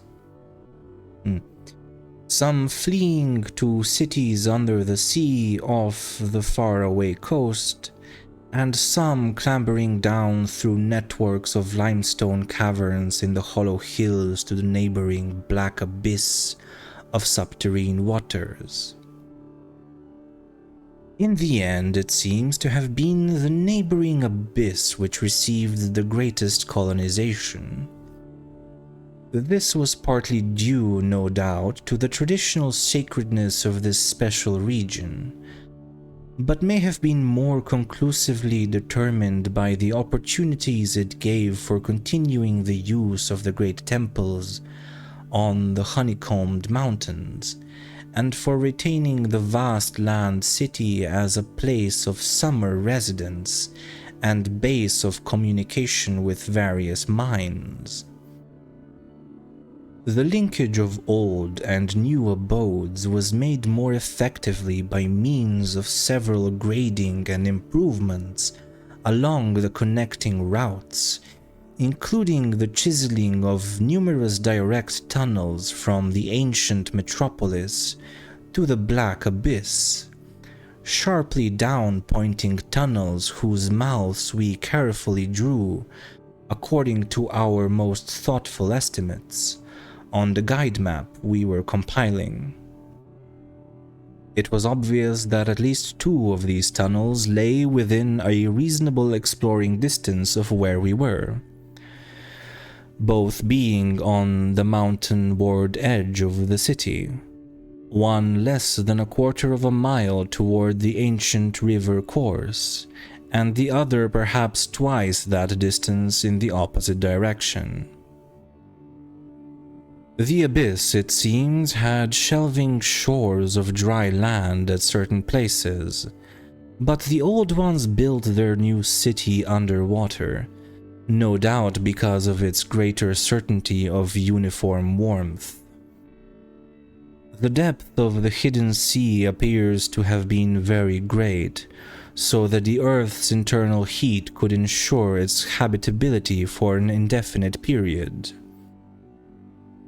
The beings seem to have had no trouble in adapting themselves to part-time, and eventually, of course, whole-time residence underwater, since they had never allowed their gill systems to atrophy. There were many sculptures which showed how they had always frequently visited their submarine kinsfolk elsewhere, and how they had habitually bathed on the deep bottom of their great river. The darkness of inner Earth could likewise have been no deterrent to a race accustomed to long Antarctic nights. Decadent though their style undoubtedly was, these latest carvings had a truly epic quality, where they told of the building of the new city in the cavern sea.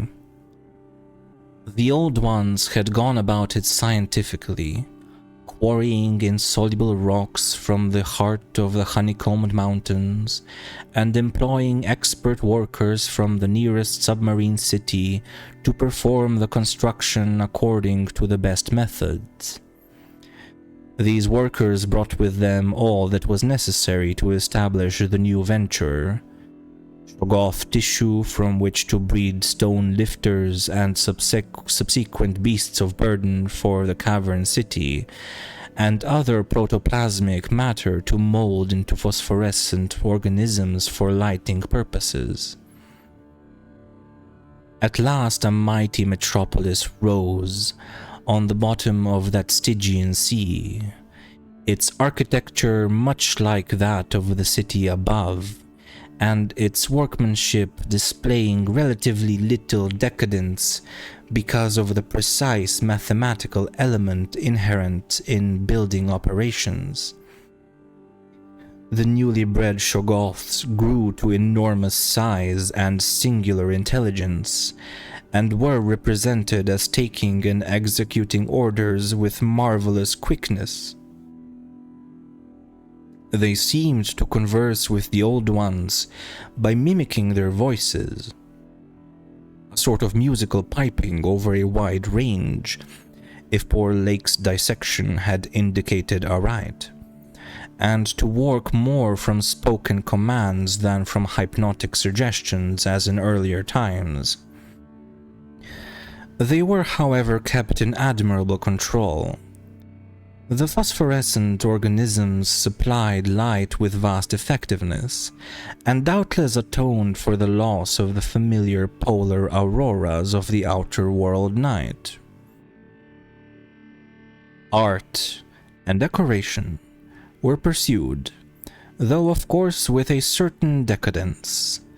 The Old Ones seemed to realize this falling off themselves, and in many cases anticipated the policy of Constantine the Great by transplanting especially fine blocks of ancient carving from their land city,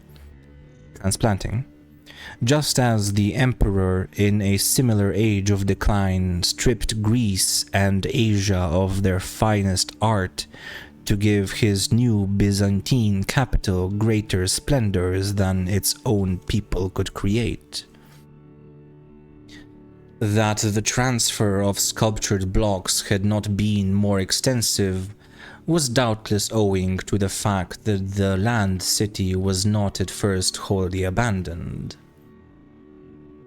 By the time total abandonment did occur, and it surely must have occurred before the polar Pleistocene was far advanced, the Old Ones had perhaps become satisfied with their decadent art, or had ceased to recognize the superior merit of the older carvings. At any rate, the eon-silent ruins around us had certainly undergone no wholesale sculptural denudation. Though at all the best separate statues, like other movables, had been taken away. The decadent cartouches and dados telling this story were, as I have said, the latest we could find in our limited search. They left us with a picture of the Old Ones shuttling back and forth betwixt the land city in summer and the sea cavern city in winter, and sometimes trading with the sea bottom cities off the Antarctic coast. By this time, the ultimate doom of the land city must have been recognized, for the sculptures showed many signs of the cold's malign encroachments. Vegetation was declining, and the terrible snows of the winter no longer melted completely even in midsummer. The saurian livestock were nearly all dead, and the mammals were standing it none too well. To keep on with the work of the upper world, it had become necessary to adapt some of the amorphous and curiously cold-resistant Shoggoths to land life, a thing the Old Ones had formerly been reluctant to do. The great river was now lifeless, and the upper sea had lost most of its denizens except the seals and whales. All the birds had flown away, save only the great, grotesque penguins. What had happened afterward, we could only guess. How long had the new sea cavern city survived? Was it still down there, a stony corpse in eternal blackness? Had the subterranean waters frozen at last? To what fate had the ocean-bottom cities of the outer world been delivered? Had any of the old ones shifted north ahead of the creeping ice cap? Existing geology shows no trace of their presence. Had the frightful Mi-Go been still a menace in the outer land world of the north? Could one be sure of what might or might not linger even to this day in the lightless and unplumbed abysses of Earth's deepest waters? Those things had seemingly been able to withstand any amount of pressure, and men of the sea have fished up curious objects at times. And has the killer whale theory really explained the savage and mysterious scars on Antarctic seals noticed a generation ago by Borchgrevink?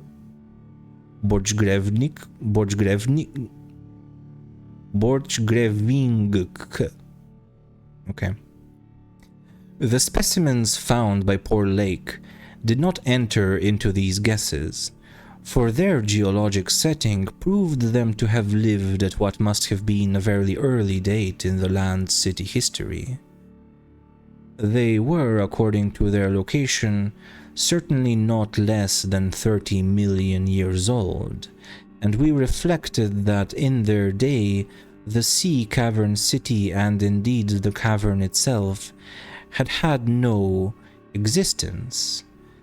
They would have remembered an older scene with lush tertiary vegetation everywhere, a younger land of city of flourishing arts around them, and a great river sweeping northward along the base of the mighty mountains toward a faraway tropic ocean.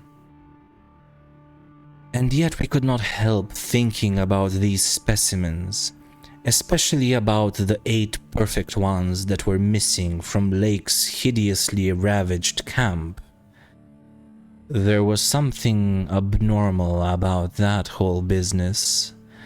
The strange things we had tried so hard to lay to somebody's madness, those frightful graves, the amount and nature of the missing material, Gedney, the unearthly toughness of those archaic monstrosities, and the queer vital freaks the sculptures now showed the race to have. Danforth and I have seen a good deal in the last few hours, and were prepared to believe and keep silent about many appalling and incredible secrets of primal nature. I have said that our study of the decadent sculptures brought about a change in our immediate objective.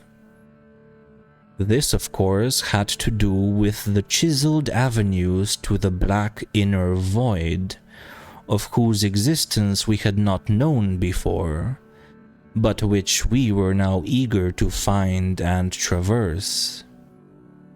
From the evident scale of the carvings, we deduced that a steeply descending walk of about a mile through either of the neighboring tunnels would bring us to the brink of the dizzy, sunless cliffs about the great abyss, down whose sides paths, improved by the old ones, led to the rocky shore of the hidden and nighted ocean. To behold this fabulous gulf in stark reality was a lure which seemed impossible of resistance once we knew of the thing. Yet we realized we must begin the quest at once if we expected to include it in our present trip. It was now 8 p.m., and we did not have enough battery replacements to let our torches burn on forever. We had done so much studying and copying below the glacial level that our battery supply had had at least 5 hours of nearly continuous use, and despite the special dry cell formula,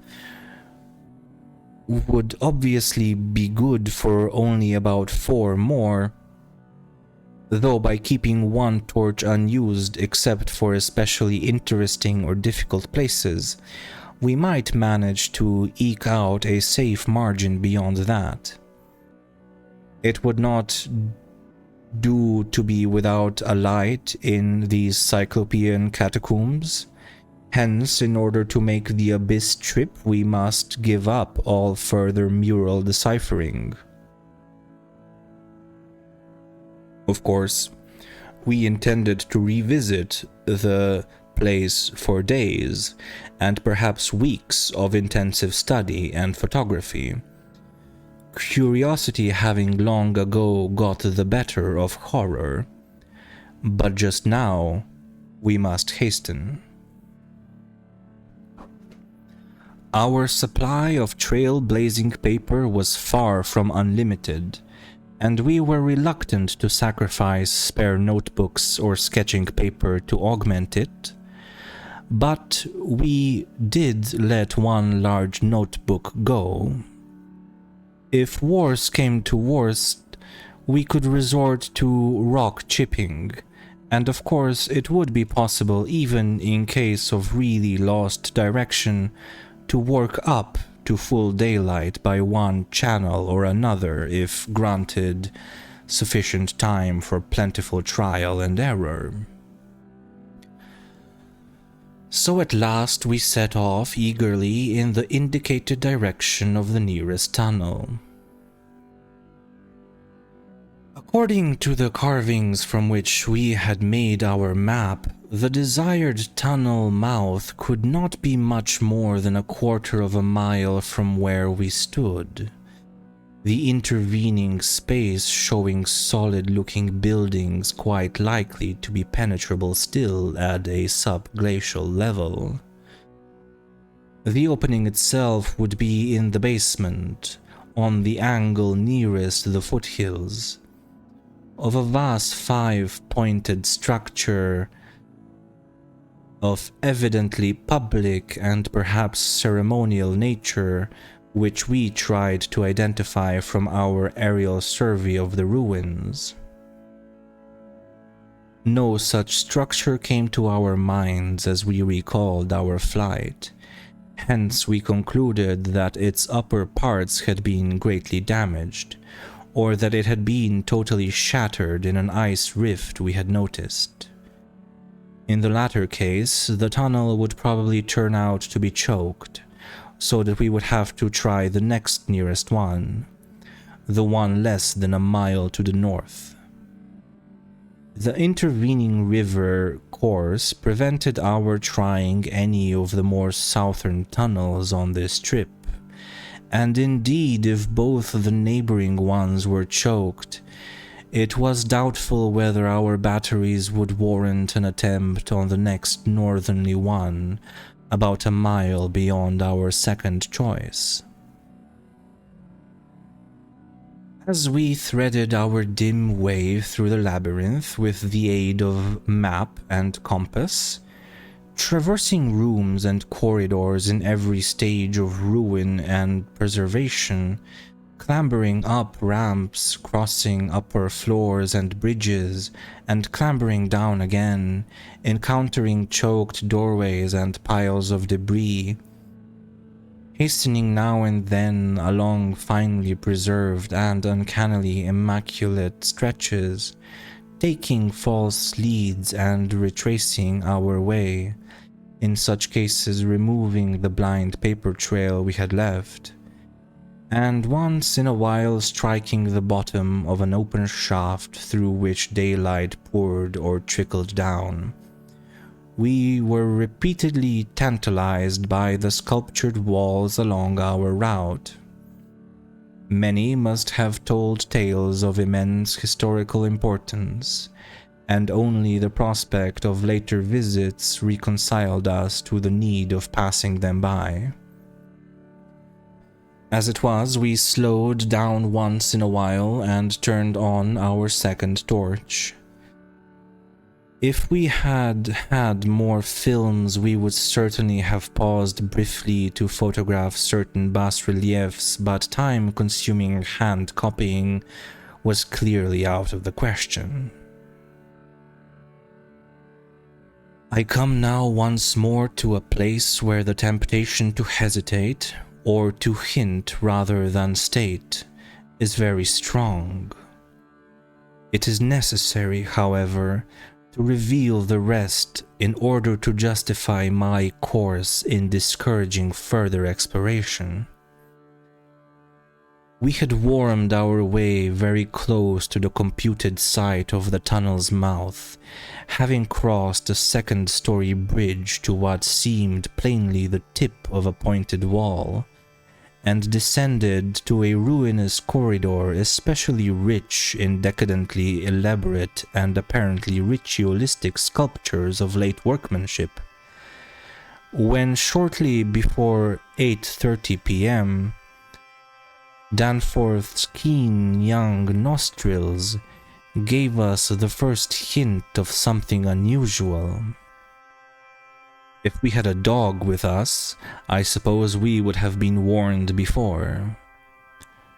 At first we could not precisely say what was wrong with the formerly crystal pure air, but after a few seconds our memories reacted only too definitely. Let me try to state the thing without flinching. There was an odor, and that odor was vaguely, subtly, and unmistakably akin to what had nauseated us upon opening the insane grave of the horror poor Lake had dissected. Of course, the revelation was not as clearly cut at the time as it sounds now. There were several conceivable explanations, and we did a good deal of indecisive whispering.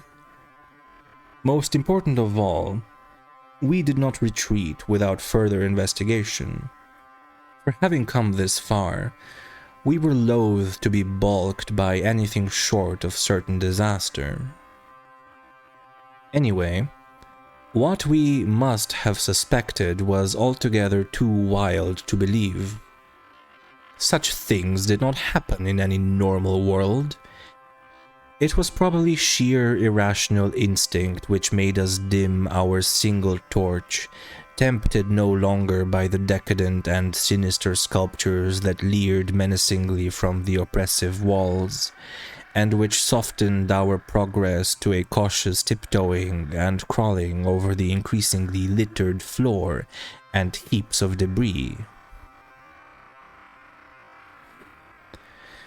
Danforth's eyes, as well as nose, proved better than mine, for it was likewise he who first noticed the queer aspect of the debris after we had passed many half-choked arches, leading to chambers and corridors on the ground level.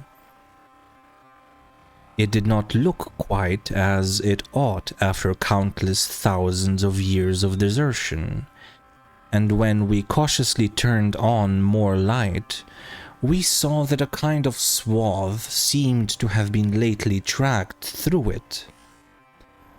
The irregular nature of the litter precluded any definite marks, but in the smoother places there were suggestions of the dragging of heavy objects. Once we thought there was a hint of parallel tracks, as if of runners. This was what made us pause again. It was during that pause that we caught, simultaneously this time, the other odor ahead. Paradoxically, it was both a less frightful and a more frightful odor. Less frightful intrinsically, but infinitely appalling in this place under the known circumstances. Unless, of course, Godny, for the odor was the plain and familiar one of common petrol, everyday gasoline. Our motivation after that is something I will leave to the psychologists. We knew now that some terrible extension of the camp horrors must have crawled into this nighted burial place of the eons, hence could not doubt any longer the existence of nameless conditions, present or at least recent just ahead. Yet in the end we did let sheer burning curiosity, or anxiety, or auto-hypnotism, or vague thoughts of responsibility toward Gedney, or what not, drive us on. Danforth whispered again of the print he thought he had seen at the alley turning in the ruins above, and of the faint musical piping, potentially of tremendous significance in the light of Lake's dissection report, despite its close resemblance to the cave-mouth echoes from unknown depths below. I, in my turn, whispered of how the camp was left, of what had disappeared, and of how the madness of a lone survivor might have conceived the inconceivable. A wild trip across the monstrous mountains and a descent into the unknown primal masonry.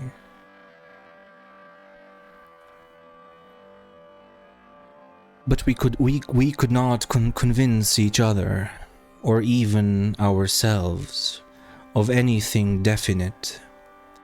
We had turned off all light as we stood still, and vaguely noticed that a trace of deeply filtered upper day kept the blackness from being absolute.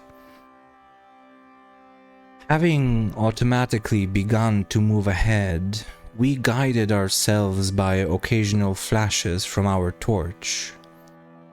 The disturbed debris formed an impression we could not shake off, and the smell of gasoline grew stronger. More and more, ruin met our eyes and hampered our feet, until very soon we saw that the forward way was about to cease. We had been all too correct in our pessimistic guess about that rift glimpsed from the air. Our tunnel quest was a blind one, and we were not even going to be able to reach the basement out of which the abyssward aperture opened. The torch, flashing over the grotesquely carved walls of the blocked corridor in which we stood, showed several doorways in various states of obstruction, and from one of them the gasoline odor, quite submerging that other hint of odor, came with a special distinctness. As we looked more steadily, we saw that beyond a doubt there had been a slight and recent clearing away of debris from that particular opening. Whatever the lurking horror might be, we believed the direct avenue toward it was now plainly manifest. I do not think anyone will wonder that we waited an appreciable time before making any further motion. And yet, when we did venture inside that black arch, our first impression was one of anticlimax. For amidst the littered expanse of that sculptured crypt, a perfect cube with sides of about 20 feet, there remained no recent object of instantly discernible size, so that we looked instinctively, though in vain, for a farther doorway. In another moment, however, Danforth's sharp vision had descried a place where the floor debris had been disturbed, and we turned on both torches full strength. Though what we saw in that light was actually simple and trifling, I am none the less reluctant to tell of it because of what it implied. It was a rough leveling of the debris, upon which several small objects lay carelessly scattered, and at one corner of which a considerable amount of gasoline must have been spilled lately, enough to leave a strong odor even at this extreme super-plateau altitude.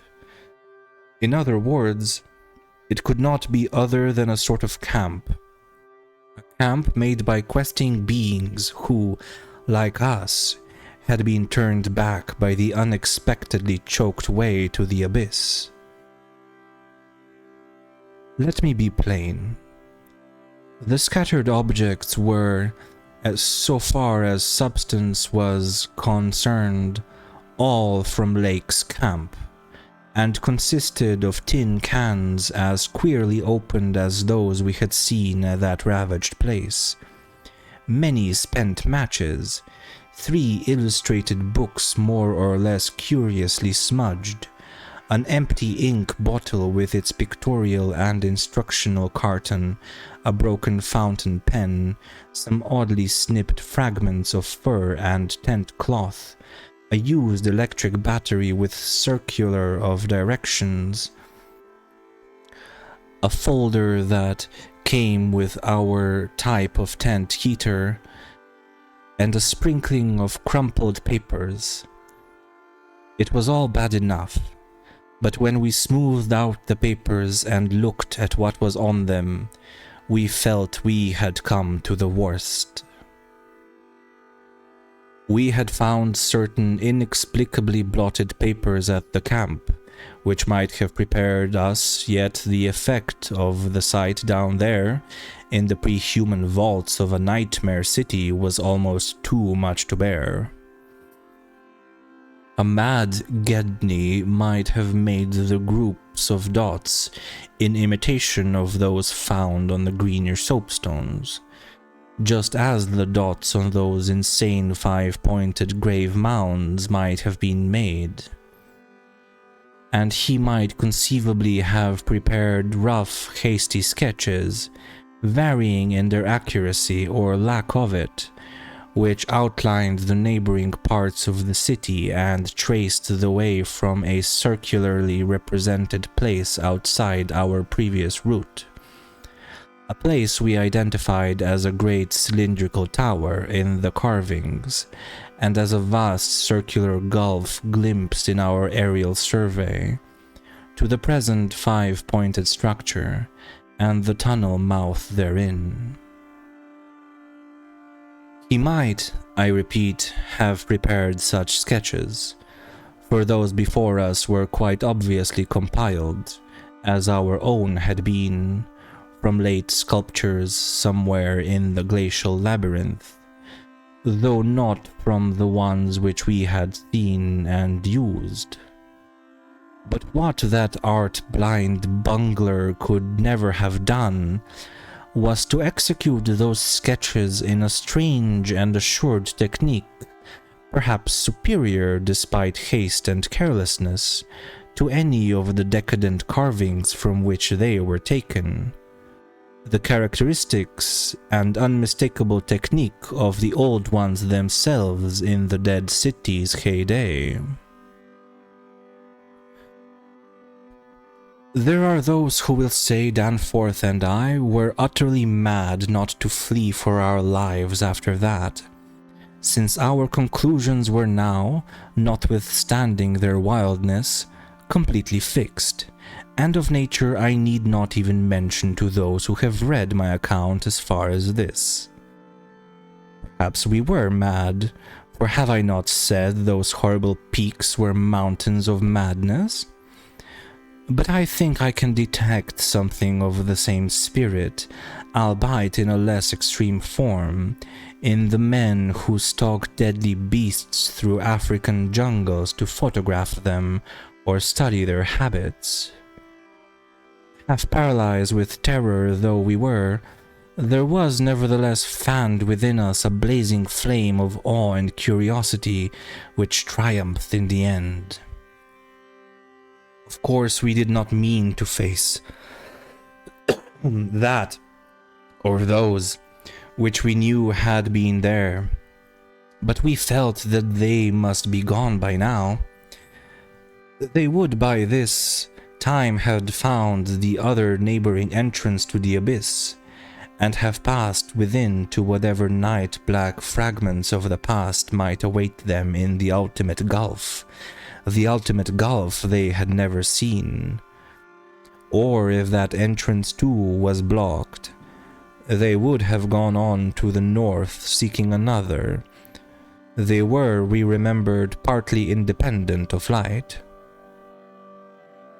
Looking back to that moment, I can scarcely recall just what precise form our new emotions took, just what change of immediate objective it was that so sharpened our sense of expectancy.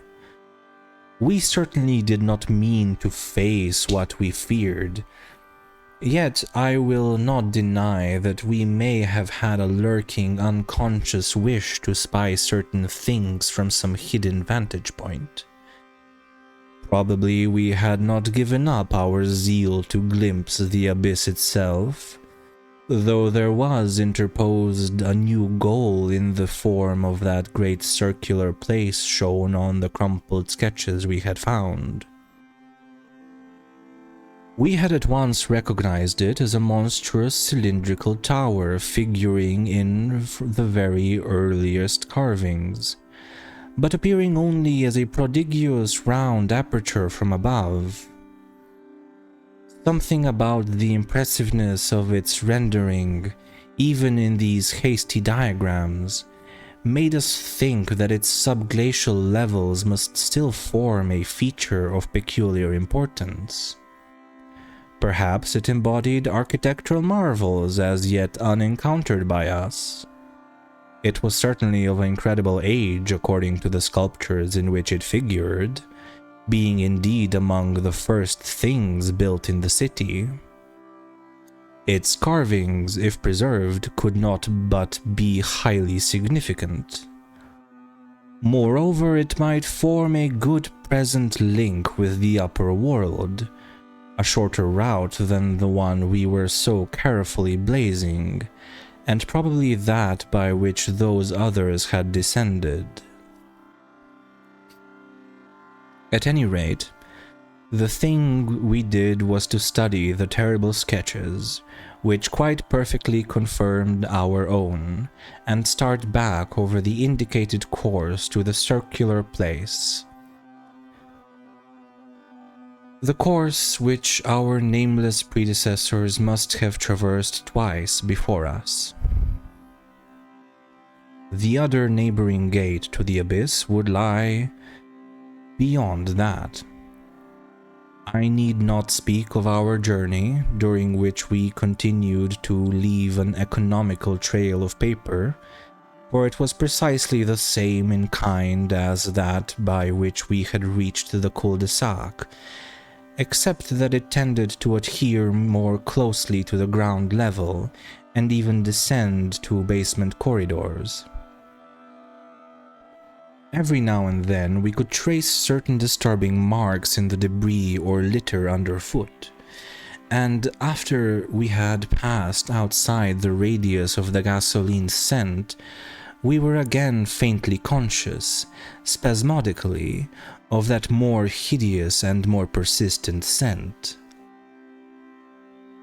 After the way had branched from our former course, we sometimes gave the rays of our single torch a furtive sweep along the walls, noting in almost every case the well-nigh omnipresent sculptures, which indeed seemed to have formed a main aesthetic outlet for the old ones. About 9:30 p.m., while traversing a long vaulted corridor whose increasingly glaciated floor seemed somewhat below the ground level, and whose roof grew lower as we advanced, we began to see strong daylight ahead, and were able to turn off our torch. It appeared that we were coming to the vast circular place, and that our distance from the upper air could not be very great. The corridor ended in an arch, surprisingly low for these megalithic ruins, but we could see much through it even before we emerged. Beyond there stretched a prodigious round space, fully 200 feet in diameter, strewn with debris and containing many choked archways corresponding to the one we were able to cross. The walls were, in available spaces, boldly sculptured into a spiral band of heroic proportions, and displayed, despite the destructive weathering caused by the openness of the spot, an artistic splendor far beyond anything we had encountered before. The littered floor was quite heavily glaciated, and we fancied that the true bottom lay at a considerably lower depth. But the salient object of the place was the titanic stone ramp which, eluding the archways by a sharp turn outward into the open floor, wound spirally up the stupendous cylindrical wall, like an insigned counterpart of those once climbing outside the monstrous towers or ziggurats of antique Babylon.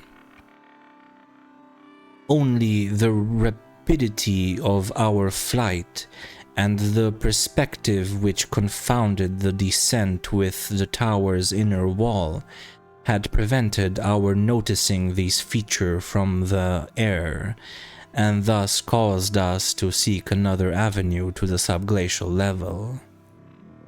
A Bodhi might have been able to tell what sort of engineering held it in place, but Danforth and I could merely admire and marvel.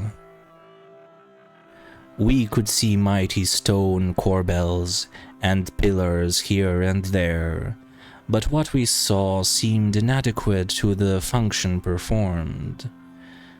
The thing was excellently preserved up to the present top of the tower, a highly remarkable circumstance in view of its exposure, and its shelter had done much to protect the bizarre and disturbing cosmic sculptures on the walls. As we stepped out into the awesome half-daylight of this monstrous cylinder bottom, 50 million years old, and without doubt the most primally ancient structure ever to meet our eyes, we saw that the ramp traversed sides stretched dizzily up to a height of fully 60 feet. This, we recall from our aerial survey, meant an outside glaciation of some 40 feet, since the yawning gulf we had seen from the plane had been at the top of an approximately 20-foot mound of crumbled masonry, somewhat sheltered for 3/4 of its circumference by the massive curving walls of a line higher ruins. According to the sculptures, the original tower had stood in the center of an immense circular plaza, and had been perhaps 500 or 600 feet high, with tiers of horizontal discs near the top, and a row of needle-like spires along the upper rim. Most of the masonry had obviously toppled outward rather than inward, a fortunate happening, since otherwise the ramp might have been shattered and the whole interior choked. As it was, the ramp showed sad battering, whilst the choking was such that all the archways at the bottom seemed to have been recently cleared. It took us only a moment to conclude that this was indeed the route by which those others had descended, and that this would be the logical route for our own ascent, despite the long trail of paper we had left elsewhere. The tower's mouth was no farther from the foothills and our waiting plain than was the great terraced building we had entered, and any further subglacial exploration we might make on this trip would lie in this general region. Oddly, we were still thinking about possible later trips, even after all we had seen and guessed. Then, as we picked our way cautiously over the debris of the great floor, there came a sight which for the time excluded all other matters. It was the neatly huddled array of 3 sledges in that farther angle of the ramp's lower and outward projecting course, which had hitherto been screened from our view. There they were, the 3 sledges missing from Lake's camp, shaken by a hard usage which must have included forcible dragging along great reaches of snowless masonry and debris, as well as much hand portage over utterly unnavigable places.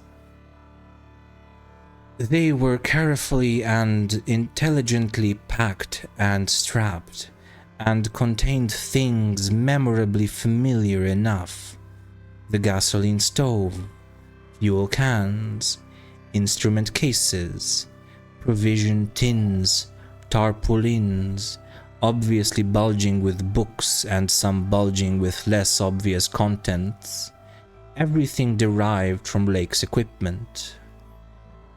After what we had found in that other room, we were in a measure prepared for this encounter. The really great shock came when we stepped over and undid one tarpaulin whose outlines had peculiarly disquieted us. It seems that others as well as Lake had been interested in collecting typical specimens, for there were 2 here, both stiffly frozen, perfectly preserved, patched with adhesive plaster where some wounds around the neck had occurred, and wrapped with care to prevent further damage. They were the bodies of young Gedney and the missing dog.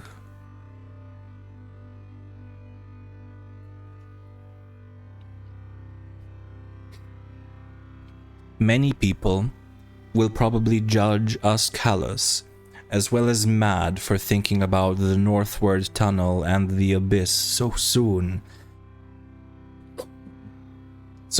after our somber discovery, and I am not prepared to say that we would have immediately revived such thoughts but for a specific circumstance which broke in upon us and set up a whole new train of speculations. We had replaced the tarpaulin over poor Gedney and were standing in a kind of mute bewilderment when the sounds finally reached our consciousness. The first sounds we had heard since descending out of the open, where the mountain wind whined faintly from its unearthly heights. Well known and mundane though they were, their presence in this remote world of death was more unexpected and unnerving than any grotesque or fabulous tones could possibly have been, since they gave a fresh upsetting to all our notions of cosmic harmony. Had it been some trace of that bizarre musical piping over a wide range which Lake's dissection report had led us to expect in those others, and which indeed our overwrought fancies had been reading into every wind howl we had heard since coming on the camp horror, it would have had a kind of hellish congruity with the eon-dead region around us. A voice from other epochs belongs in a graveyard of other epochs. As it was, however, the noise shattered all our profoundly seated adjustments, all our tacit acceptance of the inner Antarctic as a waste, utterly and irrevocably void of every vestige of normal life. What we heard was not the fabulous note of any buried blasphemy of Elder Earth, from whose supernal toughness an age-denied polar sun had evoked a monstrous response. Instead, it was a thing so mockingly normal and so unerringly familiarized by our sea days off Victoria Land and our camp days at McMurdo Sound that we shuddered to think of it here, where such things ought not to be. To be brief, it was simply the raucous squawking of a penguin.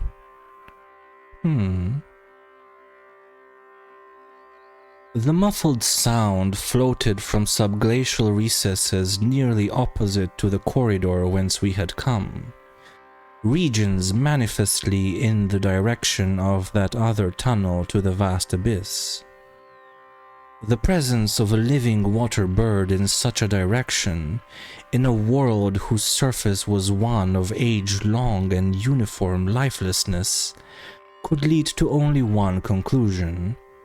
Hence, our first thought was to verify the objective reality of the sound. It was indeed repeated, and seemed at times to come from more than one throat.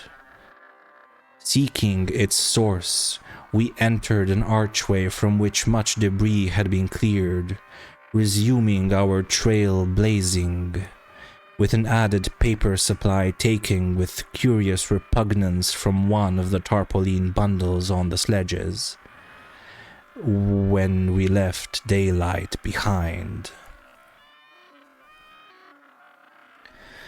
As the glaciated floor gave place to a litter of detritus, we plainly discerned some curious dragging tracks, and once Danforth found a distinct print of a sort whose description would be only too superfluous. The course indicated by the penguin cries was precisely that what our map and compass prescribed as an approach to the more northerly tunnel mouth, and we were glad to find that a bridgeless thoroughfare on the ground and basement levels seemed open. The tunnel, according to the chart, ought to start from the basement of a large pyramidal structure, which we seemed vaguely to recall from our aerial survey as remarkably well preserved. Along our path, the single torch showed a customary profusion of carvings, but we did not pause to examine any of these. Suddenly, a bulky white shape loomed up ahead of us, and we flashed on the second torch. It is odd how wholly this new quest had turned our minds from earlier fears of what might lurk near. Those other ones, having left their supplies in the great circular place, must have planned to return after their scouting trip toward or into the abyss. Yet we had now discarded all caution concerning them as completely as if they had never existed. This white, waddling thing was fully 6 feet high, yet we seemed to realize at once that it was not one of those others. They were larger and dark, and according to the sculptures, their motion over land surfaces was a swift, assured matter, despite the queerness of their sea-borne tentacle equipment. But to say that the white thing did not profoundly frighten us would be in vain. We were indeed clutched for an instant by primitive dread, almost sharper than the worst of our reasoned fears regarding those others. Then came a flash of anticlimax, as the white shape sidled away into lateral archway to our left to join two others of its kind which had summoned it in raucous tones. For it was only a penguin, albeit of a huge unknown species, larger than the greatest of the known king penguins, and monstrous in its combined albinism and virtual eyelessness. When we had followed the thing into the archway and turned both our torches on the indifferent and unheeding group of three, we saw that they were all eyeless albinos of the same unknown and gigantic species. Their size reminded us of some of the archaic penguins depicted in the Old One's sculptures, and it did not take us long to conclude that they were descended from the same stock, undoubtedly surviving through a retreat to some warmer inner region whose perpetual blackness had destroyed their pigmentation and atrophied their eyes to mere useless slits. That their present habitat was the vast abyss we sought was not for a moment to be doubted, and this evidence of the gulf's continued warmth and habitability filled us with the most curious and subtly perturbing fancies. We wondered too what had caused these three birds to venture out of their usual domain. The state and silence of the great dead city made it clear that it had at no time been an habitual seasonal rookery, whilst the manifest indifference of the trio to our presence made it seem odd that any passing party of those others should have startled them. Was it possible that those others had taken some aggressive action or tried to increase their meat supply? We doubted whether that pungent odor which the dogs had hated could cause an equal antipathy in these penguins, since their ancestors had obviously lived on excellent terms with the Old Ones, an amicable relationship which must have survived in the abyss below as long as any of the Old Ones remained. Regretting, in a flare-up of the old spirit of pure science, that we could not photograph these anomalous creatures, we shortly left them to their squawking and pushed on toward the abyss, whose openness was now so positively proved to us, and whose exact direction occasional penguin tracks made clear. Not long afterward, a steep descent in a long, low, doorless, and peculiarly sculptureless corridor led us to believe that we were approaching the tunnel mouth at last. We had passed two more penguins, and heard others immediately ahead. Then the corridor ended in a prodigious open space which made us gasp involuntarily. A perfect inverted hemisphere, obviously deep underground, fully 100 feet in diameter and 50 feet high, with low archways opening around parts of the circumference but one, and that one yawning cavernously with a black arched aperture which broke the symmetry of the vault to a height of nearly 15 feet. It was the entrance to the great abyss. In this vast hemisphere, whose concave roof was impressively, though decadently carved into a likeness of the primordial celestial dome, A few albino penguins waddled, aliens there but indifferent and unseeing.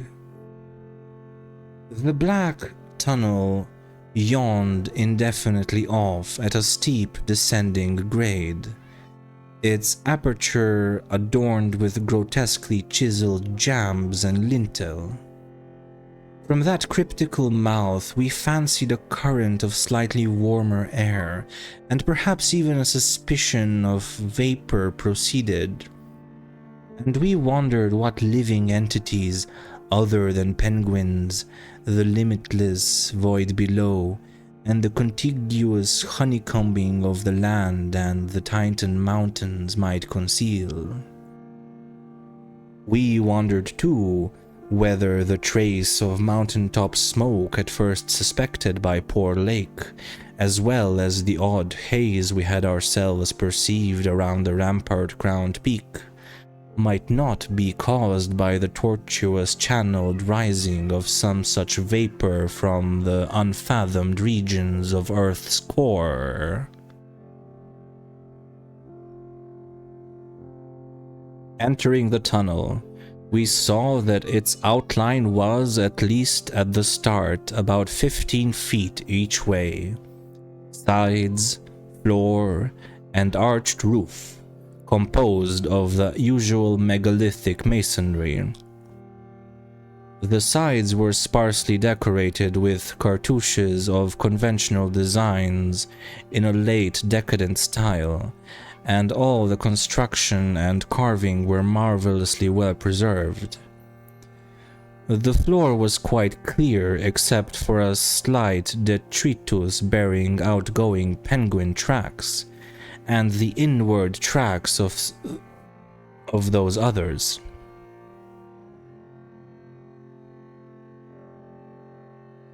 The farther one advanced, the warmer it became, so that we were soon unbuttoning our heavy garments. We wondered whether there were any actual igneous manifestations below, and whether the waters of that sunless sea were hot. After a short distance, the masonry gave place to solid rock, though the tunnel kept the same proportions and presented the same aspect of carved regularity. Occasionally, its varying grade became so steep that grooves were cut in the floor. Several times we noted the mouths of small lateral galleries not recorded in our diagrams, none of them such as to complicate the problem of our return, and all of them welcome as possible refuges in case we met unwelcome entities on their way back from the abyss. The nameless scent of such things was very distinct. Doubtless it was suicidally foolish to venture into that tunnel under the known conditions, but the lure of the unplumbed is stronger in certain persons than most suspect. Indeed, it was just such a lure which had brought us to this unearthly polar waste in the first place. We saw several penguins as we passed along, and speculated on the distance we would have to traverse. The carvings had led us to expect a steep downhill walk of about a mile to the abyss, but our previous wanderings had shown us that matters of scale were not wholly to be depended on. After about a quarter of a mile, that nameless scent became greatly accentuated, and we kept very careful track of the various lateral openings we passed. There was no visible vapor as at the mouth, but this was doubtless due to the lack of contrasting cooler air. The temperature was rapidly ascending, and we were not surprised to come upon a careless heap of material shudderingly familiar to us.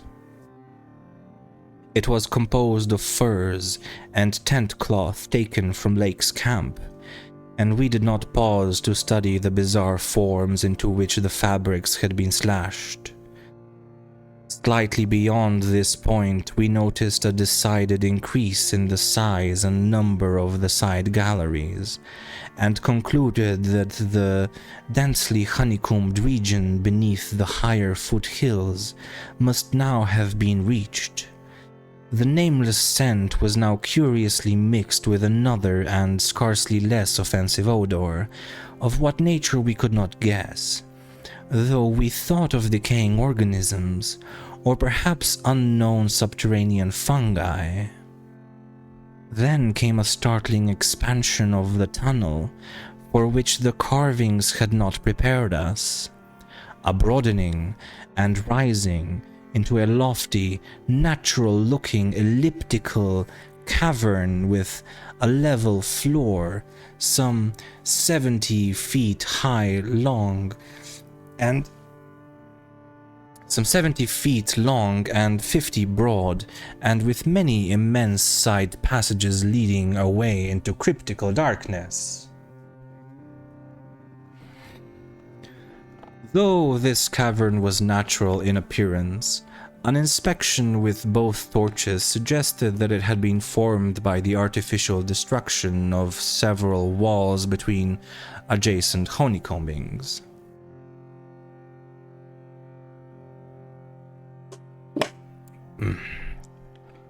The walls were rough, and the high vaulted roof was thick with stalactites.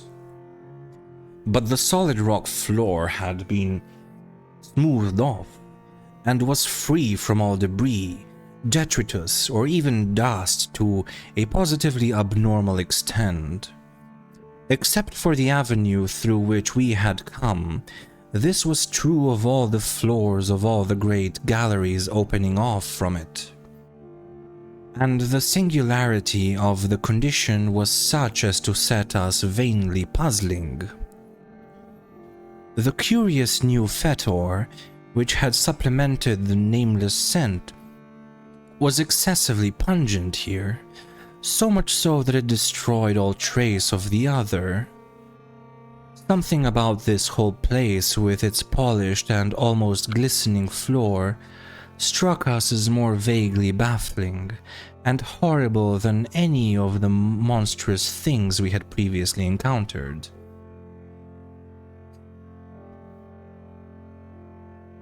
The regularity of the passage immediately ahead, as well as the larger proportion of penguin droppings there, prevented all confusion as to the right course amidst this plethora of equally great cave mouths.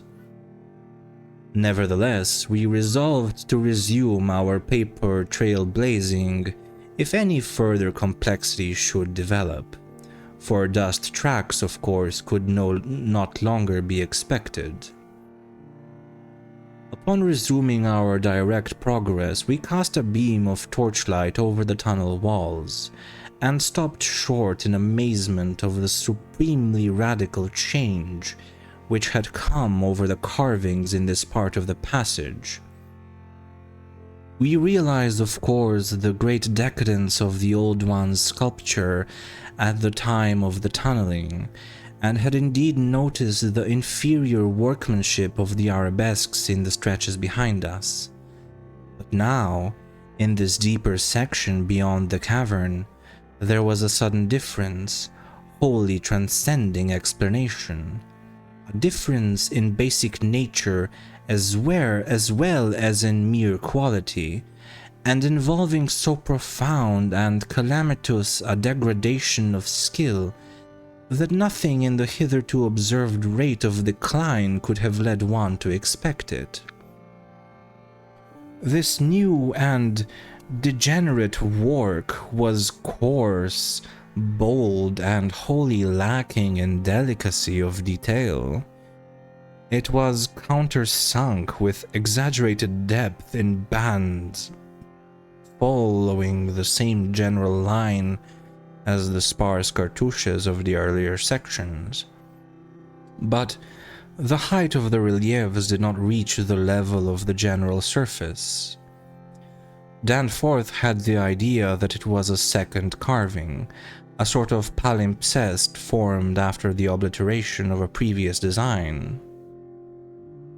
In nature, it was wholly decorative and conventional, and consisted of crude spirals and angles roughly following the quintile mathematical tradition of the old ones, yet seemingly more like a parody than a perpetuation of that tradition.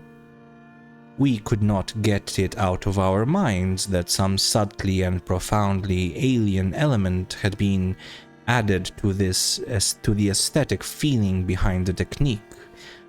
An alien element, Danforth guessed, that was responsible for the laborious substitution.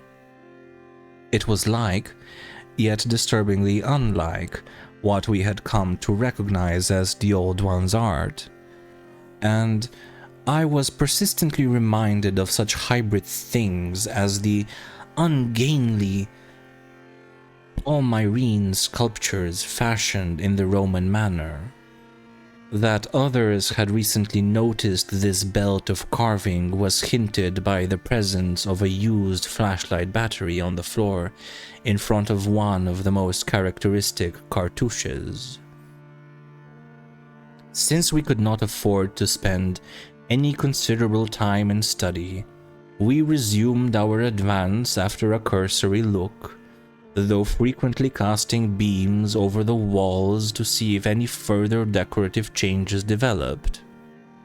Nothing of the sort was perceived, though the carvings were places rather sparse because of the numerous mouths of smooth-floored lateral tunnels. We saw and heard fewer penguins, but thought we caught a vague suspicion of an infinitely distant chorus of them somewhere deep within the earth.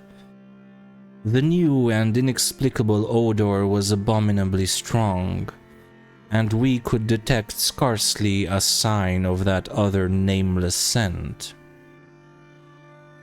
Puffs of visible vapor ahead bespoke increasing contrasts in temperatures, and the relative nearness of the sunless sea cliffs of the great abyss.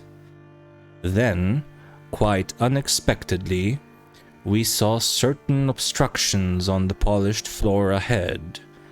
Obstructions which were quite definitely not penguins, and turned on our second torch after making sure that the objects were quite stationary. Still, another time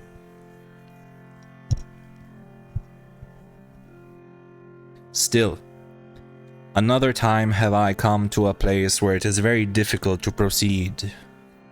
I ought to be hardened by this stage, but there are some experiences and intimations which scar too deeply to permit of healing, and leave only such an added sensitiveness that memory re-inspires the original horror. We saw, as I have said, certain obstructions on the polished floor ahead, and I may add that our nostrils were assailed almost simultaneously by a very curious intensification of the strange prevailing fetor, now quite plainly mixed with the nameless stench of those others which had gone before. The light of the second torch left no doubt of what the obstructions were, and we dared approach them only because we could see, even from a distance, that they were quite as past all harming power as had been the 6 similar specimens unearthed from the monstrous star-mounded graves at poor Lake's camp. They were indeed as lacking in completeness as most of those we had unearthed, though it grew plain from the thick dark green pool gathering around them that their incompleteness was of infinitely greater recency. There seemed to be only 4 of them, whereas Lake's bulletins would have suggested no less than 8 as forming the group which had preceded us. To find them in this state was wholly unexpected, and we wondered what sort of monstrous struggle had occurred down here in the dark. Penguins, attacked in a body, retaliate savagely with their beaks, and our ears now made certain the existence of a rookery far beyond. Had those others disturbed such a place and aroused murderous pursuit? The obstructions did not suggest it, for penguins' beaks against the tough tissues Lake had dissected could hardly account for the terrible damage our approaching glance was beginning to make out. Besides, the huge blind birds we had seen appeared to be singularly peaceful. Had there then been a struggle amongst those others, and were the absent 4 responsible?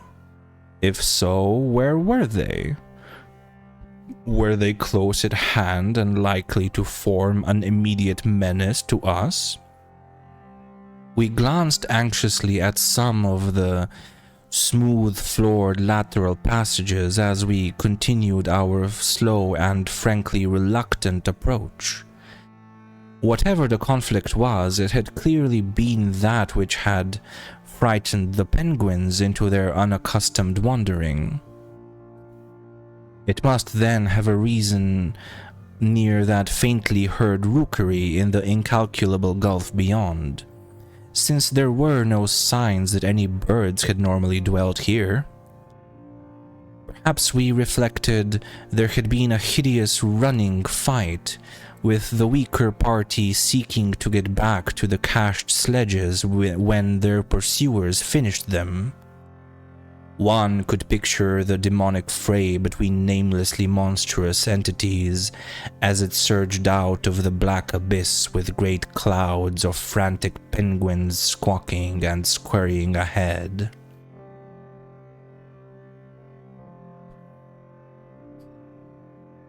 I say that we approached those sprawling and incomplete obstructions slowly and reluctantly. Would to heaven we had never approached them at all, but had run back at the top speed of that blasphemous tunnel with the greasily smooth floors and the degenerate murals aping and mocking the things they had superseded. Run back before we had seen what we did see, and before our minds were burned with something which will never let us breathe easily again. Both of our torches were turned on the prostrate objects, so that we soon realized the dominant factor in their incompleteness. Mauled, compressed, twisted, and ruptured as they were, their chief common injury was total decapitation. From each one of the tentacles starfish head had been removed. And as we drew near, we saw that the manner of removal looked more like some hellish tearing or suction than like any ordinary form of cleavage. Their noisome dark green ichor formed a large spreading pool, but its stench was half overshadowed by the newer and stranger stench, here more pungent than at any other point along our route. Only when we had come very close to the sprawling obstructions could we trace that second unexplainable fetor to any immediate source. And the instant we did so, Danforth, remembering certain very vivid sculptures of the Old One's history in Permian age 150 million years ago, gave vent to a nerve-tortured cry, which echoed hysterically through that vaulted and archaic passage with the evil palimpsest carvings. I came only just short of echoing his cry myself, for I had seen those primal sculptures too, and had shudderingly admired the way the nameless artist had suggested that hideous slime coating found on certain incomplete and prostrate old ones, those whom the frightful Shoggoths had characteristically slain and sucked up to a ghastly headlessness in the Great War of Resubjugation. They were infamous nightmare sculptures, even when telling of age-old bygone things, for Shoggoths and their work ought not to be seen by human beings or portrayed by any beings. The mad author of the Necronomicon had nervously tried to swear that none had been bred on this planet, and that only drugged dreamers had even conceived them. Formless protoplasm able to mock and reflect all forms and organs and processes, vicious agglutinations of bubbling cells, rubbery 15-foot spheroids infinitely plastic and ductile, slaves of suggestion, builders of cities, more and more sullen, more and more intelligent, more and more amphibious, more and more imitative. Great God! What madness made even those blasphemous old ones willing to use and carve such things? And now, when Danforth and I saw the freshly glistening and reflectively iridescent black slime which clung thickly to those headless bodies and stank obscenely with that new unknown odor whose cause only a diseased fancy could envisage, clung to those bodies and sparkled less voluminously on a smooth part of the accursedly resculptured wall in a series of grouped dots, we understood the quality of cosmic fear to its uttermost depth. It was not fear of those 4 missing others, for all too well did we suspect they would do no harm again.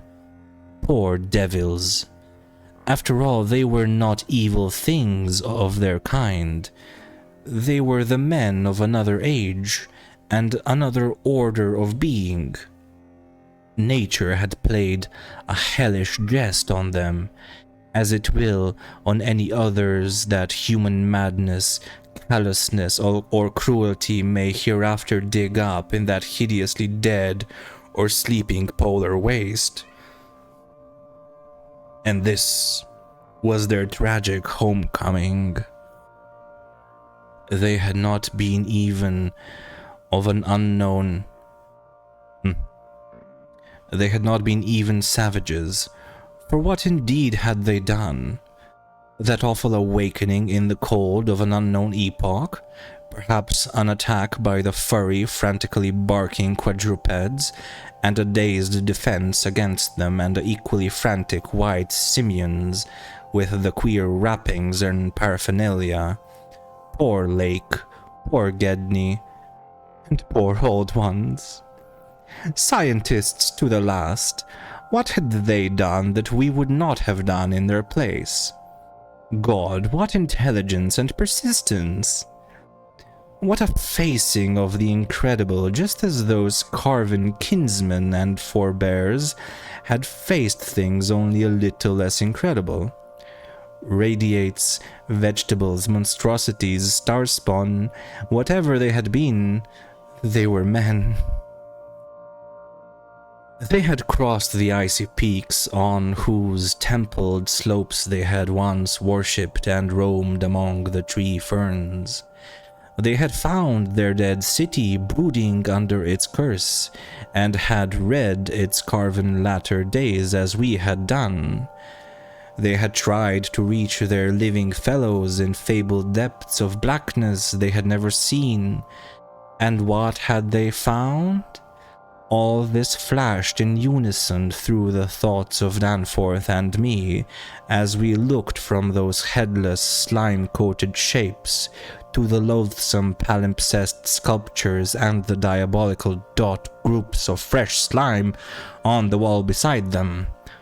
Looked and understood what must have triumphed and survived down there in the Cyclopean water city of that nighted penguin-fringed abyss, where even now a sinister curling mist had begun to belch pallidly, as if in answer to Danforth's hysterical scream.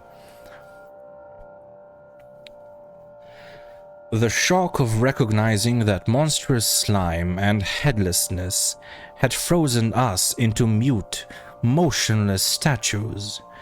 And it is only through later conversations that we have learned of the complete identity of our thoughts at that moment.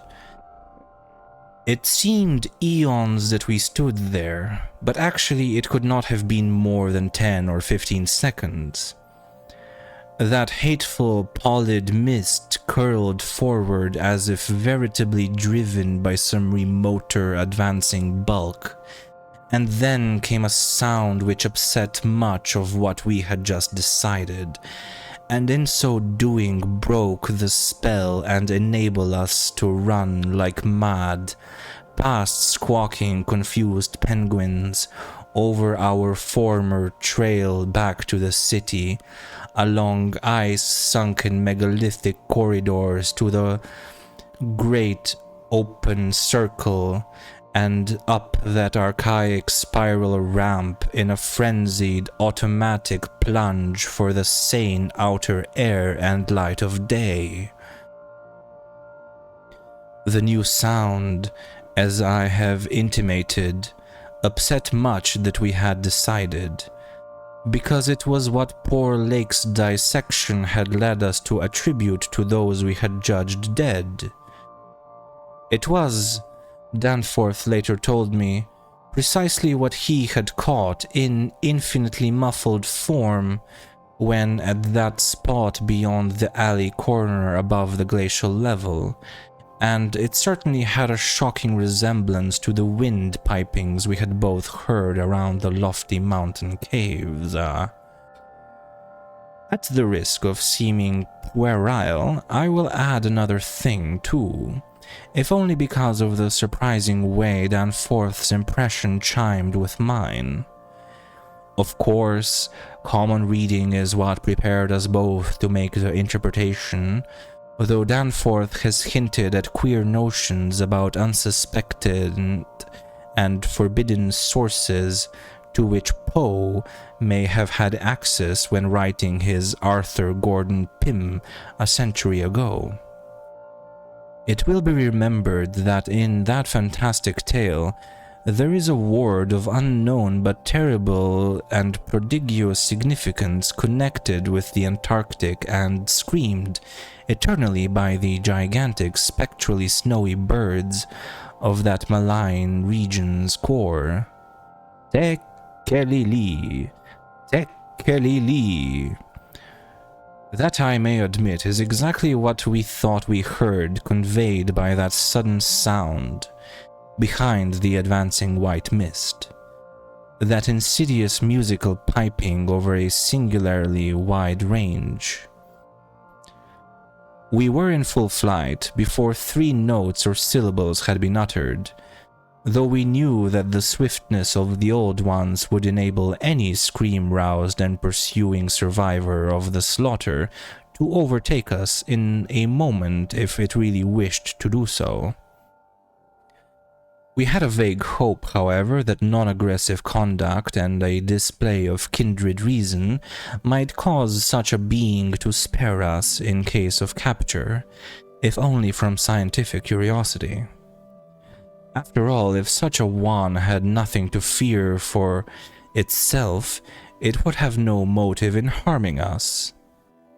Concealment being futile at this juncture, we used our torch for a running glance behind and perceived that the mist was thinning.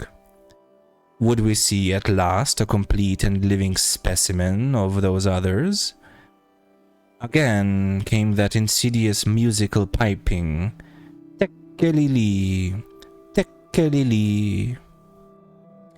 Then, noting that we were actually gaining on our pursuer, it occurred to us that the entity might be wounded. We could take no chances, however, since it was very obviously approaching in answer to Danforth's scream, rather than in flight from any other entity. The timing was too close to admit of doubt.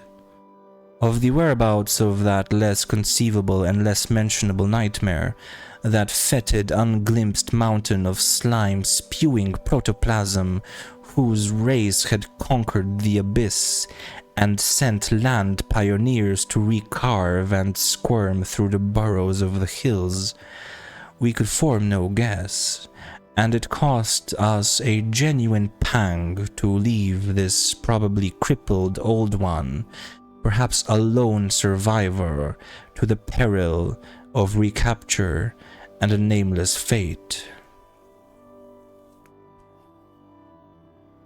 Thank heaven, we did not slacken our run. The curling mist had thickened again and was driving ahead with increased speed, whilst the straying penguins in our rear were squawking and screaming and displaying signs of a panic really surprising in view of their relatively minor confusion when we had passed them. Once more came that sinister, wide-ranged piking, "Tekkelili, tekkelili." We had been wrong. The thing was not wounded, but had merely paused on encountering the bodies of its fallen kindred and the hellish slime inscription above them. We could never know what the demon message was, but those burials at Lake's camp had shown how much importance the beings attached to their dead. Our recklessly used torch now revealed ahead of us the large open cavern, where various ways converged, and we were glad to be leaving those morbid palimpsest sculptures, almost felt even when scarcely seen, behind. Another thought which the advent of the cave inspired was the possibility of losing our pursuer at this bewildering focus of large galleries. There were several of the blind albino penguins in the open space, and it seemed clear that their fear of the oncoming entity was extreme to the point of unaccountability. If at any point we dimmed our torch to the very lowest limit of traveling need, keeping it strictly in front of us, the frightened squawking motions of the huge birds in the mist might muffle our footfalls, screen our true course, and somehow set up a false lead. Amidst the churning, spiraling fog, the littered and unglistening floor of the main tunnel beyond this point, as differing from the other morbidly polished burrows, could hardly form a highly distinguishing feature, even so far as we could conjecture, for those indicated special senses which made the old ones partly, though imperfectly, independent of light in emergencies. In fact, we were somewhat apprehensive lest we go astray ourselves in our haste. For we had, of course, decided to keep straight on toward the dead city, since the consequences of loss in those unknown foothill honeycombings would be unthinkable. The fact that we survived and emerged is sufficient proof that the thing did take a wrong gallery whilst we providentially hit the right one. The penguins alone could not have saved us, but in conjunction with the mist they seem to have done so. Only a benign fate kept the curling vapors thick enough at the right moment, for they were constantly shifting and threatening to vanish. Indeed, they did lift for a second just before we emerged from the nauseously resculptured tunnel into the cave, so that we actually caught one first and only half glimpse of the oncoming entity as we cast a final, desperately fearful glance backward before dimming the torch and mixing with the penguins in the hope of dodging pursuit. If the fate which screened us was benign, that which gave us the half glimpse was infinitely the opposite. For to that flash of semi-vision can be traced a full half of the horror which has ever since haunted us. Our exact motive in looking back again was perhaps no more than the immemorial instinct of the pursued to gauge the nature and course of its pursuer, or perhaps it was an automatic attempt to answer a subconscious question raised by one of our senses. In the midst of our flight, with all our faculties centered on the problems of escape, we were in no condition to observe and analyze details, yet even so our latent brain cells must have wandered as the message brought them by our nostrils. Afterward we realized what it was. That our retreat from the fetid slime coating on those headless obstructions and the coincident approach of the pursuing entity had not brought us the exchange of stenches which logic called for. In the neighborhood of the prostrate thing that new and lately unexplainable fetor had been wholly dominant, but by this time it ought to have largely given place to the nameless stench associated with those others. This it had not done, for instead the newer and less bearable smell was now virtually undiluted and growing more and more poisonously insistent each second. So we glanced back.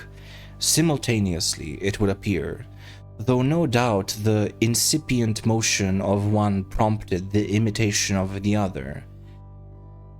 As we did so, we flashed both torches full strength at the momentarily thinned mist, either from sheer primitive anxiety to see all that we could, or in a less primitive but equally unconscious effort to dazzle the enemy before we dimmed our light and dodged among the penguins of the labyrinth center ahead. Unhappy act! Not Orpheus himself or Lot's wife paid much more dearly for a backward glance. And again came that shocking, wide-ranged piping, "Tekkelili, tekkelili." I might as well be frank, even if I cannot bear to be quite direct, in stating what we saw. Though at the time we felt that it was not to be admired even to each other. The words reaching the reader can never even suggest the awfulness of the sight itself. It crippled our consciousness so completely that I wonder we had the residual sense to dim our torches as planned, and to strike the right tunnel toward the dead city. Instinct alone must have carried us through, perhaps better than reason could have done, though if that was what saved us, we paid a high price. Of reason we certainly had little enough left. Danforth was totally unstrung, and the first thing I remember of the rest of the journey was hearing him lightheadedly chant a hysterical formula in which I alone of mankind could have found anything but insane irrelevance.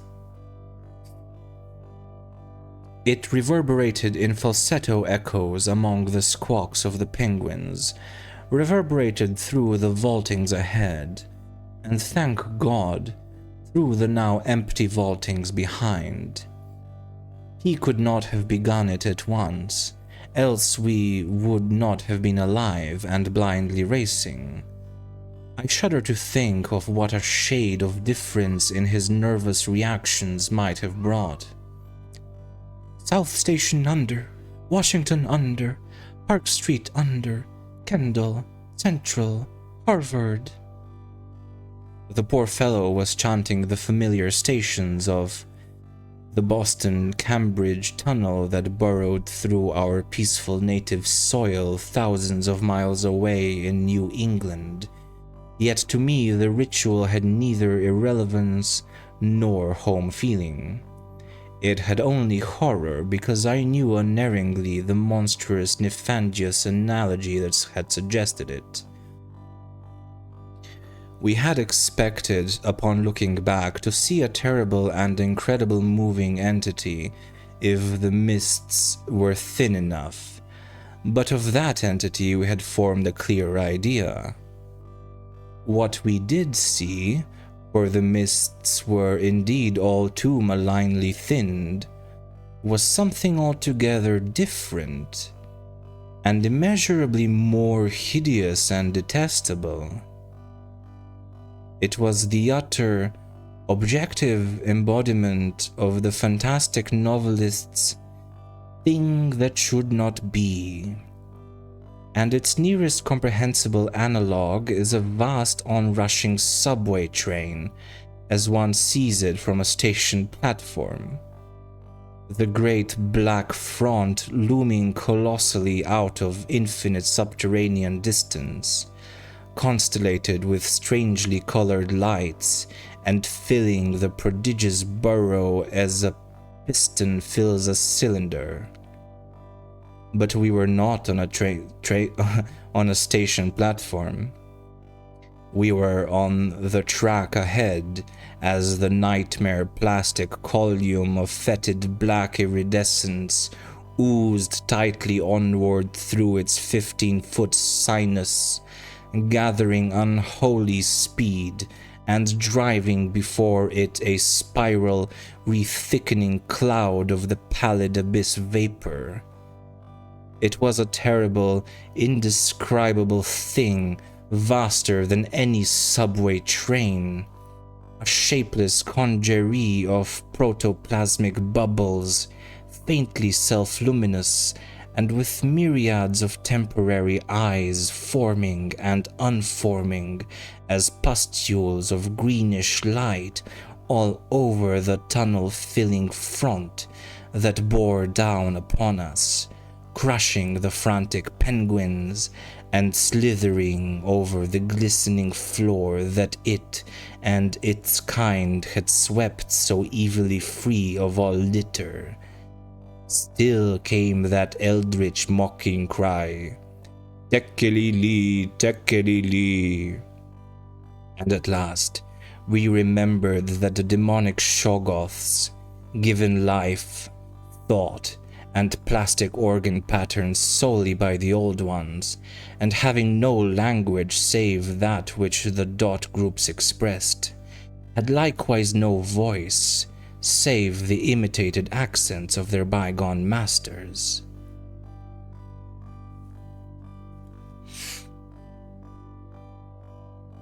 Danforth and I have recollections of emerging into the great sculptured hemisphere and of threading our back trail through the cyclopean rooms and corridors of the dead city. Yet these are purely dream fragments, involving no memory of volition, details or physical exertion. It was as if we floated in a nebulous world of dimension without time, causation, or orientation. The gray half-daylight of the vast circular space sobered us somewhat, but we did not go near those cached sledges or look again at poor Gedney and the dog. They have a strange and titanic mausoleum, and I hope the end of this planet will find them still undisturbed. It was while struggling up the colossal spiral incline that we first felt the terrible fatigue and short breath which our race through the thin plateau air had produced. But not even fear of collapse could make us pause before reaching the normal outer realm of sun and sky. There was something vaguely appropriate about our departure from those buried epochs, for as we wound our panting way up the 60-foot cylinder of primal masonry, we glimpsed beside us a continuous procession of heroic sculptures in the dread race's early and undecayed technique, a farewell from the old ones, written 50 million years ago. Finally, scrambling out at the top, we found ourselves on a great mound of tumbled blocks with the curved walls of higher stone work rising westward, and the brooding peaks of the great mountains showing beyond the more crumpled structures towards the east. The low Antarctic sun of midnight peered redly from the southern horizon through rifts in the jagged ruins, and the terrible age and deadness of the nightmare city seemed all the starker by contrast with such relatively known and accustomed things as the features of the polar landscape. The sky above was a churning and opalescent mass of tenuous ice vapors, and the cold clutched at our vitals. Warily wresting the outfit bags to which we had instinctively clung throughout our desperate flight, we rebuttoned our heavy garments for the stumbling climb down the mound and the walk through the eon-old stone maze to the foothills where our aeroplane waited. Of what had set us fleeing from the darkness of Earth's secret and archaic gulfs, we said nothing at all.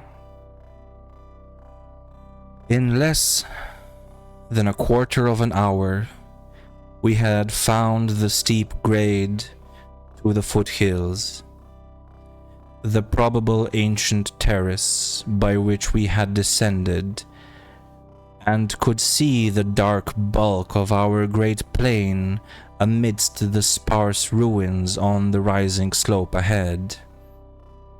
Halfway uphill toward our goal, we paused for a momentary breathing spell, and turned to look again at the fantastic tangle of incredible stone shape below us, once more outlined mystically against an unknown west. As we did so, we saw that the sky beyond had lost its morning haziness, the restless ice vapors having moved up to the zenith, where their mocking outlines seemed on the point of settling into some bizarre pattern which they feared to make quite definite or conclusive. There now lay revealed on the ultimate white horizon behind the grotesque city a dim, elfin line of pinnacled violet, whose needle-pointed heights loomed dreamlike against the beckoning rose color of the western sky. Up toward this shimmering rim sloped the ancient tableland, the depressed course of the bygone river traversing it as an irregular ribbon of shadow. For a second we grasped in admiration of the scene's unearthly cosmic beauty, and then vague horror began to creep into our souls.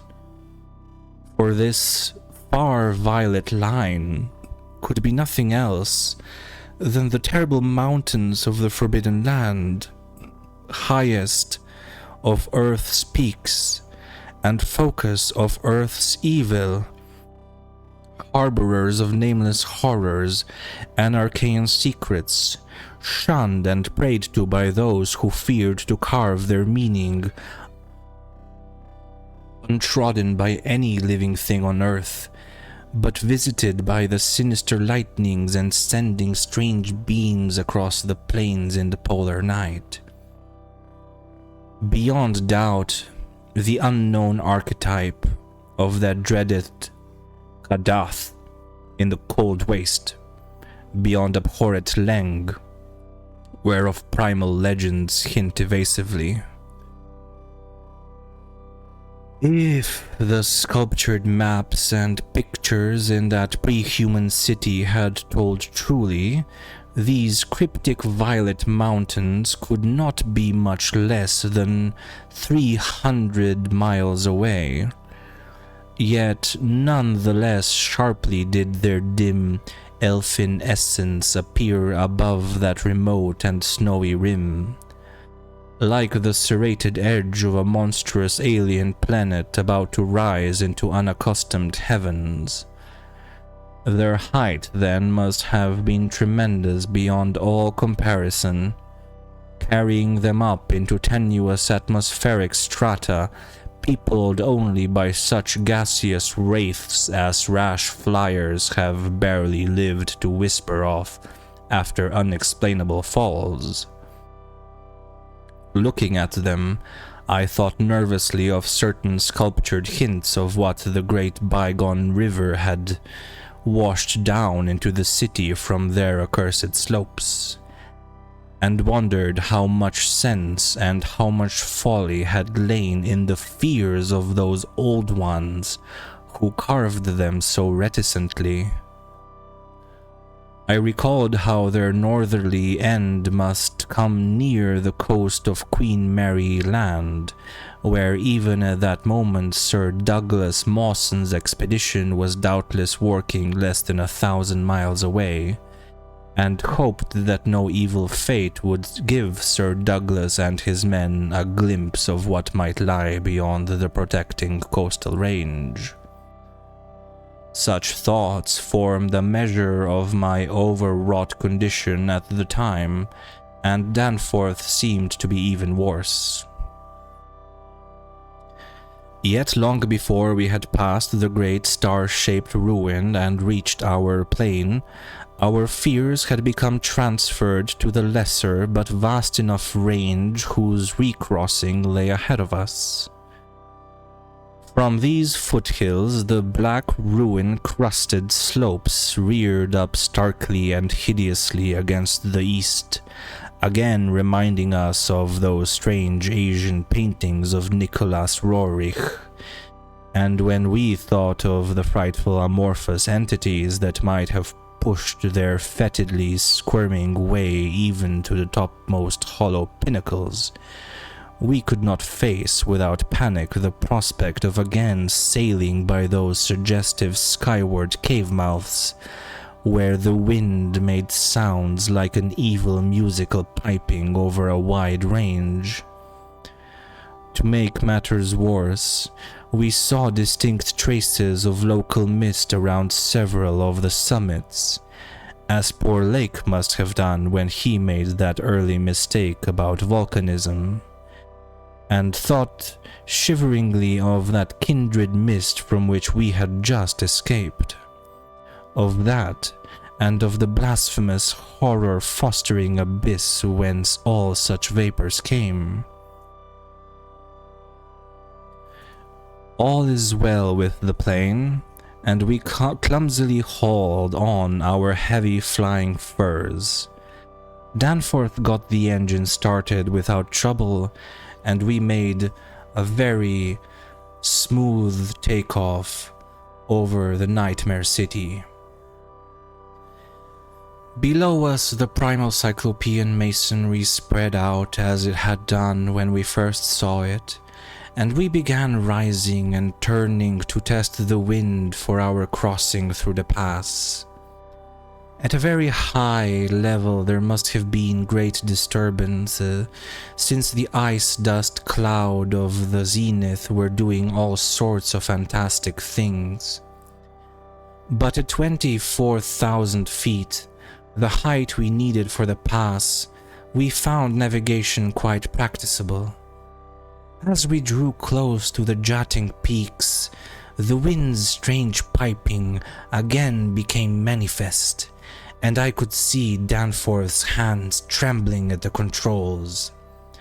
Rank amateur that I was, I thought at that moment that I might be a better navigator than he in effecting the dangerous crossing between pinnacles. And when I made motions to change seats and take over his duties, he did not protest. I tried to keep all my skill and self-possession about me, and stared at the sector of reddish farther sky betwixt the walls of the pass, resolutely refusing to pay attention to the puffs of mountaintop vapor, and wishing that I had wax-stopped ears like Ulysses' men of the Siren's coast to keep that disturbing windpiping from my consciousness. But Danforth, released from his piloting and keyed up to a dangerous nervous pitch, could not keep quiet. I felt him turning and wriggling about as he looked back at the terrible receding city. Ahead, at the cave-riddled cube-barnacled peaks, sidewise at the bleak sea of snowy rampart-strewn foothills, and upward at the seething, grotesquely clouded sky. It was then, just as I was trying to steer safely through the pass, that his mad shrieking brought us too close to disaster, by shattering my tight hold on myself and causing me to fumble helplessly with the controls for a moment. A second afterward, my resolution triumphed, and we made the crossing safely. Yet I am afraid that Danforth will never be the same again. I have said that Danforth refused to tell me what final horror made him scream out so insanely. A horror which I feel sadly sure is mainly responsible for his present breakdown. We had snatches of shouted conversation above the wind's piping and the engines buzzing as we reached the safe side of the range and swooped slowly down toward the camp. But that had mostly to do with the pledges of secrecy we had made as we prepared to leave the nightmare city. Certain things we had agreed were not for people to know and discuss lightly, and I would not speak of them now but for the need of heading off that Starkweather Moor expedition, and others, at any cost. It is absolutely necessary for the peace and safety of mankind that some of Earth's dark, dead corners and unplumbed depths be left alone, lest sleeping abnormalities wake to resurgent life, and blasphemously surviving nightmares squirm and splash out of their black lairs to newer and wider conquests. All that Danforth has ever hinted is that the final horror was a mirage. It was not, he declares, anything connected with the cubes and caves of those echoing, vaporous, warmily honeycombed mountains of madness which we crossed. On a glimpse among the churning zenith clouds of what lay back of of those other violet westward mountains which the old ones had shunned and feared. It is very probable that the thing was sheer delusion, born of the previous stresses we had passed through, and of the actual though unrecognized mirage of the dead transmontane city experienced near Lake's camp the day before. But it was so real to Danforth that he suffers from it still.